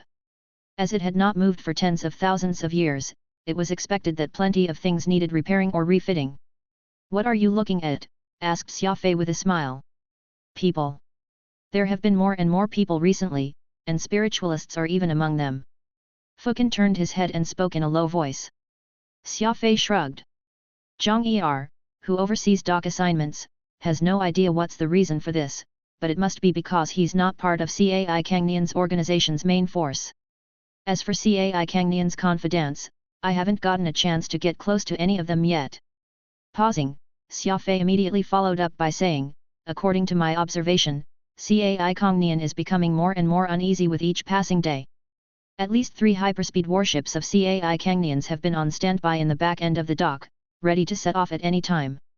There's even a ship that isn't lousier than the Diamond Star, a fast Sea Parrot class. Combining this with his reckless attempt to purchase the Silver Spectre, I'm guessing that Cai Kangnian is in a very precarious situation, and he'll likely leave this place at the drop of a hat. Fukin was momentarily taken aback, muttering, "A Sea Parrot? I know that ship. It's a small, hyperspeed warship with top stealth system. He must have purchased that at a very expensive price." Xia Fei glanced outside the window and continued speaking. On top of that, those ships docked here don't seem to be damaged in any way but are all here just for general maintenance. Even after that's done, the people on board haven't expressed any desire to leave. The bar and the restaurant have often filled with people lately, too. Common sense dictates that sailors are all a pretty vulgar crowd, that they'll pick on women when they gather, getting into brawls after having a drink too many, yet the sailors in the area are all very disciplined, their conversation while they dine are kept to mere whispers, almost as if they're afraid of others overhearing them. Anyone unaware might even mistake it for a gentleman's gathering. Basically, everyone is acting too civilized, and that's what's making it very strange. Though Fukin had not taken a step out of the ship, he had always been keeping an eye on the people coming and going by the dock. What Xia Fei had told him did not surprise him much, instead, he was puzzled by Cai Kangnian's strange actions. In the Alpha universe, not many great soul eaters like Cai Kangnian would be afraid of others. Smiling, Xia Fei said, "Looks like we're really fortunate this time, to have accidentally been dragged into a conflict we were not supposed to be involved with." Fukin shook his head. "To think that you'd still be smiling at this time. Cai Kangnian has an ongoing relationship with those people who forge dark soul weapons, meaning that the matter must be quite something. I think that we're better off being on our way, for I'm afraid that things here are about to get messy soon." A flash of killing intent suddenly appeared in Xia Fei's eyes as he said resolutely, "The conflict will be a mess, but it'll also be an opportunity for us. Some people are perfect for elimination during the chaos, none the wiser." It was now the 3rd day, and the repair of the Silver Spectre proceeded sans a hitch.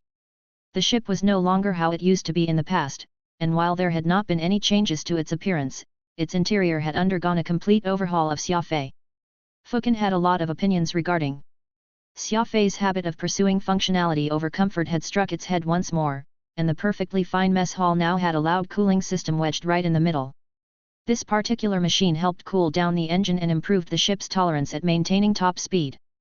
It was just that Fukin simply could not make sense of why it could not have been installed somewhere else on this ship.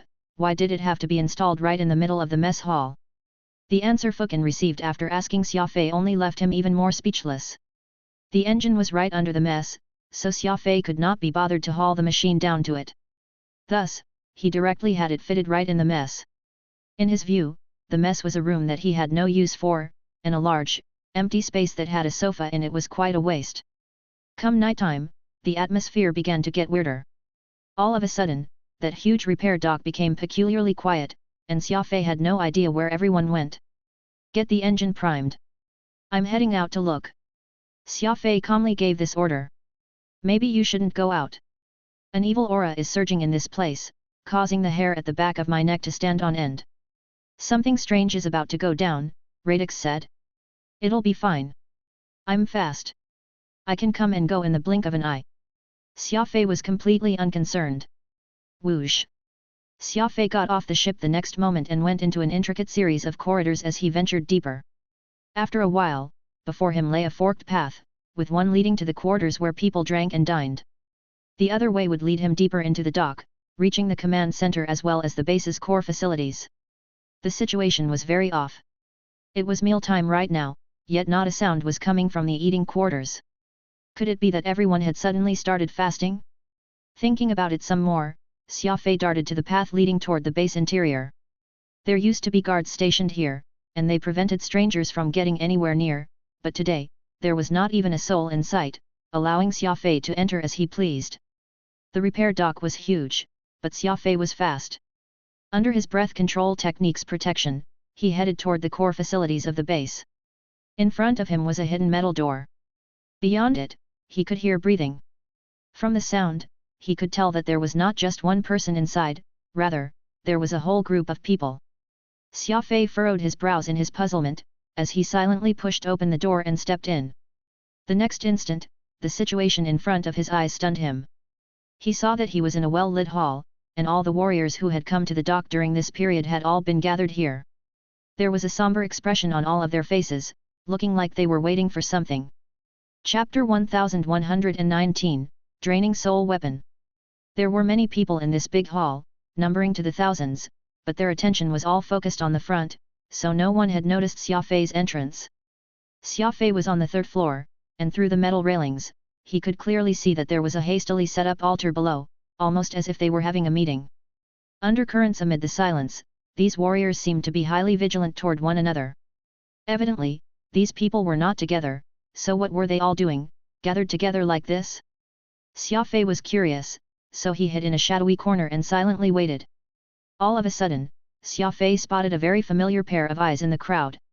Though this person's head and face were covered by a grey cloak, Xia Fei could tell who she was, Xia Knight. Strange. What would the Venus of Eternal Night's esteemed young lady be doing alone in this remote star region? How was there not a single bodyguard beside her? Xia Fei was observing Xia, but she was staring at someone else. He followed her gaze and realized that she was staring at a young man bedecked in finery, with two well-built bodyguards standing next to him. This person was none other than Xiao clan's 7th young master.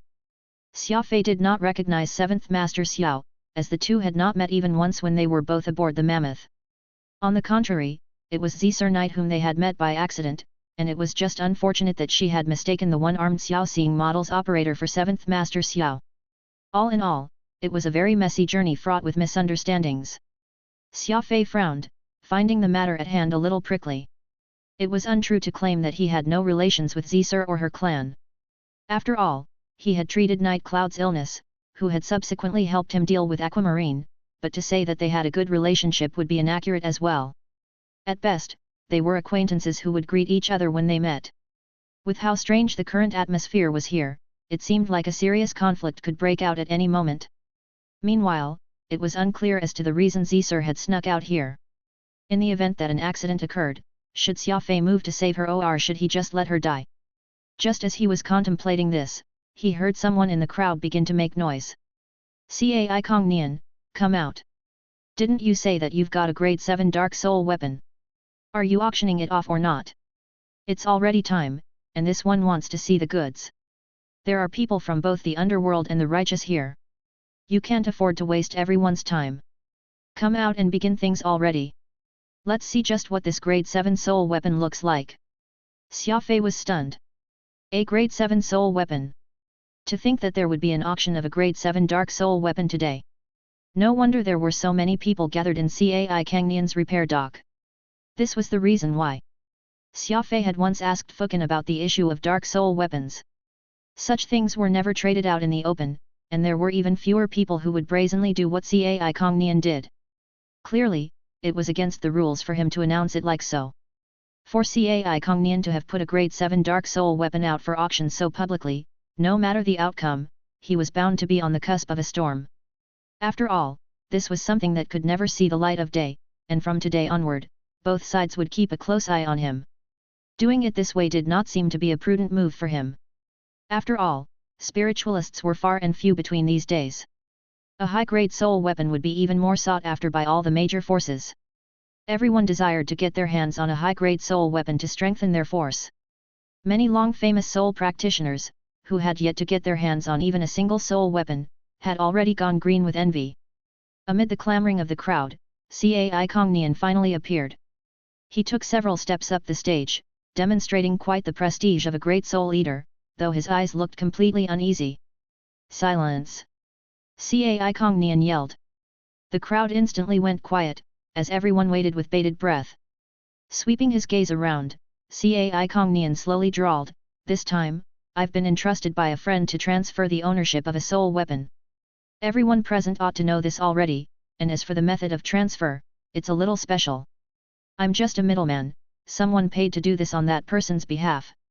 Xia Fei noticed that when Cai Kang Nian mentioned how he was just in charge of taking the money and acting on behalf of the seller, the old man's eyebrows subconsciously twitched a little. His voice was also somewhat suppressed, almost as if this was not his idea but that he had been forced by someone else, instead, completely not having a choice in the matter. Because dark soul weapons were too lethal, they had been tabooed and banned from being forged or used. There was no way Great Soul Eater Cai Kang Nian had the power to defy a Grandmaster who could forge a grade 7 dark soul weapon. If someone like that coerced Cai Kang Nian, he would have no way of resisting at all. With this thought in mind, Xia Fei slightly understood what was going on here. The soul weapon was like a hot potato, and no matter who ended up owning it, they would never be safe with it. Of course, Cai Kang Nian knew the subtlety involved, which was why he had already prepared himself a path of retreat. The moment something became off, he would take off at once. Even this repair dock he had been operating for so many years was an acceptable sacrifice if needed. After a short pause, Cai Kang Nian said with wrinkled eyebrows, "Right now, I'll be taking out this grade 7 soul weapon. Everyone, please take a look." The crowd went silent, as countless pairs of eyes widened. The only sound that could be heard was people's breathing as their heartbeats quickened. Thud. The item seemed to be very heavy. Cai Kang Nian placed it on the stage and let out a very shocking sound. Many people who had been watching his every move got quite the shock upon hearing him. "This is the Dark Soul weapon." Cai Kang Nian pointed with one hand. A lot of dissatisfied jeering came from below the stage. "Boss Cai, the item is inside a box. You have to take it out so that everyone can get a closer look, right?" "That's right. Are we supposed to take your word for it that what's inside is really a grade 7 dark soul weapon? I've lived a very long life, yet I've never seen a high-grade dark soul weapon. How am I supposed to believe you without seeing it with my 2 eyes? That's right. Show it to us." Cai Kang Nian ignored the demands of these people. All he did was give the case a light knock with one arm, sending a burst of soul power into the case containing the weapon. Boom! The sound was like a thunderclap, and black light shot out like arrows.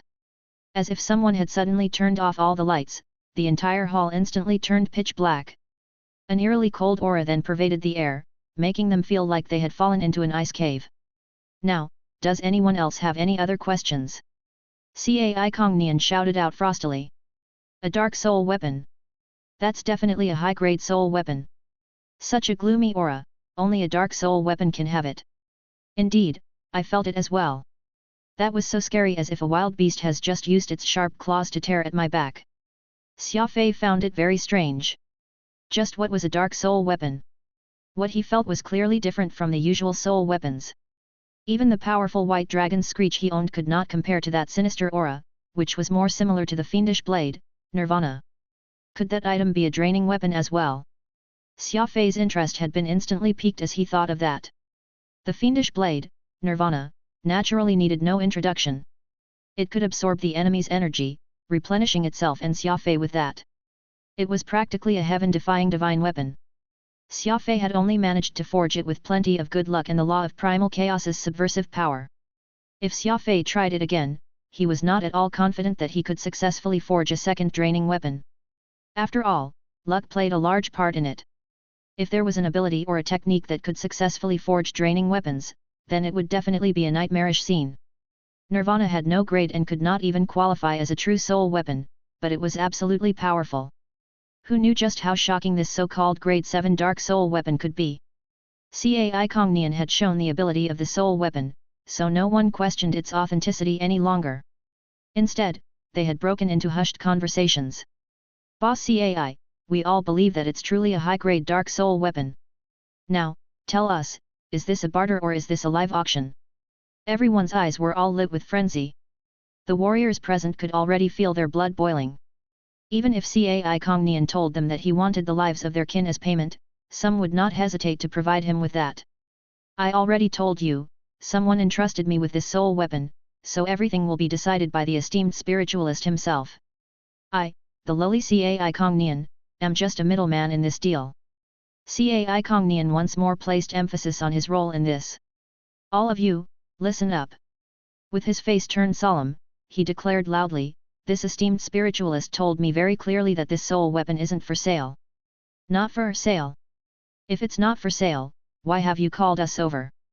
Cai Kongnian, you're not trying to make a fool out of us, are you? This had caused the entire hall to erupt.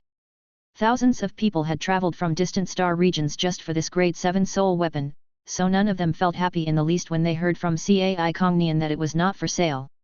This soul weapon will be given to whoever manages to pull it out of this case. Cai Kongnian yelled. Whoa! This time, Cai Kongnian's words really sent shockwaves throughout the crowd. Everyone present felt like they were riding on a roller coaster, their emotions having been taken for a ride full of twists and turns. There was no sound. The unhappiness everyone had been feeling was replaced by glee. No one could believe that the condition for laying claim on this weapon would be the successful pulling of it from the case. Let me tell you all the ugly truth first, the esteemed spiritualist already said that not everyone will have the strength to pull it out. This time, it's not you who are picking the soul weapon but the soul weapon taking its pick from among you. If the weapon chooses you as its master, then the matter is settled, but if you fail, you'll be paying with your very life. Gambling with our lives. It was unknown who the big-mouthed person was that had exclaimed loudly. Cai Kongnian shouted in an emotionless yet firm voice, that's right. You'll be gambling with your life. Either you walk away with this grade 7 dark soul weapon or you leave your life right here are the words spoken by that esteemed spiritualist. Buzz. Many felt their heads in turmoil. Obtaining a high-grade soul weapon was obviously a good thing, but gambling with their lives for it was too high a stake. Many instantly backed out after hearing the shocking words Cai Kongnian had announced. Of course, there were still those who showed a willingness to throw away their lives. After several seconds of silence, two barrel-chested men leaped onto the stage. Both men shared quite similar features, with large, round heads and upturned noses. They looked like biological brothers. Big brother, let me go. I refuse to believe that there's such wicked creation. No, it's better if I go. Wait at the side, and when I obtain the soul weapon, we can go get a round of drinks to celebrate. This elder brother shoved his younger brother to the side without further discussion and stuck his hand into the case. Pa! The moment his hand touched that weapon inside the case, a powerful suction force proceeded to act on him. Ah! That will-built man could only let out a mournful wail as his entire person aged rapidly the next second. His face filled with wrinkles, his eyes grew turbid. It was as if the soul weapon had just sapped him of his life and vigor. Big brother! The younger brother standing at the side was stunned. He reached out and grabbed his brother in an attempt to pull him away from the case, but a tragic sight promptly followed. The moment these two brothers touched, they never parted again. In the blink of an eye, the younger brother aged as well, and then both men turned into dust. So those so-called dark soul weapons are actually draining soul weapons.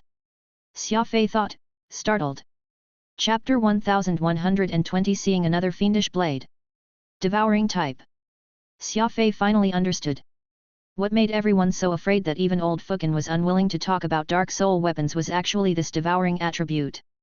Devouring, the most bloodthirsty and vicious type of soul weapon known in existence. Able to drain others and strengthen itself in the process. There was another name for devouring soul weapons, Fiendish Blade. Indeed, they were also known as Fiendish Blades. Xia Fei's nirvana was one, a completely unreasonable existence that slayed gods and demons alike. The weapon hidden inside the case, a never-before-seen Grade 7 devouring soul weapon, was also a Fiendish Blade. A Grade 7 Fiendish Blade. I wonder if I were to compare that weapon with my nirvana, which would be stronger? Xia Fei furrowed his brows as he wondered to himself.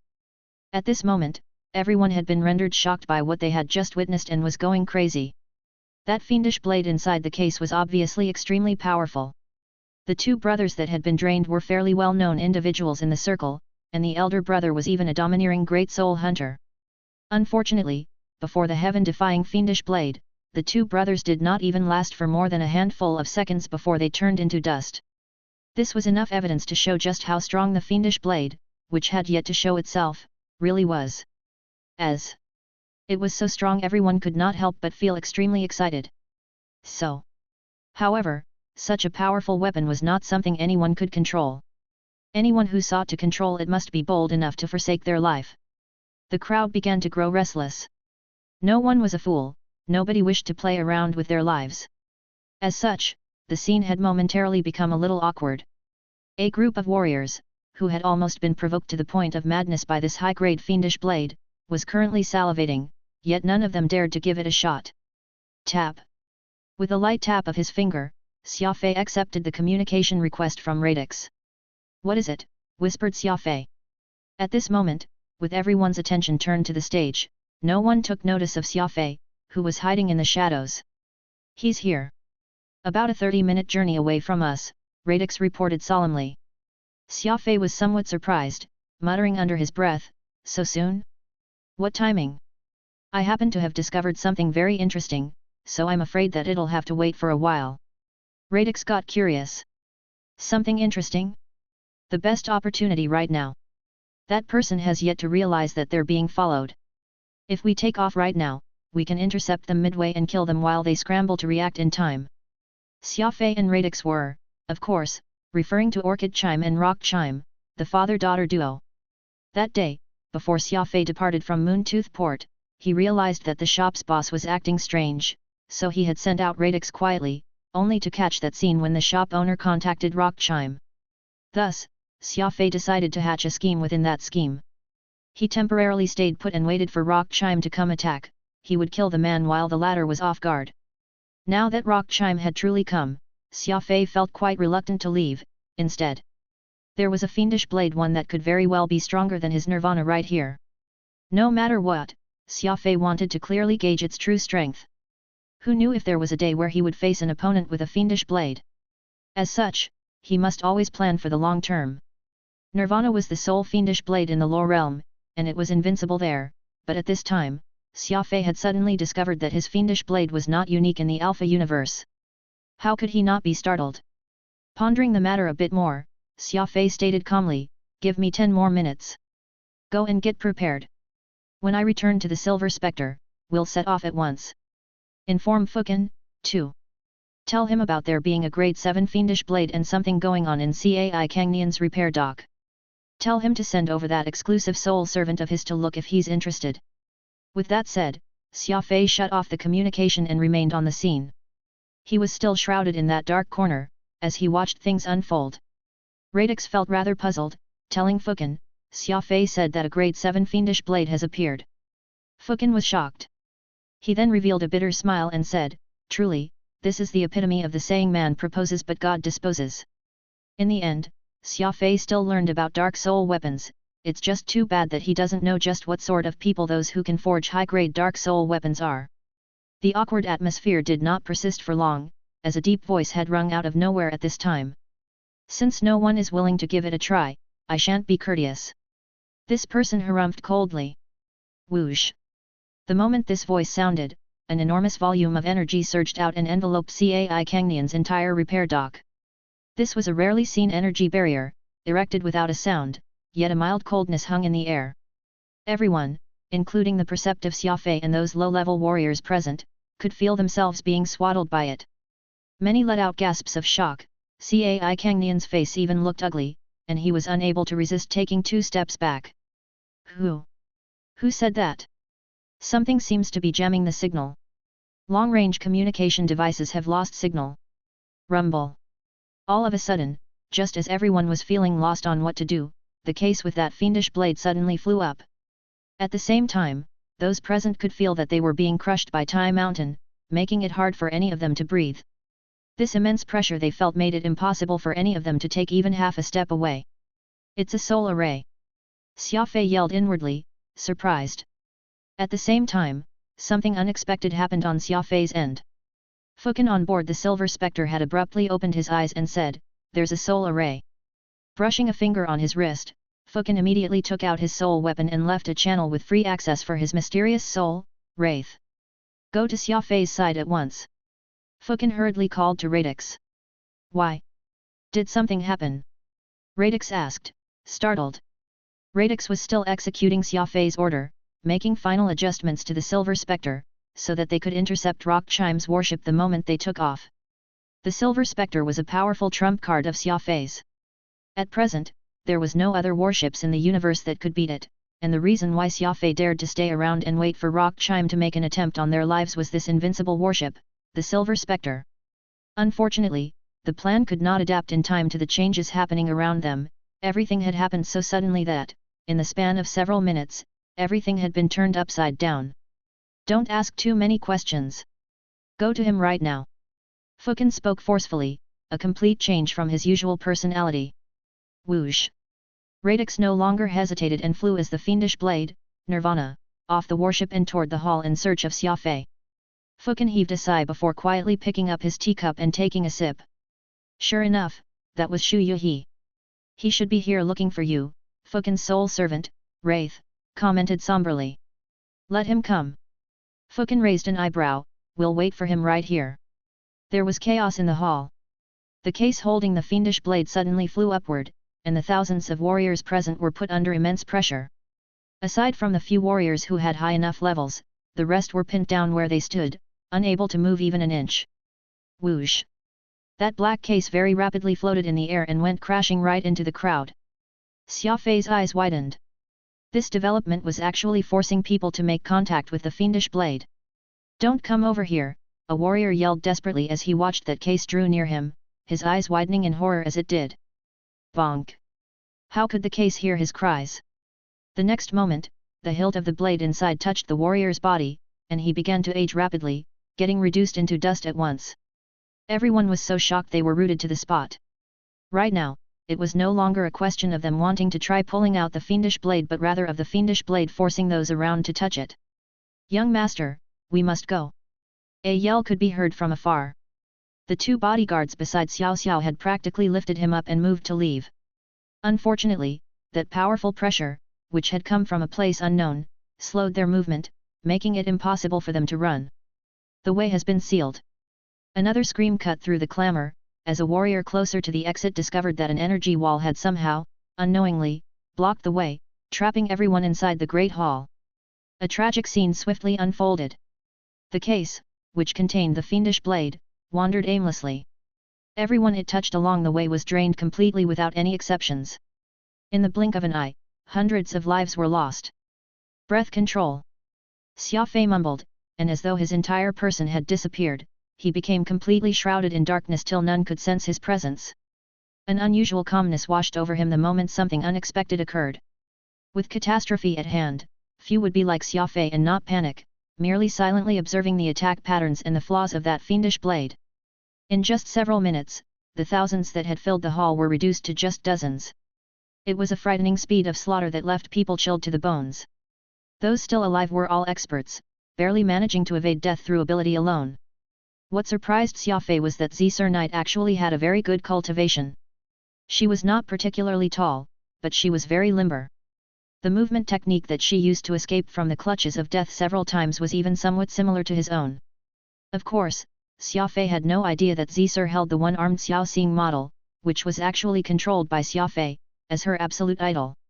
This girl had been diligently studying Xia Fei's crafty approach this entire time, and with her decent enough foundation, including Venus of Eternal Night's cultivation assistance system, she had managed to master a bit of Xia Fei's technique.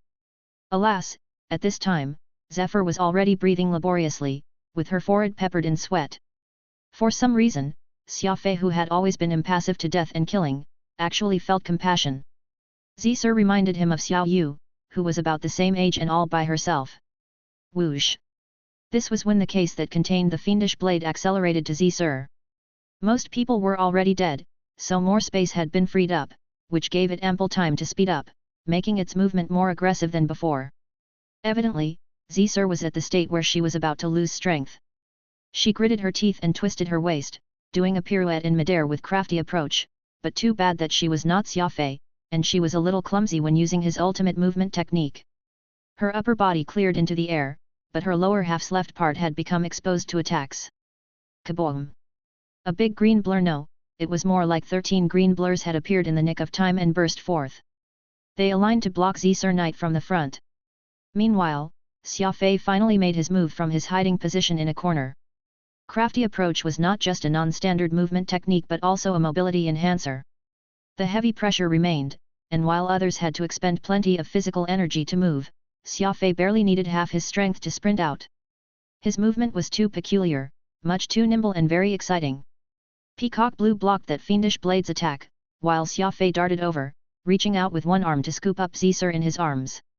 Then with a series of dazzling footwork, he crossed a distance of several meters the next second. Scrunch! The fiendish blade inside the case rammed into Peacock Blue, and its blue leaves immediately dimmed before wilting. Sever! Xia Fei yelled, an immemorial mystical armament Peacock Blue cut the withered part off itself. Using such a vicious method, Xia Fei had managed to stymie the draining power of the fiendish blade. Zephyr's eyes widened and she exclaimed, "It was you."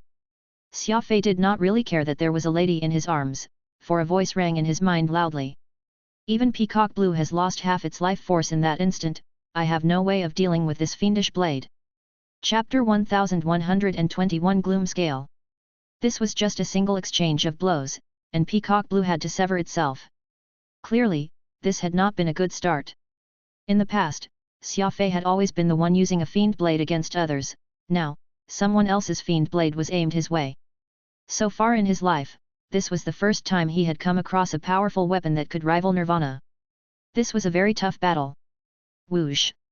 With Xia Knight in his arms, Xia Fei tapped lightly with his feet as he swiftly dashed out far. All the while, he was maintaining a ready-for-battle stance while he stayed in the shadows and minimized his presence using breath control. It's him. It's actually him. Xia was shocked. The look in her eyes was complex. For a very long time, she had been studying the one-armed Xiao Xing, worshipping its user, Xiao Xiao, but today, she had actually discovered that the Xiao Xiao, whom she had been idolizing so much, was no more than an impostor. The real Xiao Xing user had actually been this person currently right in front of her the entire time. Zephyr suddenly felt that she was very silly. She had taken a huge risk following Xiao Xiao, only for that man not to give a damn about her life and death. Instead, it was Xia Fei who had saved her. Thud! Xia Fei did not bother to show extra care to Xia despite her being a woman and tossed her onto the ground haphazardly before casually flinging a bottle of medicine to her. This medicine will help rapidly replenish your strength, drink it, Xia Fei instructed sternly. I saved you this time but won't be doing it again. If you want to live, you'll have to persevere on your own. Xia blinked, staring at this strange man before him. It seemed like Xia Fei had saved her not out of the kindness of his heart but out of his desire to find out just how strong the fiend blade was. Now that he was done with that, he no longer cared whether she lived or died. Suddenly, the expression on Xia Fei's face changed drastically, his eyebrows knitting tightly. Zephyr followed Xia Fei's gaze, only to see that the fiend blade in its case had struck Xiao Xiao at this time. There were 2 mountains of dust beside the man, which had been hiding the 2 elite bodyguards, the Zheng brothers, that the Xiao clan had hired for this 7th young master. It had only been a few seconds, yet these 2 brothers had already been drained into nothing by the fiend blade. Meanwhile, Xiao Xiao was also undergoing a shocking transformation. Argh! Xiaoxiao's cries were pained, but he did not rapidly age until he was turned into dust like everyone before him. The veins on Xiaoxiao's arms bulged and spread across his body all the way to his face. As such, the originally delicate face of 7th Master Xiao had turned grotesque. This was by no means a good omen, for it meant that the picky fiend blade had actually selected 7th young Master Xiao. Enemy. Xia Fei made a split-second decision, and with a forceful thrust of his leg, he sprinted off at his fastest speed. Swing! White Dragon's screech was immediately unsheathed and pointed right at Xiao Xiao. That fiend blade had already presented a tremendous pressure on Xia Fei even without a master, so there was no need to mention how much worse it could get once it merged with 7th young Master Xiao. Even a fool could tell that they would become a crazy existence. The only solution was to kill 7th young Master Xiao. This would ensure that the fiend blade would remain in a masterless state. Swoosh! Near light speed, Xia Fei fiercely swung his white sword as he exerted all his strength to deliver a blow. However, right as the tip of White Dragon's screech reached 7th young Master Xiao, a formless force suddenly appeared, and like a storm that had been long brewing, Xia Fei was immediately blown away. Ultimately, Xia Fei was still under the influence of the immense pressure around him, and it was impossible for him to demonstrate 100% of his abilities. He felt his arm turn numb as he went hurtling backward, fast. There's still someone else. Xia Fei gritted his teeth and looked around, only to realize that Great Soul Hunter Cai Kongnian was standing beside Xiao Xiao since who knew when, and that attack just then had come from the man. From the very beginning, Cai Kongnian had been staying out of the matter, watching everything with cold, calculating eyes. Now, he had finally chosen his side, and unfortunately, it was against Xia Fei. Lightly shaking his head, Cai Kongnian looked at Xia Fei with a complex expression on his face. Meanwhile, Xiao Xiao had already become more and more frantic. Everyone saw as he used all his strength in one hand to pull out that fiend blade from the black case. Zing! That fiend blade finally appeared, and it was Gloom Scale, an over 2-meter long weapon. Like a sharp and elongated rhombus, it was pitch black and grim-looking. Boom! A violent shockwave ripped through and filled the hall. The moment the fiend blade Gloom Scale appeared, everyone got buffeted away. The gigantic burst of energy that surged from the blade swiftly dominated Xiaoxiao's body. When everyone looked again, they saw that 7th young Master Xiao had a completely blank expression on his face, which was so pale it radiated in this hazy gloom. Get ready to flee, Xia Fei whispered to Sir Knight. Zephyr was startled but soon nodded her head with a frown. The ability that Gloom Scale demonstrated was completely the same as Nirvana's. They were both fiend blades, with the only purpose of existence being to devour and drain everything in its path. The difference between the two was that Nirvana did not infringe upon Xia Fei's mind, while the Gloom Scale had very quickly gotten 7th young Master Xiao under its control. At this point, only a few dozen people were still alive in the repair dock, and all of them only knew one another superficially.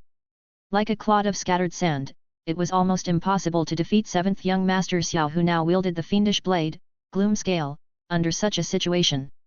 A portion of the energy that Gloom Scale had absorbed just then had already transferred to Xiaoxiao's body, and that man was very powerful right now. Gloom Scale at this point was also much stronger. Follow me! Clap! Xia Fei shouted and grabbed hold of Sir, charging toward the exit. There was an energy barrier present, which Xia Fei planned to use his law of primal chaos on to get through. His plan was to return to Silver Spectre and leave this place. Aside from the law of primal chaos's subversive power, Xia Fei could not think of anything else in his arsenal that could deal with Gloom Scale. However, the law of primal chaos was not a power he could control. The fiendish blade, Nirvana, had been formed due to the law of primal chaos, so there were only 2 possible outcomes if Xia Fei used this heaven-defying law power against Gloom Scale. Either it would destroy the weapon or it would make Gloom Scale all the more stronger. The destruction of Gloom Scale would, of course, be a superb outcome, but if the law of primal chaos unreasonably reversed the trait and turned that already unparalleled fiend blade into something even deadlier, then Xia Fei would end up in an even more dire straits compared to his current situation. This was why Xia Fei would never use the law of primal chaos, unless it was his very last choice. Rumble. Xia Fei threw a fist right at that energy barrier, directly shattering it. At the same time, Xia Fei pulled his hand back and, in a pitching motion, tossed Zisur out. That was because Xiao Xiao had already arrived right behind him with Gloom Scale, and its sinister edge was just 20 centimeters away from him. What a quick sneak attack! Xia Fei used crafty approach to hastily evade the incoming blow. Aside from dealing with the sneak attack, Xia Fei had to deal with the distinctly disadvantageous heavy pressure shrouding the place. Not only would every move he make use up several times the energy he had to, the speed at which he executed these moves would also be many times slower. Compared to before, Xia Fei's crafty approach dodges could have very easily slipped past this sneak attack without any problem, but now, when he ducked his shoulder, he realized that he failed to evade his calf in time. Awoo! Furball howled frenziedly and, with a burst of strength, launched himself right at Gloomscale's blade like a toad cannonball. Xia Fei had been coaxing forbearance in Furball the entire time. It could not be helped, for Gloomscale was a devouring soul weapon, and Furball was an energy-type holy beast. The two were simply incompatible with each other, and Furball would not only lack any advantage against Gloomscale, it could even very likely cause him to lose his life. However, seeing that Xia Fei was in danger right now, how could Furball continue to remain calm? This was why the reckless ball chose to attack. He was ready to exchange his life for Xia Fei's. Furball was already positioned in front of the fiendish blade, Gloomscale. The situation was at a critical juncture, and the blade would cut into his fur in the next second. This was when a sharp whistle of slicing air rang, and a dark shadow came cutting in. Nirvana. It was Xia Fei's fiend blade. Clang. The sound of metal clashing against metal reverberated. Xia Fei's Nirvana had arrived like a bolt of lightning, and it actually sent that fiend blade Gloomscale flying off upon collision. This one hit saved Furball's life. The white glowing blur did not stop in time, and it penetrated through several metal alloy walls. This was evidence of just how reckless Furball had been, and how much strength he had put into his one attack. Even Xia Fei felt a wave of ease washing over him. That pressure, which had been restricting him the entire time, was gone, and he could feel his body lightening up once more. Tap! Xia Fei twisted in mid-air and landed firmly on the ground. With one hand extended, Xia Fei grabbed Nirvana from the air while he held White Dragon's Screech with the other. He was now evenly matched with the enemy, this already crazed 7th young Master Xiao. To hell with you! I wanna see for myself, my blade against yours, just which one is more fiendish. Xia Fei waved one arm out, pointing at 7th young Master Xiao with Nirvana. This person had nearly caused Furball to lose his life, so Xia Fei's eyes, at this point, had already become two burning embers of anger. His madness was showing. A decisive battle was imminent. Fiendish Blade, Nirvana versus Fiendish Blade, Gloomscale. On board the Silver Spectre, Fukin heaved a long sigh of relief, his face somewhat paler than usual. In front of him was a very small array constructed with 4 soul vessels. Each was placed at a corner, and there was this obvious glowing energy connection that pulsed between each. This was the array that had countered the soul array, which was exerting pressure on Xia Fei. While Fukin might have succeeded, he had also expended a lot of energy in doing so, and he visibly weakened following this. It's been years since we last saw each other, yet here you are still causing trouble for me. A voice from outside the warship floated in. Fukin looked outside the warship's window, and an elder wearing a black and white long robe could be seen standing alone outside. This elder, who looked to be about the same age as Fukin, shook his head repeatedly with both hands behind his back. Se. Smiling, Fukin puffed out his chest and replied, I could say the same about you. You're still as unscrupulous as you were all those years back. These two were technically foes, yet Fukin and this elder were smiling back at one another, showing vague sympathy and kindredness between them. Calmly making his way off the warship, Fukin stood about several dozen meters away from that elder. Their eyes met from afar, and the air around them stirred restlessly. The wind picked up and raged around them. It's too bad that you've gotten old, so you're still too late. I already found someone with a quasi-dark constitution, I just didn't expect that person to be Xiao Xiao from the Xiao clan, that elder spat with disdain. A distinguished major clan? Dog shit. The degree of darkness in the Xiao clan's only son is so frightening even you will be chilled.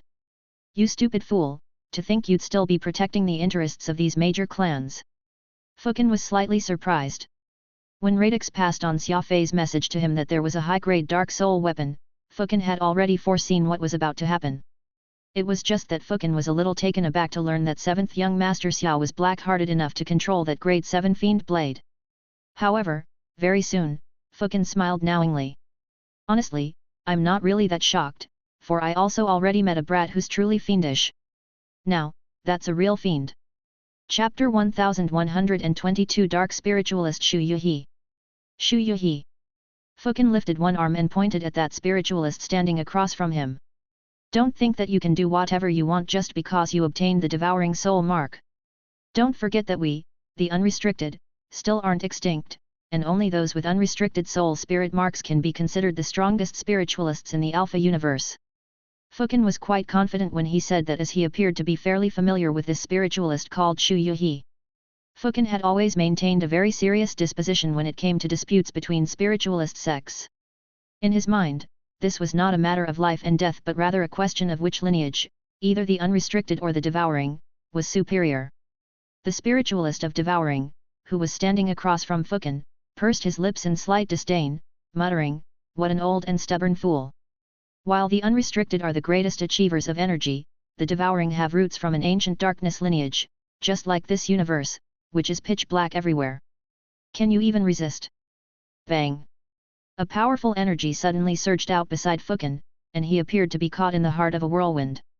When an apex spiritualist decided to fight to the death, the energy surge from them could be even more terrifyingly powerful compared to the soul practitioners who had devoted themselves to combat.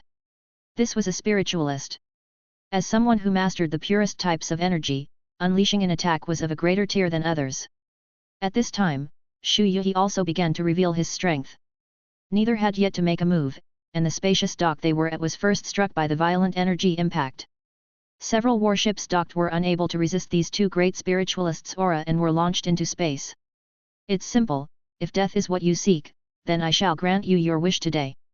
Shu Yuhi shouted, then the energy all around them suddenly gathered toward this spiritualist of devouring. Of course, he was able to drain others to strengthen himself. Whoosh! A short crossbow, with a dark metallic texture, appeared in Shu Yuhi's hands, and a sharp triangular arrow loaded in it. A dark soul weapon. A grade 8 dark soul weapon. Even stronger than that rhombus-shaped gloom scale Xia Fei was currently facing in the Great Hall. It looked like Shu Yuhi had truly gotten a handle of the dark spiritualist legacy, having actually succeeded in forging such a high-grade dark soul weapon. Fukin was unfazed. He brushed a finger lightly across his bracelet to release his very mysterious soul, Wraith. The enemy had pulled out a high-grade dark soul weapon, yet Fukin had only sent out his immortal soul servant. Could he be intending to take on Shu Yuhi's dark soul weapon with just Wraith? Soul weapons existed solely to kill souls, so what Fukin had done did not seem to be the wisest move. However, the expression on Shu Yuhi's face changed drastically the moment the snarling Wraith appeared. He gritted his teeth and hissed, "Well done, Fukin. To think you actually succeeded in taming that thing. That's a huge taboo to us, spiritualists." Fukin smiled and barked presumptuously, "I indeed tamed one, what about it?" 2 battles, happening at the same time in 2 different places, and both were highly irregular. Xia Fei had no idea that Fukin's nurturing of an exclusive soul servant was a great taboo in the spiritualist profession. Shu Yuhi used the tabooed dark soul weapon to deal with Fukin, and Fukin dealt in kind by using an equally tabooed soul to combat the other. Inside the Great Hall, Xia Fei was also engaged in another battle of prohibition with Xiao Xiao. Fiend Blade versus Fiend Blade.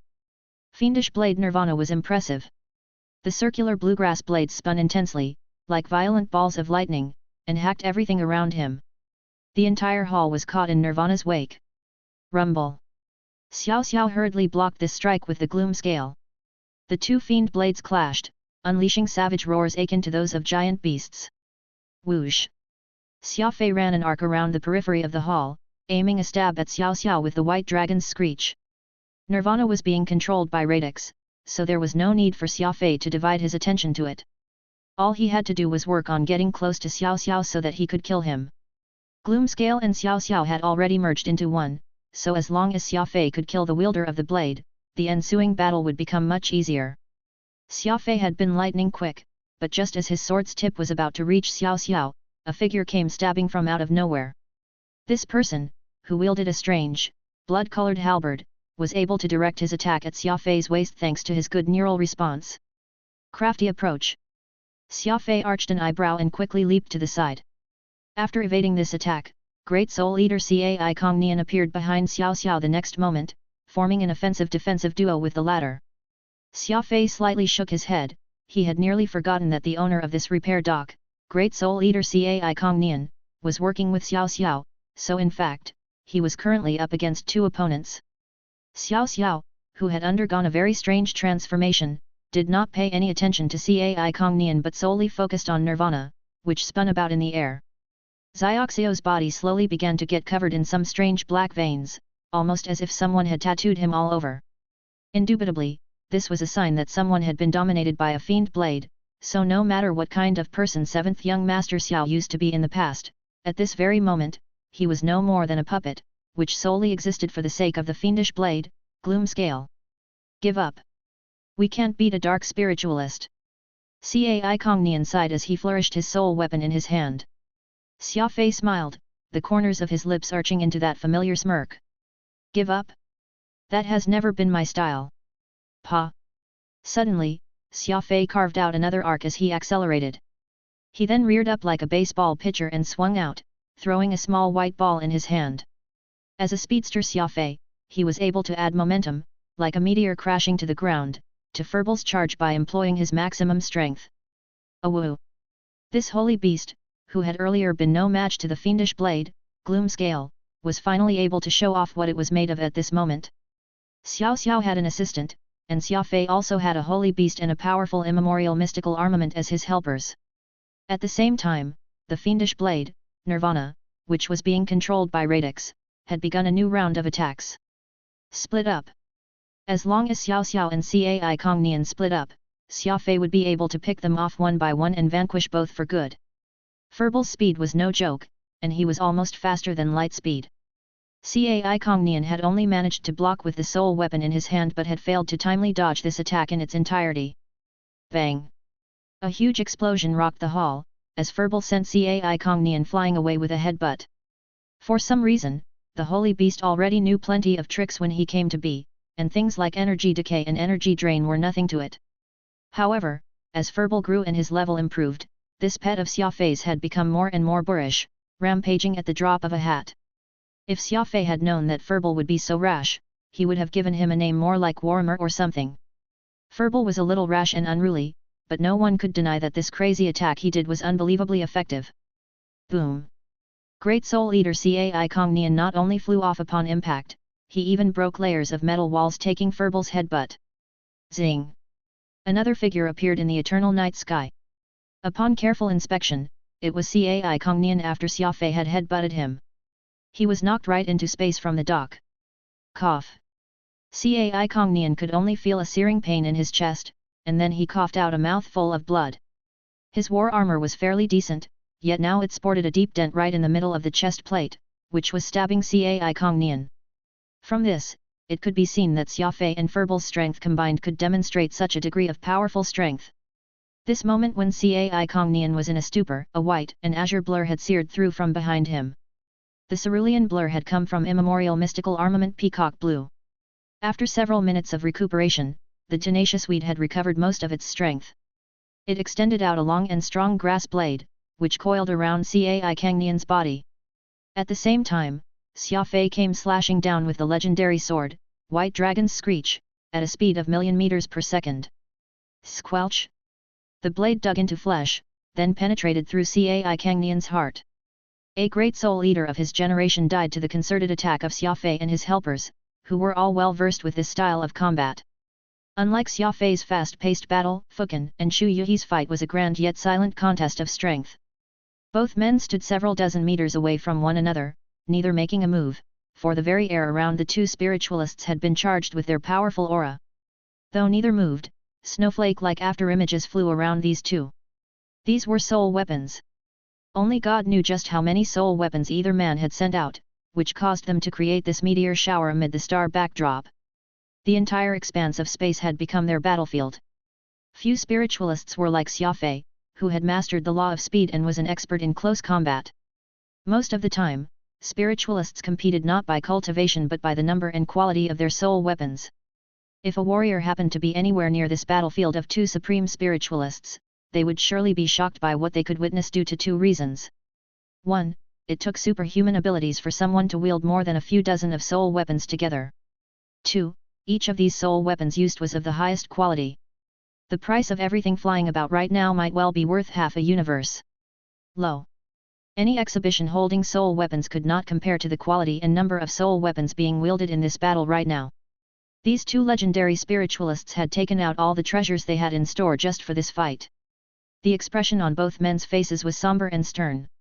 The two combatants had shut their eyes and were wholly relying on their great mind control to fight this fight.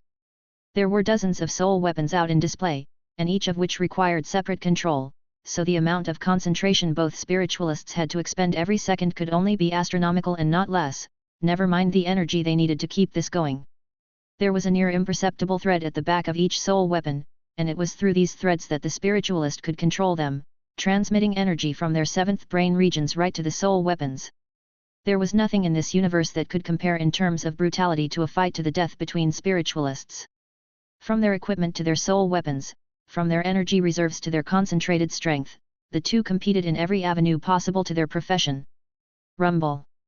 This scene, where more than 100 soul weapons belonging to two supreme spiritualists were on full display, was truly hard to describe with words alone. On one hand, Xu Yuhi launched a ranged attack with a soul weapon, on the other hand, Fukin sent forward a soul weapon meant for defense to block this long-range attack. There was no need to mention the disturbing momentum created amid the stars, for this battle was more like two experts playing chess against one another, with their lives on the line for the match's outcome. One wielded heavenly sword, while the other had the dragon-slaying saber. With their level of cultivation, would neither man not have their own set of impressive soul weapons? Based on the balance between soul weapons, the one whose weapons were sturdier and had stronger willpower would emerge victorious. Cai Kong Nian is dead, said Fukin in a deep voice, without opening his eyes. From across, Xu Yuhi gritted his teeth and said, "Don't feel happy too soon. I admit that the young man you're with is very capable, but the battle has just begun." Thud. After he said that, Xu Yuhi actually sat right down. His hands then began to form strange signs in the air, causing the expression on Fukin's face to turn more severe. "You actually intend to destroy that soul weapon, thereby ruining Xiao Xiao? That's Xiao clan's only son. There's no way that they'll ever let you off," exclaimed Fukin in shock. Xu Yuhi let out a crazed laugh, his expression turning ferocious. "Who cares about all that? No matter what, I want you dead today. Anyone who's with you will also perish. Concentrate souls, seal." Xu Yuhi bellowed. Something unexpected occurred from far away. Chapter 1123 Borrowed Life. Concentrate souls, seal. Xu Yuhi bellowed.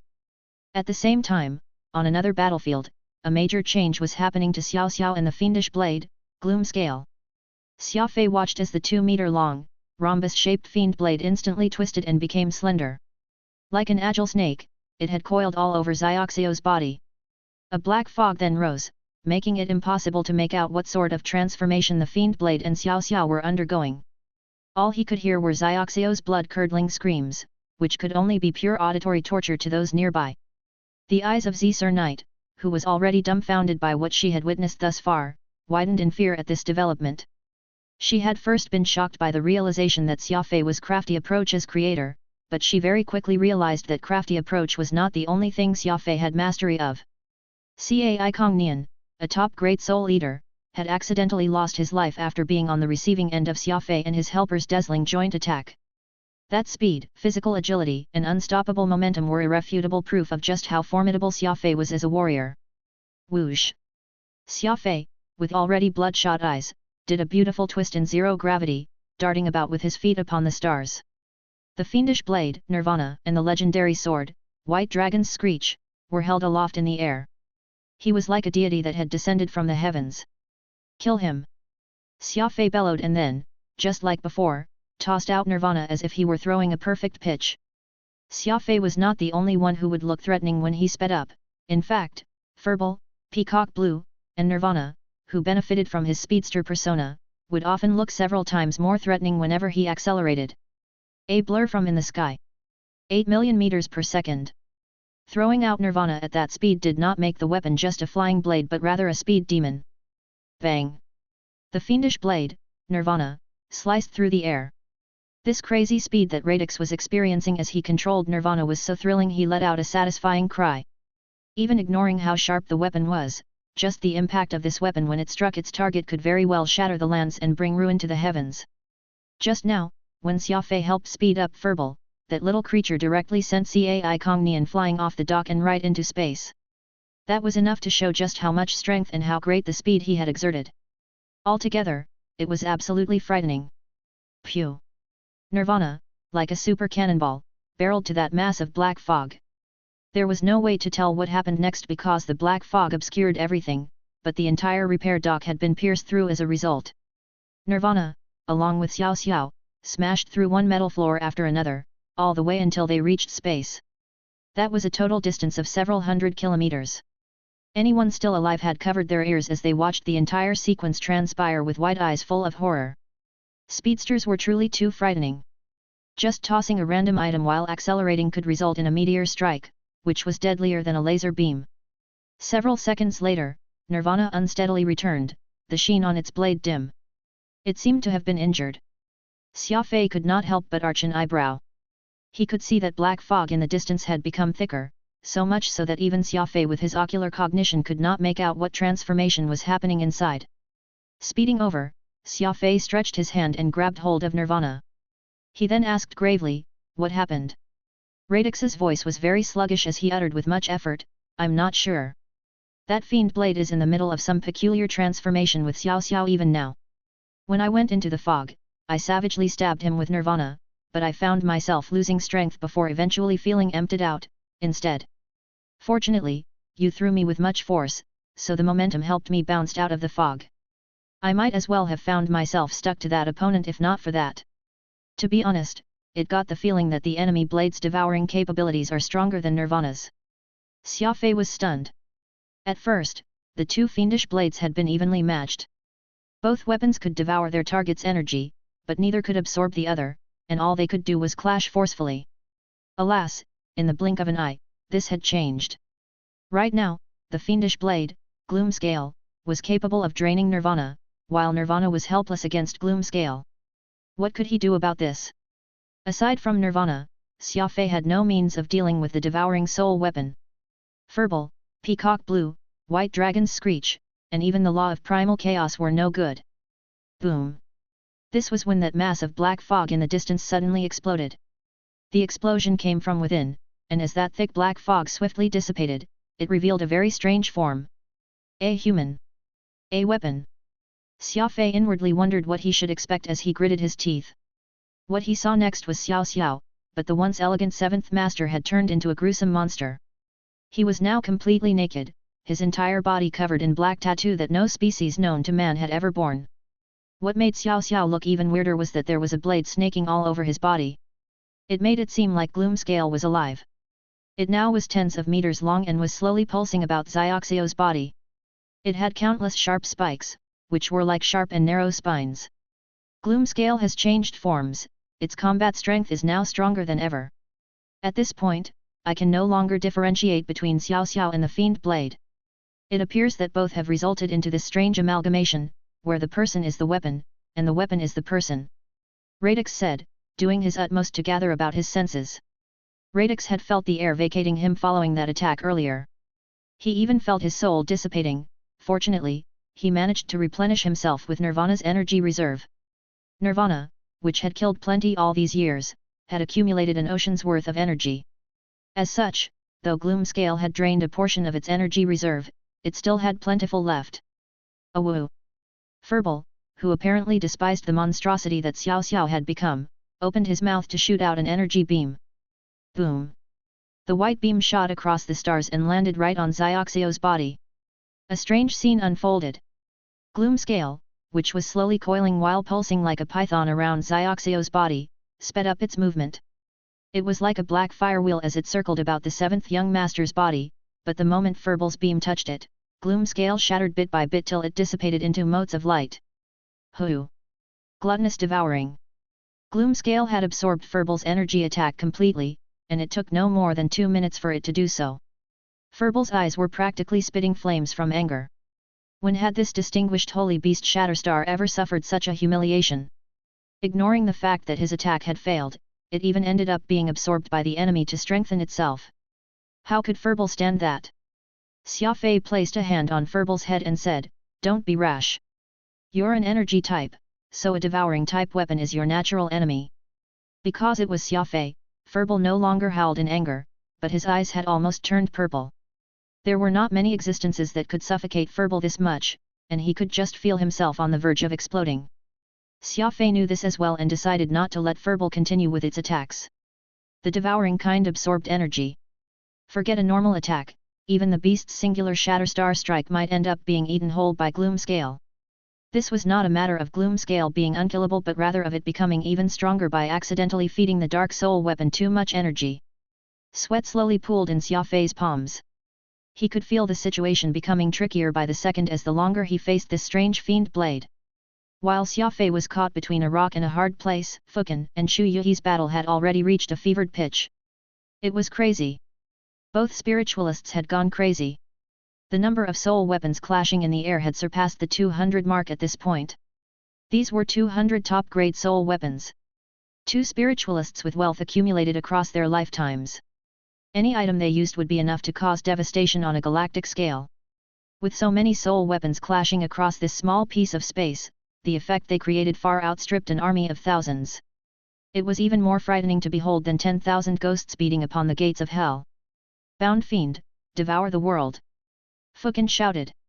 Everyone saw as that strange wraith expanded over 1,000 times to become a massive demon that could crush the sea of stars with 1 foot. He was like a devil that had assumed his true form. His 2 ears covered the heavens, like 2 golden spears stuck on his head, while sharp and dinosaur-like bone spur could be seen on his back, and this extended all the way to his sword-like tail. There were 9 teeth on both his upper and lower jaws, like a serrated saw that spanned from heaven to earth. Indubitably, this was no human being. It turned out that Fukin's exclusive soul servant was not a human to begin with. Who actually knew what type of monster had a form like wraiths? If he wanted to, no one would dare to take a second glance at him.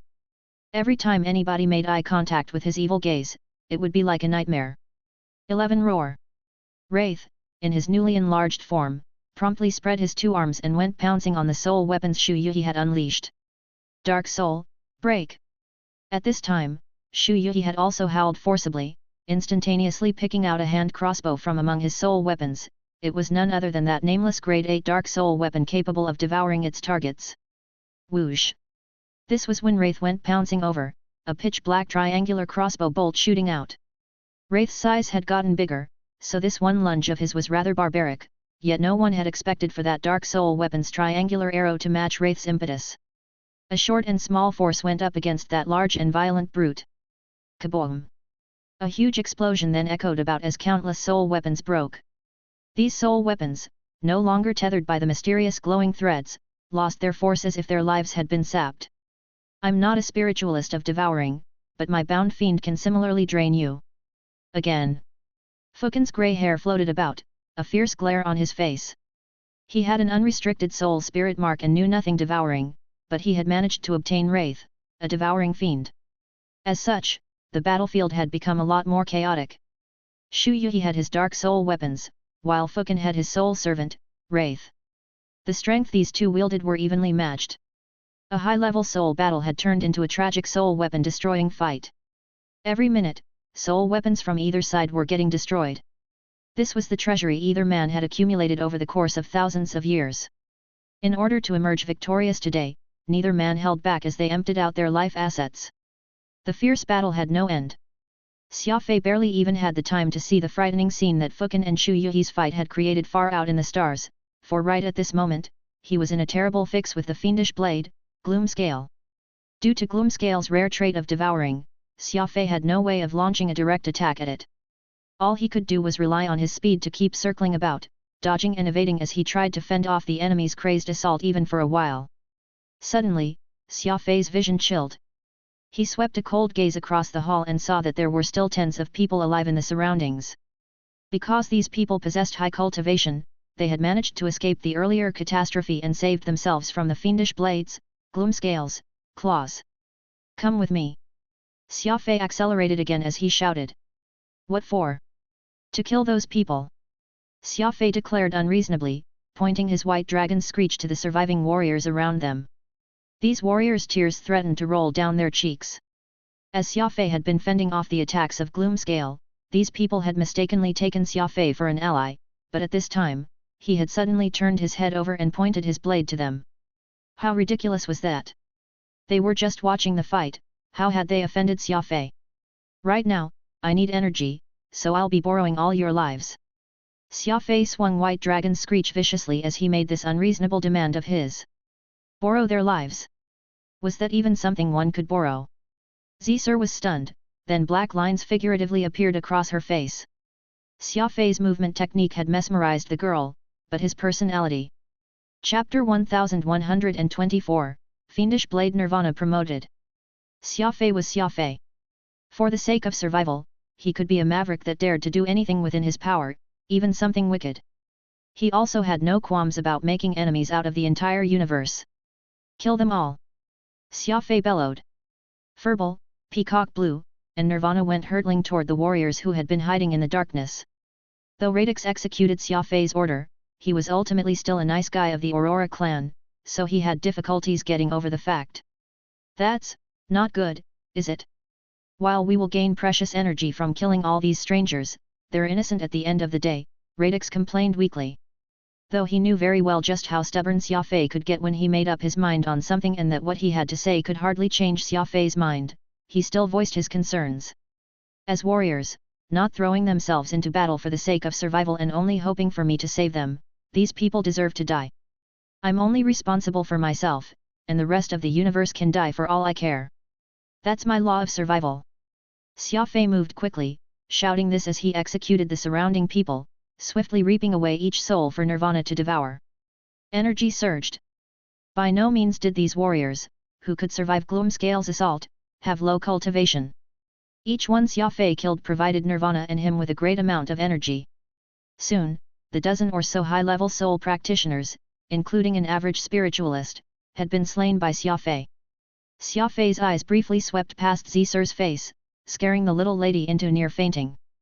Zisir could be deemed as someone whom Xia Fei was acquainted with, yet she could not understand at all the side shown by Xia Fei during this fight. No matter how approachable the man was normally, that was ultimately just one side of him. This was a universe where only the paranoid could survive. Xia Fei had lived till this day precisely because he was far more paranoid than anyone else. Far crazier, too. Rumble. Gloomscale, which had consciousness, froze up for a good while. It initially wanted to attack Xia Fei, but the Dark Soul weapon had not expected him to enact such a crazy action. People had always felt nonplussed over Xia Fei's unconventional acts, and this fiendish blade was no exception. Bang! Dodging Gloomscale's attack, Xia Fei revealed a rare hint of fervor in his eyes. Zisir, use your Venus of Eternal Night's legacy move, Azure Nebula Waterfall. Xia Fei turned his head and shouted at Zisir. Zephyr was startled but responded with a quick nod of her head. With her current cultivation and given her young age, it would be somewhat dangerous for her to use her clan's strongest soul art. However, Xia Fei did not care about all that. People who wished to survive this situation must pay the price. This was the reasoning behind the saying, one won't survive if they don't go mad. Boom! Raising her two arms, Zisir Knight unleashed rolling black clouds, somewhat mimicking her grandfather's stance. As these black clouds roiled, they covered the starry space in the matter of seconds. Faint, blue lightning scattered within, looking like thunderbolts mixed in the clouds. The darkness of these clouds was fairly thick, and it was impossible for anyone to make out anything from within. It was as if Xia Fei had intentionally sought to introduce darkness to his surroundings, but just what was Xia Fei planning to do in this darkness? Pa! In the darkness, Xia Fei tightly gripped Nirvana and, in the next second, completely opened up his seventh brain region. The spirit energy stored inside it then flowed out freely.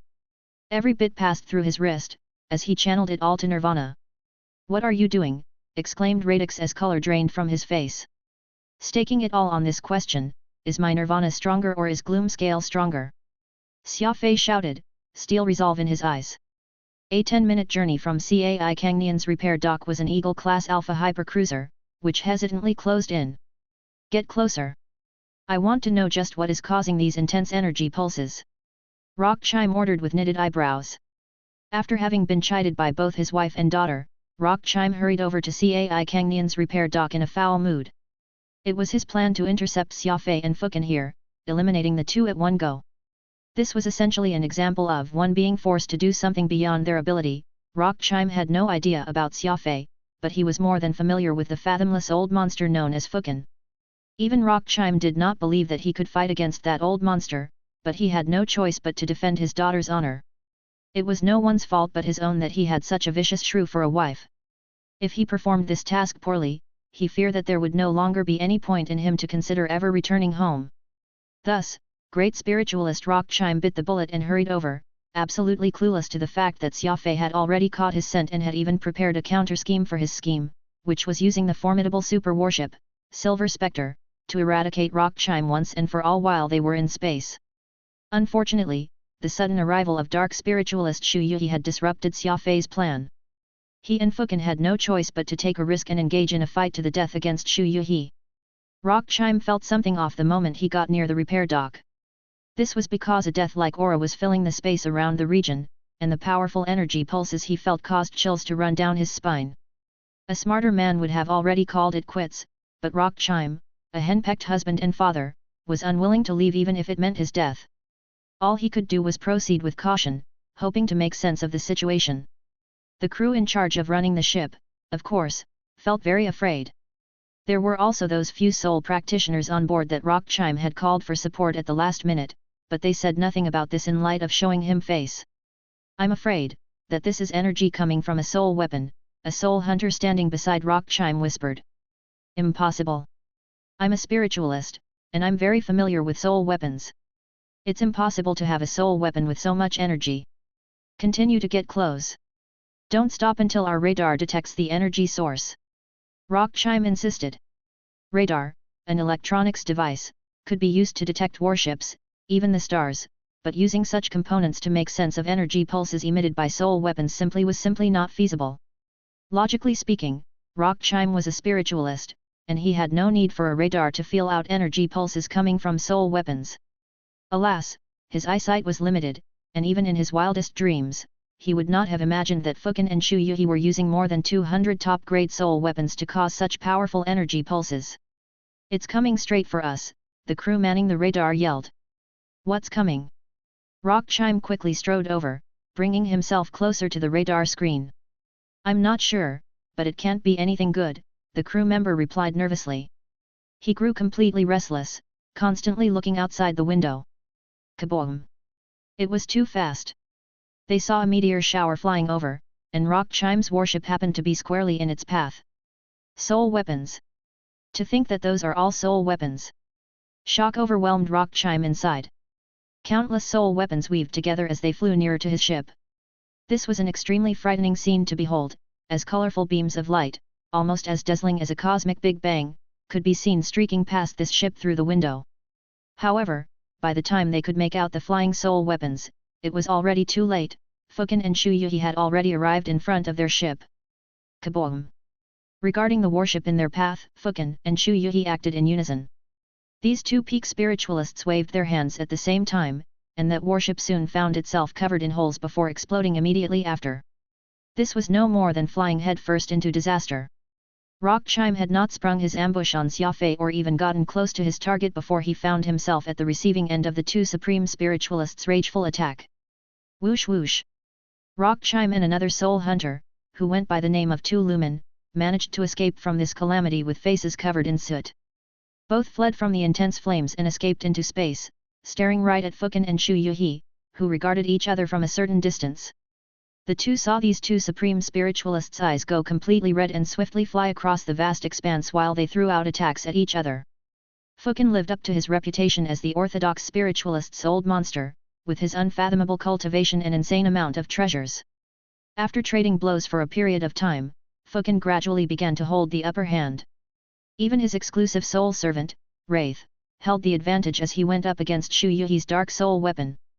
Xu Yuhi's expression turned severe.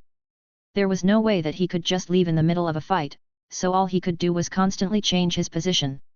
Alas, as if Fukin had gone crazy, he refused to let Xu Yuhi go no matter what. As such, these two spiritualists battled from somewhere near the repair dock all the way to Rock Chime's location. Scram! Xu Yuhi exploded in rage. He threw a palm at Rock Chime, sending the dumbfounded man flying with this one move. Fukin and Xu Yuhi were both at their boiling point, so how could either give a damn about Rock Chime? This was what being unlucky looked like. Rock Chime was no match for Fukin in the first place, now that he was in front of two spiritualists, who could both be deemed as old monsters. This was him practically courting death. Fukin did not say a word, either, and just mentally directed his soul weapon to swat away Rock Chime and that soul hunter beside him. Rock Chime was practically on the verge of falling apart. He was now actually entertaining the idea of fleeing. Alas, he had accidentally appeared right between Fukin and Xu Yuhi. Countless soul weapons, dancing ferociously, kept flying around him, and soon enough, he became the recipient of an endless sequence of attacks. Send out a soul weapon of his own to protect himself? What a joke! Considering the grade of soul weapons that Fukin and Xu Yuhi owned, nothing Rock Chime had could ever compare. Whoosh!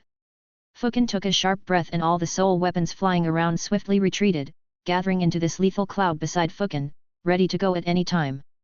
Xu Yuhi gritted his teeth and did the same, preparing for an all-out attack. As for the unlucky Rock Chime, he was right in the center of it all. Kaboom! Thrilling!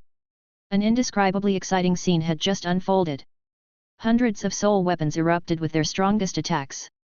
At that moment, the endless sky of stars had lighted up. No! Xia Knight screamed. Her eyes went wide as her body trembled uncontrollably. As a soul art practitioner, Xia was more than aware what was happening in the mass of darkness. After an initial confusion, the fiendish blade, Gloom Scale, rapidly locked onto Xia's position and then hurtled toward her. It's over. Zephyr thought to herself. She then desperately thrust her two hands forward in an attempt to release her Azure Nebula waterfall so as to give her a chance at survival. Unfortunately, Gloom Scale was simply too fast. It had arrived right in front of Xia before she knew it. In fact, it was just no more than 2 meters away from her.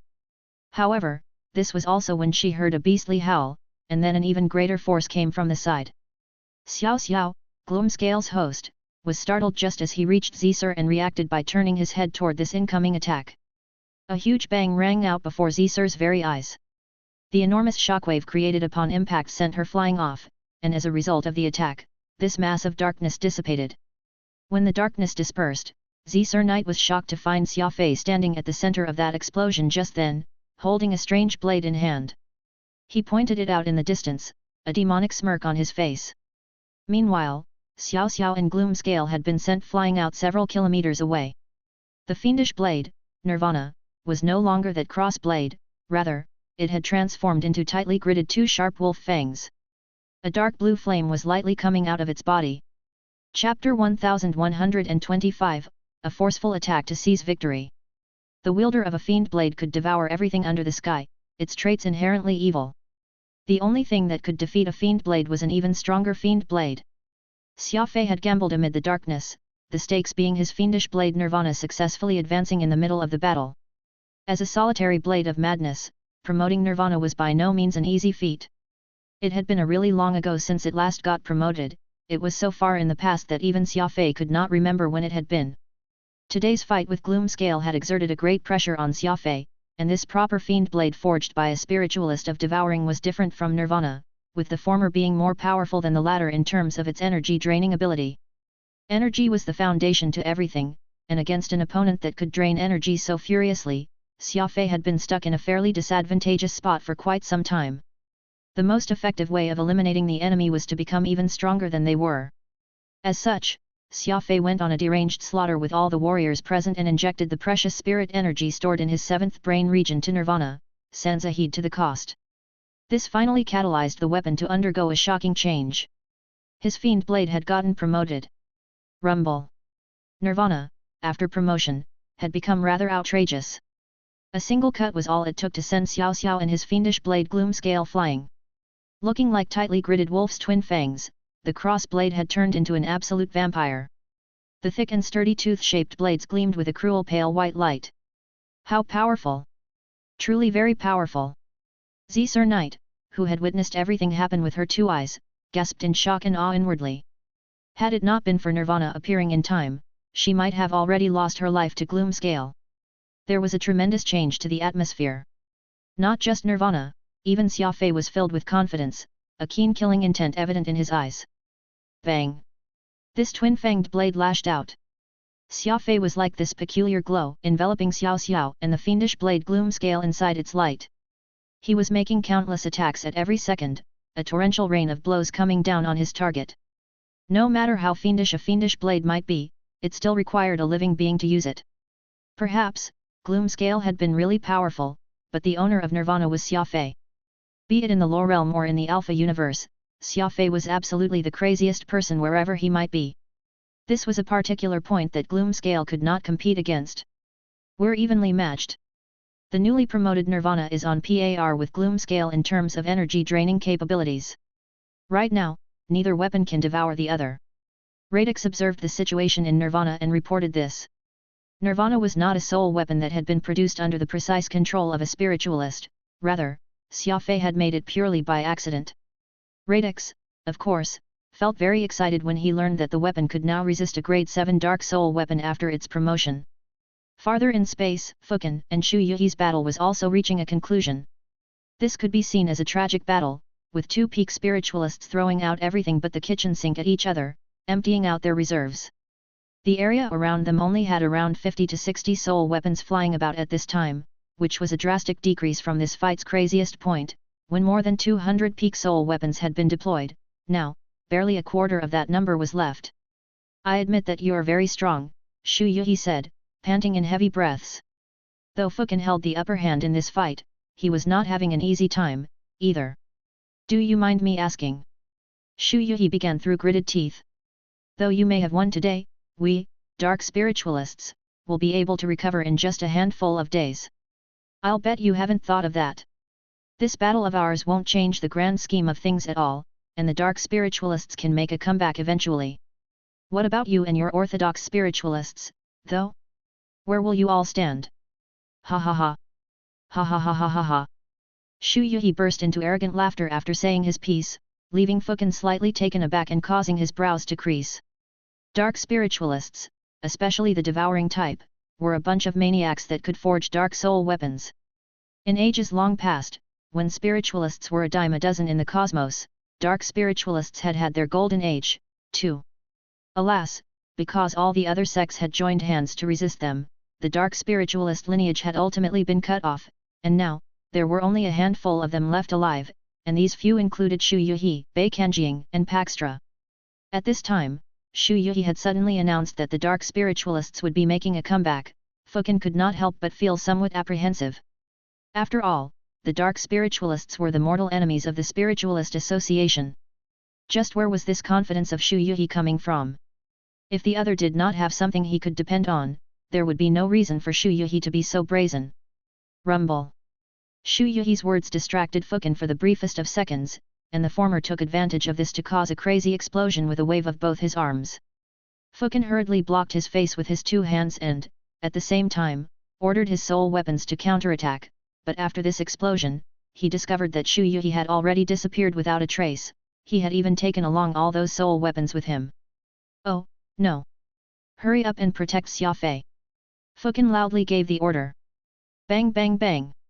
Xia Fei was now holding the absolute upper hand in the battle, launching rounds after rounds of crazy attacks, giving Xiao Xiao and his fiendish blade Gloom Scale no time to breathe.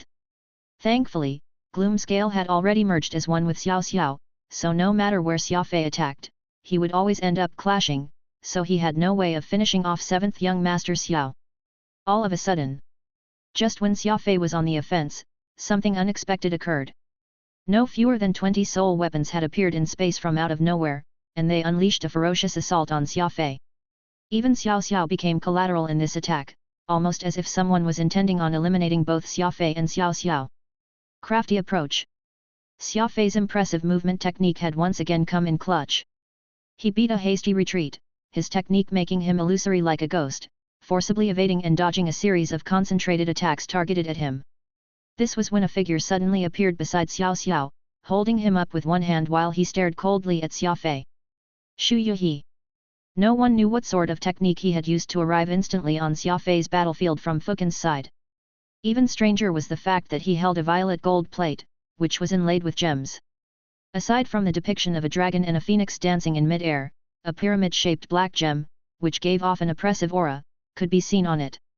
Shu Yuhi panted heavily as he absorbed the energy from the gem, recovering his constitution. It was evident that his battle with Fukin just then had taken a toll on him. "You're a spiritualist!" Shu Yuhi exclaimed, shocked. As a great spiritualist, Shu Yuhi could, of course, see past Xia Fei's disguise and tell at a glance that the young man was actually using spirit energy to battle. Whoosh! Xia Fei went darting out the moment the enemy said those words. This was not the time for Xia Fei to hold a conference, and there was no need for him to answer Shu Yuhi's question, for as a warrior born with astute senses, Xia Fei had homed in on the fact that Shu Yuhi was in a vulnerable state right now. This opportunity was but for a brief moment only. If Xia Fei gave Shu Yuhi time to recover, even for just a few seconds, that would spell doom for him. When it came time to act, it was important for one to strike with decisive precision, and warriors must never let go of even the slightest chance. Bang bang! Furball and the fiendish blade Nirvana, which had been tossed out together by Xia Fei, appeared like two beams of light as they shot to Shu Yuhi at high speeds. At the same time, Xia Fei dragged Peacock Blue behind him. This was a joint attack, with all his weapons and techniques mobilized. It must be said that Xia Fei had timed his attack cleverly. A huge battle had just ended, so Shu Yuhi was at his weakest point in terms of his physical strength. His entire body was left feeling sore after instantly moving between battlefields. This was exactly when Xia Fei went for a lethal blow without a word. This gave Shu Yuhi a big headache, for this incoming concentrated attack was truly fierce. First was Furball, who came hurtling at him like a comet. Shu Yuhi had to use his superior neural reaction in order to dodge the holy beast. Second was the fiendish blade, Nirvana.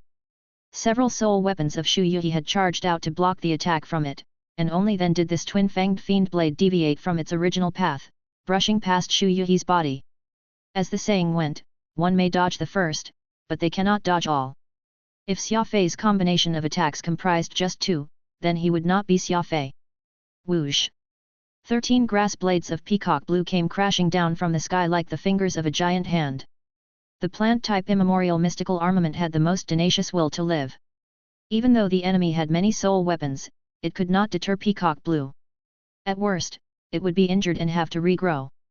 Shu Yuhi was not a speedster, so there was no way he could be as nimble with his body movement as Xia Fei.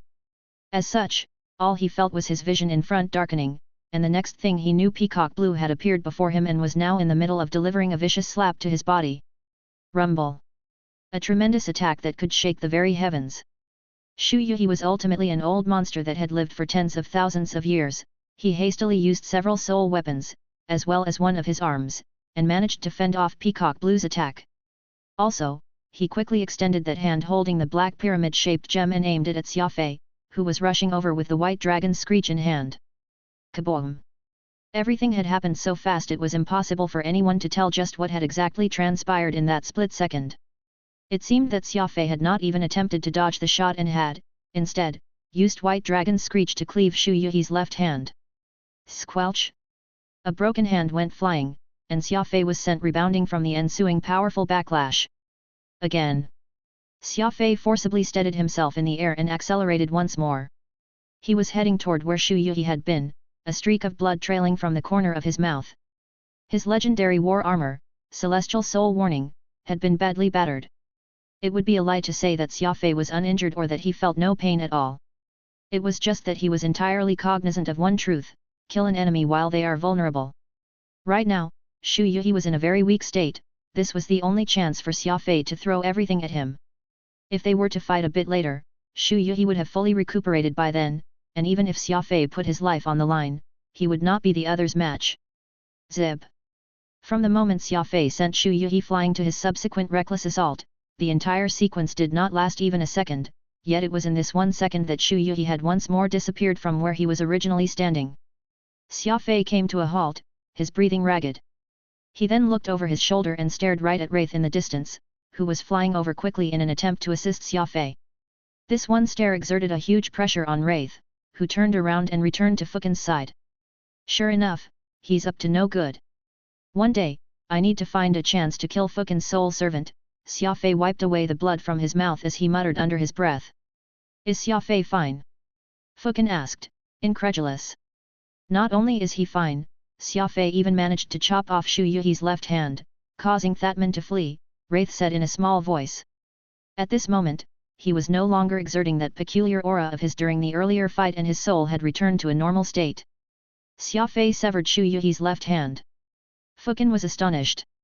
Then what about Xiao Xiao and that fiendish blade?